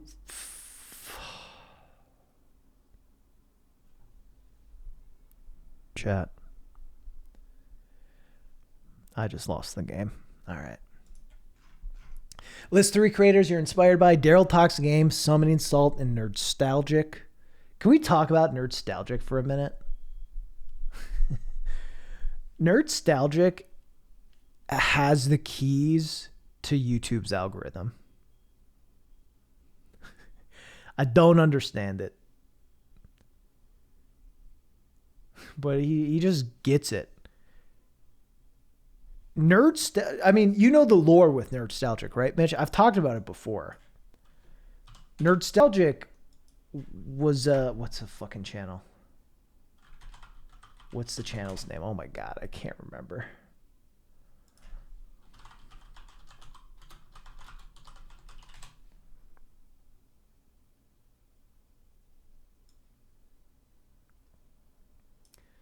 There we go.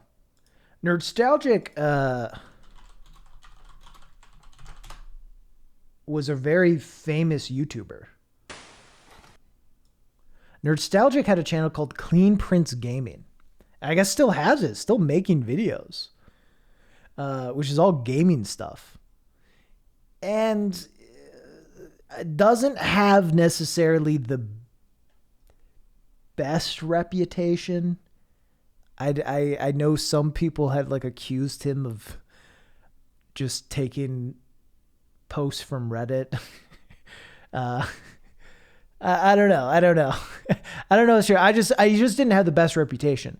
Then started Nerdstalgic, started his own channel, Nerdstalgic. Didn't use Clean Prince Gaming to bump it up and just took it by storm. Just had like I think maybe there's some crossover, but he didn't say like, hey, I have a new channel. He just started a new channel. Yeah, I mean, has worked well for him. He just understands it. It's so hard to build a channel from the ground up, and to do it twice is impressive.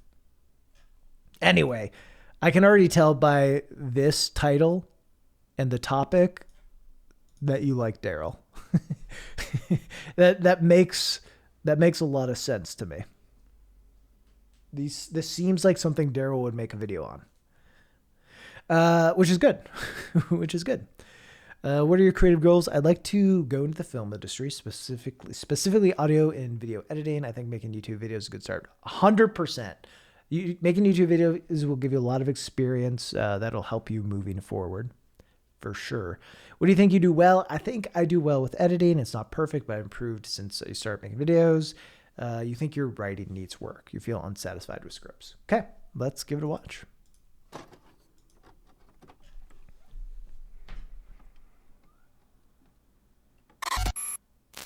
There are 3 rules. 1, everyone in the world is. You even sound like Daryl. You're.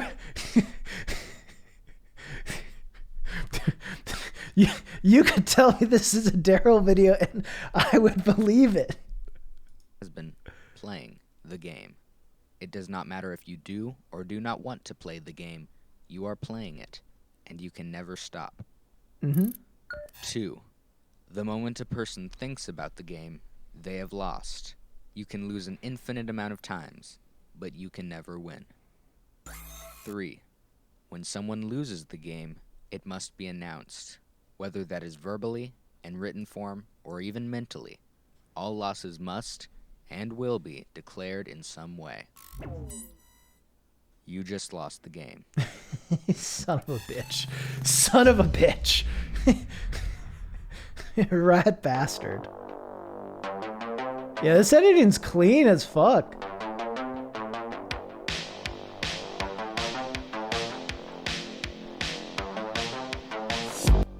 The game is what scientists refer to as a That was kind of a quick, loud transition. You make it a little more gradual. Usually when I start doing transitions from, because you want to have your music bump in so people are, Pepe Dean. And then obviously when you start talking, you want it to go down. I try to have that be a pretty gradual thing where even I'll start bringing it down right before I start talking, and even have a couple words go by and have it go down a bit so you can at least hear me. And then I continue gradually lowering it over the next couple seconds to get it to where I actually want it. Cause you don't want it to kind of have that quick thing. The other thing, let me just,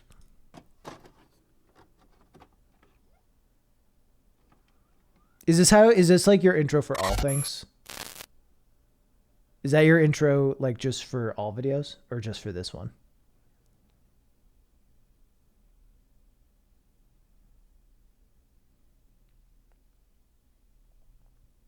Just for this? Okay. That's fine then. I think I have a very reverse reaction to that sound. There are 3 rules. I hate it. 1. I like these sounds. The world is, and always has been, playing the game.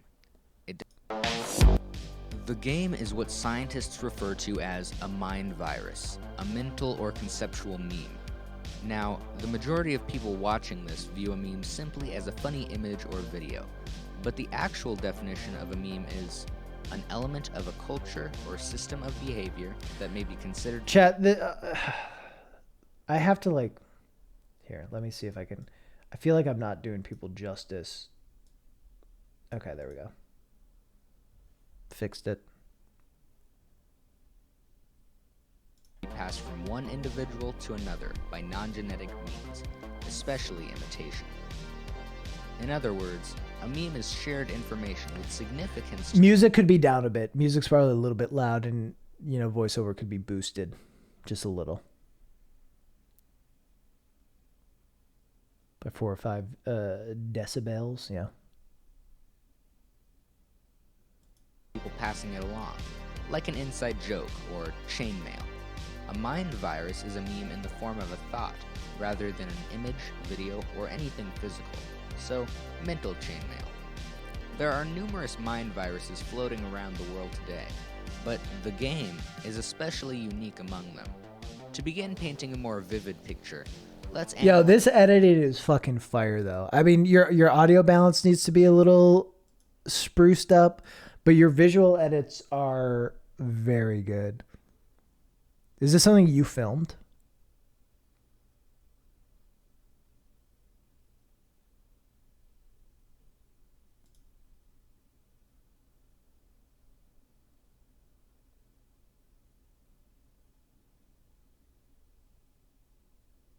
And painted?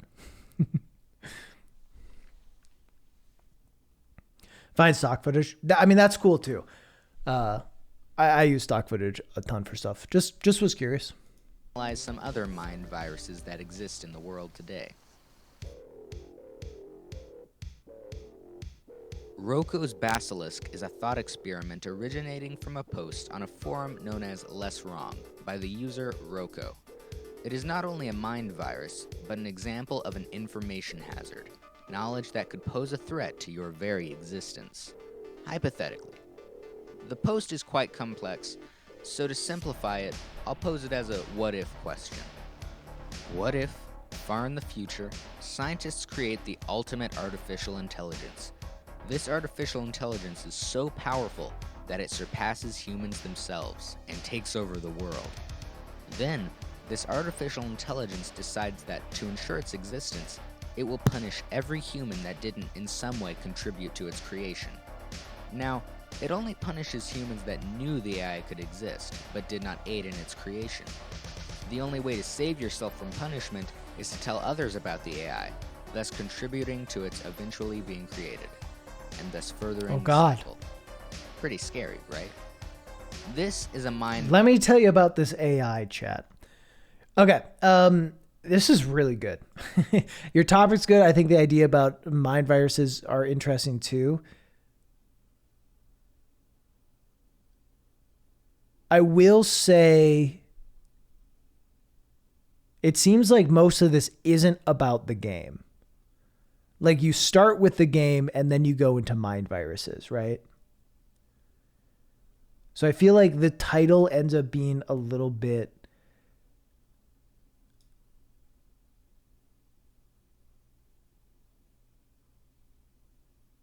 off because of that.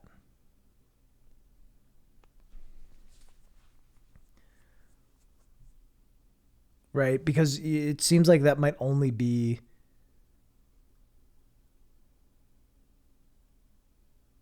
yeah. So I would title this just like the world's most infectious. I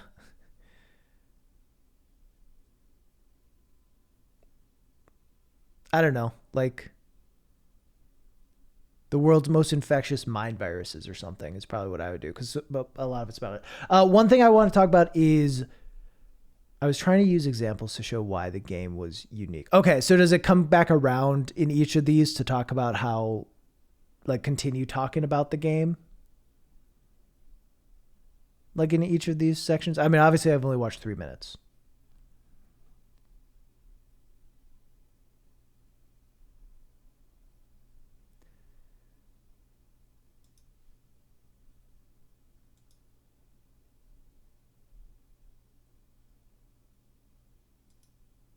Okay, so you come back around to the game. Then it's probably fine. I was obviously only watched a couple minutes, so it could change.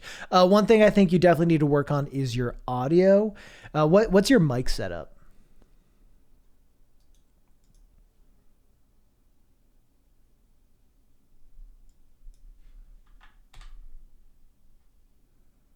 What kind of mic do you use? It seemed like there's not a ton of background noise, but I noticed there's a few spots where it kind of peaks. Shure SM58.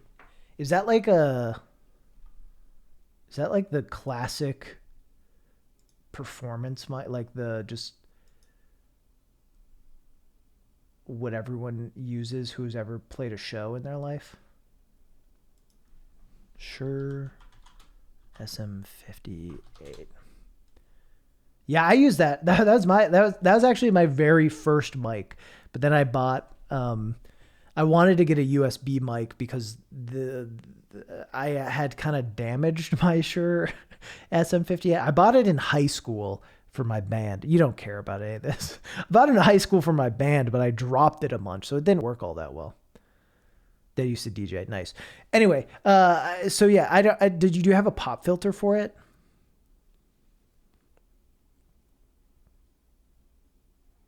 Raz in a band, yeah. It was not very good. I depending on the band, I played guitar and I sang. All right, get a pop filter. I think buy a pop filter if possible, because there are a few spots here where your plosives, so your P sounds, your B sounds, just get picked up a lot, and also it seems like a few of those times when that happens, it's also peaking. Which, here, let me pull it back up again. Now, it only punishes humans that knew the AI could exist, but did not aid in its creation. It will punish every human. Like, it will punish. It's not just a plosive, but it also is peaking, which gets at, like, sound, which is very unpleasant. You want to have a pop filter to try to avoid those things and just not to like let that peak happen in general. If that peak or that sort of thing does happen, there's a few things you can do in post to try to help. What software are you using for audio? Put a finger between you and the mic, kills plosives, or put a thin stocking. Yeah. Yeah, you could talk slightly angled away, but then it's good to have your voice right up to it. Okay, you use Audacity. Do you have Audition? Can you get Audition? Do I have Audacity? I have Audacity. Let's see if what I want to do is able to do on Audacity. All right.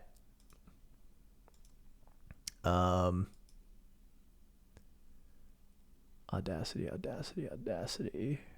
Oh my God, what the fuck? I might have a really old version of Audacity. Welcome to the Get Audition stream. Let me tell you.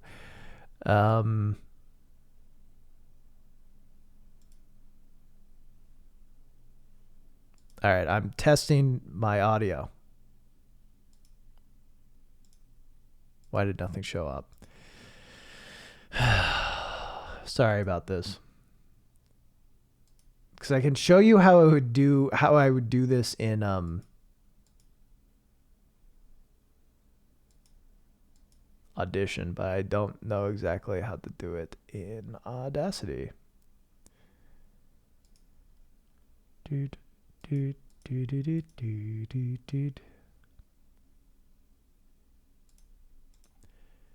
All right. Hello. I am doing an audio test to prove a point.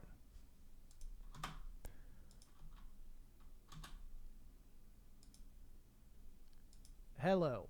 What? Why is it only in my left ear? To prove a point. No. No. No. Why are you doing? What the fuck? All right. We're just going to do a mono recording. Now it should work, right? Hello. I'm doing an audio test to prove a point. Hello. Cool. All right. Let's see.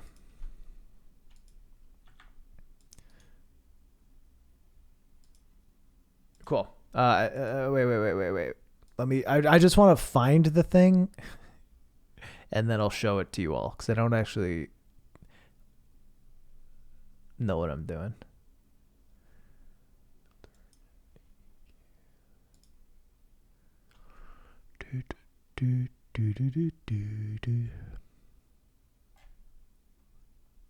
Maybe I can't.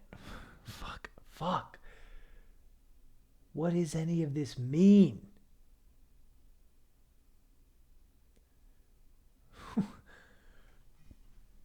Audition is the best vocal recording software on the market. Adobe can get it in bin. Yeah.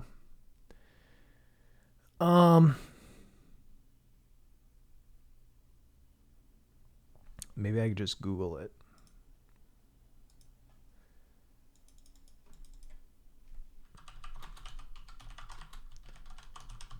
Pro Tools better than Audition, is it?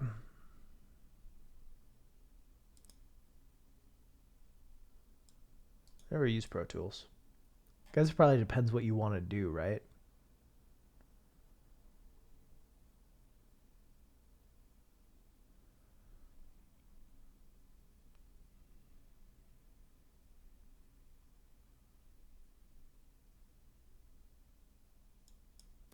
Okay.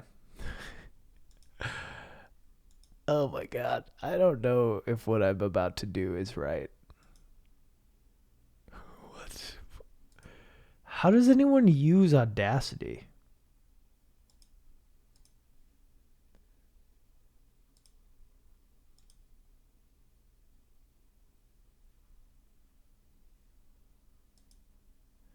Okay, I'm going to try to test something. We'll see if it works together.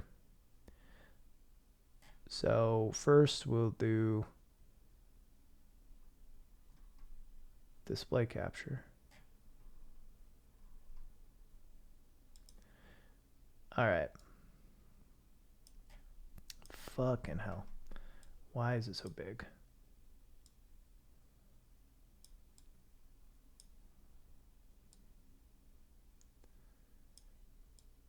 post wrestling. Yeah, it is free. You are right.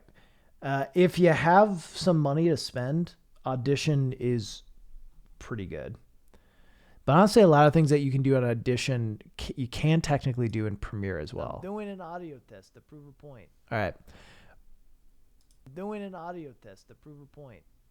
Hello, I'm testing my plosives, so it's probably going to sound pretty freaking bad to all of you listening on stream. Getting a lot of poofs in there. A lot of air. All right. Doing an audio test to prove my plosives, so it's probably going to sound pretty freaking bad to all. I should have said piss poor. All right. We'll see if this works.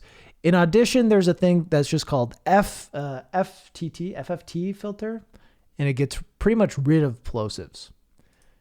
So I tried to do a quick look on what that would be for this.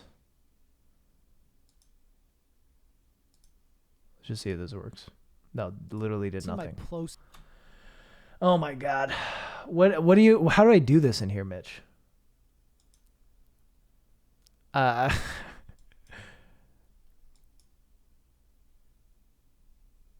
don't know. I don't know how to do it on here. But if you can look up a way to get here, I'll show you. I'll show you how it works in Audition. And yeah, show how valuable it is. It is pretty amazing. Anyway, I'm practicing my plosives because I gotta pretty Peter Piper picked a peppers pack of fuck. I'm practicing my. All right. It's not going to be perfect. Obviously, you just want to get. The answer to everything is the best way to solve any audio issue is to do it before post, like before you record. So having a pop filter or having something to help get the air not there is the best. But anyway, I'm practicing my. So you get that big air sound. If you go to effects, you go to filter EQ, go to FFT filter. I think I just used the default. But yeah, you hit apply. Anyway, I'm practicing my. Oh my God. Hey, thank you for the raid. Anyway, I'm practicing. See, you hear that? Anyway, I'm practicing my. Here, and then listen now. Anyway, I'm practicing my. And it's gone. It's gone. That's all it takes. I'm practicing my close. It's it fixes that problem. Anyway, I'm practicing my plosives. I mean, it's not going to be perfect, but it helps a lot. My plosives. I probably would also just delete. Anyway, I'm practicing my plosives because, yeah. So yeah, if you can find something in Audacity to help with, that's like an FFT filter, do that. And get a pop filter. Yeah. Good stuff. All right. Let's continue. That didn't in some way contribute to its creation. Now, by the way, let me tell you about this AI chat. That exists, but did not aid in its creation. The only way to save yourself from punishment is to tell others about the AI, thus contributing to its. Oh yeah, Raiders. I should probably. I'm doing feedback. I'm looking. People sent in videos, and I'm watching them and giving them feedback. I'm Razbuten. I make YouTube videos for a living. That's why I'm qualified. And I give people great advice like, be more like me. Just make my videos, okay? And while you're at it, maybe just write scripts for me and edit the videos and put them on my channel. How about that?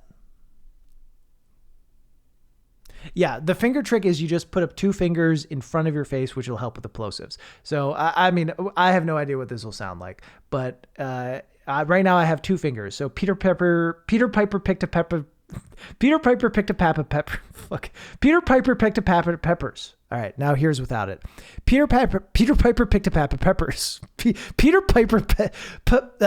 What's up? Anyway, so hopefully you notice a difference and you can feel it if you do it. right? Because when you're doing the P noise, you'll feel the air hitting against your fingers. There should be a difference between those two. There should be a difference. It should diffuse some of the air. Anyway. Created, and thus furthering the cycle. Pretty scary, right? This is a mind virus perpetuated by fear. It spreads merely because people fear the AI, or the basilisk, as it has come to be called. When this thought experiment was posted on the Less Wrong forum, it was met with immediate dread and disapproval. In fact, this post became so popular on the forum that the founder of Less Wrong, Eliezer Yudkowsky, commented this in response. "Listen to me very closely, you idiot. You do not think in sufficient detail about superintelligences, consider..." Yeah, I mean, so some of those clicks I think are probably coming from little peaks. Some of those might just also be chord noises, which is a thing, unfortunately, that happens, you know, depending on how your chords are situated. Sometimes, like, a mic will just make some sort of interference noise. I'd say if you hear those, and especially if they're in like slight moments of silences or between words, you can honestly just highlight it and silence it. And also, like, usually you can auto heal stuff as well. I don't know if Audacity fully has that, but through Audition, there's a thing called auto heal. A lot of times you can highlight like little clicks and stuff. Yeah. You can highlight little clicks, auto heal, and help it. Whether or not to blackmail you. That is the only possible thing which gives them a motive to follow through on the blackmail. You have to be really clever to come up with a genuinely dangerous thought. I am disheartened that people can be clever. They don't show up until after I've uploaded to YouTube. So they don't... Oh! Is it... What do you edit in? Like, what do you edit video in?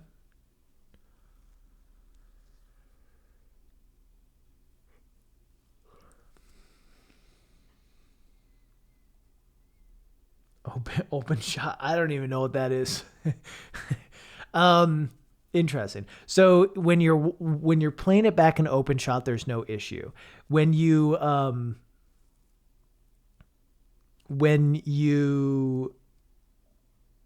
generic free software. How about when you watch it back, like when you watch the MP4 or whatever? Is there any sound issues with that? Or do you normally watch the MP4? So yeah, that's what I'm curious about. It's fine when you watch it in the program, but when you watch it on YouTube, it's not. But how about just the pure MP4? Is it fine in that?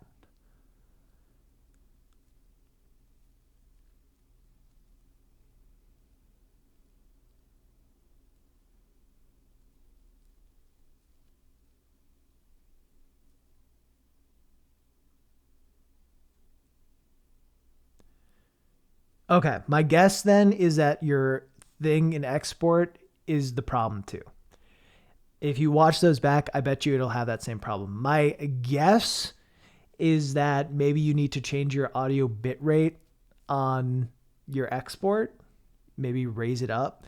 My other thought is that, and I had this problem too, is I would watch it, especially in like early stuff of mine. And it's not the exact sound that you're having. It sounds to me like little peaks that are going on though. Like it's just like getting quick little peaks, which kind of gives this staticky sound to it. But I look back at Razbuten Zelda. Why did I think that would be a good choice of wording? All right. Think about this video of mine. You ready? This is welcome to the old Raz real quick, all right? It's going to be a shock for some of you. The Legend of Zelda series is awesome. I know it, you know it, fucking John Travolta knows it, everyone knows it. There have been 17 entries to the series and each one is special in its own right. The original Legend of Zelda... Okay, it doesn't have the exact same peaking sort of thing, but like what I can tell you is when I was listening to it in there's like a kind of crunchiness to it, I think. When I was listening to it in my editing software, it didn't have that. And if I would have looked, though, I would have seen that a lot of lines were peaking, and then it kind of has to try to compress it in its own little way for that and make it sound worse. I had the volume way too loud for this one. And if it would have been down more, I think it would have sounded a little less like... For the NES showed us how much fun exploration could be in video. It would sound less like what it sounds like. That everyone knows it. So yeah, it just comes out a little hot, and I was having troubles with that. And the first couple ones were worse. This was on Shure SM58. Yeah. So I think work on your audio bounce. Make sure that you're not peaking. I have no idea what your software looks like, but it just could be that those are little peaks that are then getting compressed down, which makes it sound a lot worse and gives those kind of clicky stuff. Clever enough to do that and not clever enough to do the obvious thing and keep because it sounds like it's happening on words that you are pronouncing harder, like not, like you said, not, like louder. So I assume that it kind of peaked there. Shut about it, because it is much more important to sound intelligent when talking to your friends. This post was stupid. Shortly afterwards, the post was deleted. Clearly, many on the internet were horrified by the idea of Roko's basilisk and genuinely believed that this post had opened Pandora's box and would cause the idea of Roko's basilisk to become a reality. Despite this, the Roko's basilisk thought experiment is not a very prominent mind virus, and there are many who have never even heard of it.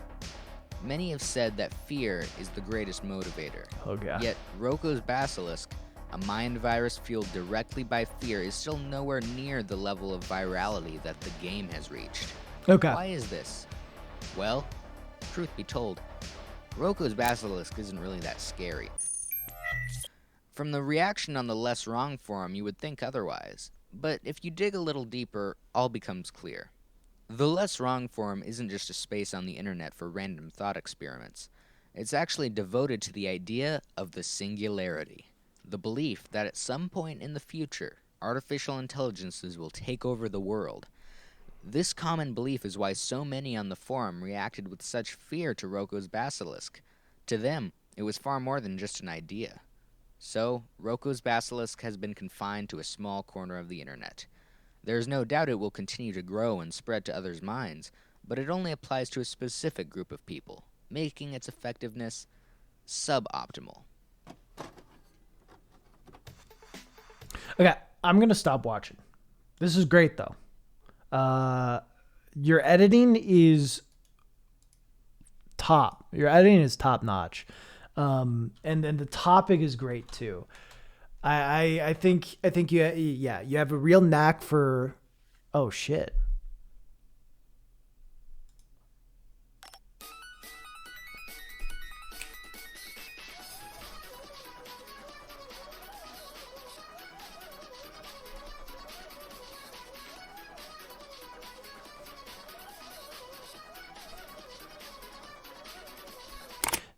Hell yeah. Cats? I think you need to work on your audio. You got to be sure that is sounding good. If it's sounding good, if it's sounding good in the file when you're editing, that just means there's some sort of export error that is going on that you need to work on. Look to make sure that your audio isn't peaking at certain points. It's not a deal breaker. It just that's like your step of what you need to focus on. Next and moving forward. But yeah, check to make sure it's not peaking at certain points. Check to like maybe fiddle a bit with your audio bitrate settings. No worries. Maybe fiddle with your audio bitrate settings some, but work on plosives and fixing plosive problems. I think in general though, like, yeah, a cool channel that I think talks about interesting stuff, and it's just kind of going to be about continuing to hone your craft and ideas. But I don't know. Frankly, I could see like any of this top line going viral. Genuinely, especially this video. I could see this video going viral for sure. And this Nyan Cat one, I don't know. I think you have a lot of promise and your ideas are solid. And your editing is for someone who has been doing this for less than 10 months, your editing is really good. Like your visual edits are just really good. Yeah. And your ideas are good. Your edits are good. Your audio is fine, but could be a lot better. So I'd say the audio is where you want to look at. I think your writing is fine. I think feeling unsatisfied with your scripts. What do you fully mean by that? I guess that just might happen for a while. I think. Congratulations, you're a writer.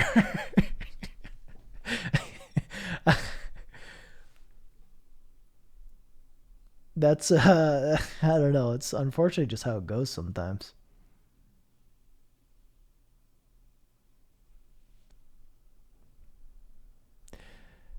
But yeah, you did say your power's jumping in and out, so I understand if you can't respond back. But no, I think this is a great channel. I think you have a great thing going, and it's just going to be about continuing to do it, tightening up that audio especially. And it sounds like it might not even be in the base of the audio. It's a lot of it, or some of it. Obviously the plosives are something that you would need to work on, but like some of those just random noises that are coming in might in fact be exporting problems that you just need to work on.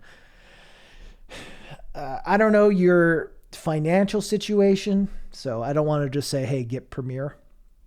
But I think if you want to take this a little bit more seriously as like next step stuff and trying to grow, starting to think about those things could be good. But yeah, no, this is awesome. Good video. Good video.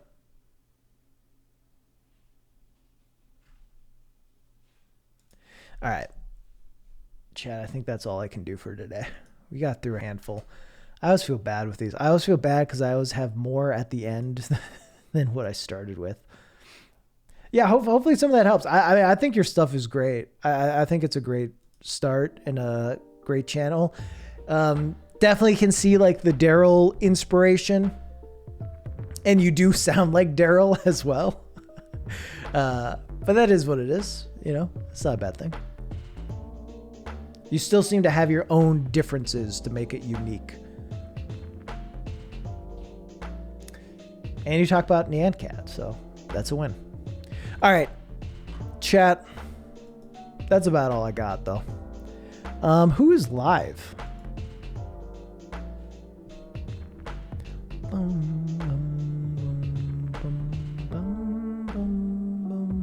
Watched the new video yesterday. Thank you. How often do you do these? I haven't done one of these for like 2 months. I don't know. I'll probably do another one next month. I don't want to do too many of them because it's not what I want all my streams to be. I just kind of didn't know what I had no plan for stream today, and then I was like, I haven't done one for a while, so it'd be nice. Ooh, Naveed is live. Do I not follow Naveed? I'm a shitty friend. I'm a shitty friend. I'm a shitty friend. All right, we're going to raid Naveed, who's watching. Naveed has done this thing of watching old E3 presentations on stream, talking about them, and it's a cool thing. And Naveed is just like, I don't know. Just the nicest dude. Just super nice. I met him in person once, and he was very kind. And we only talked for a couple minutes, but he stood out as someone very awesome.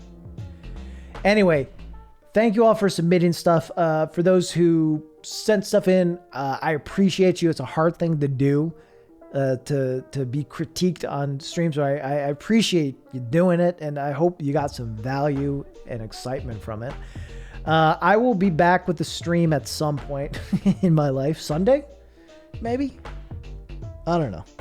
Maybe do a late night stream. I've been promising that every stream. Like, oh, I'll do a late night stream to finish RE3. And maybe I will. Maybe I will. Maybe I will. we'll see.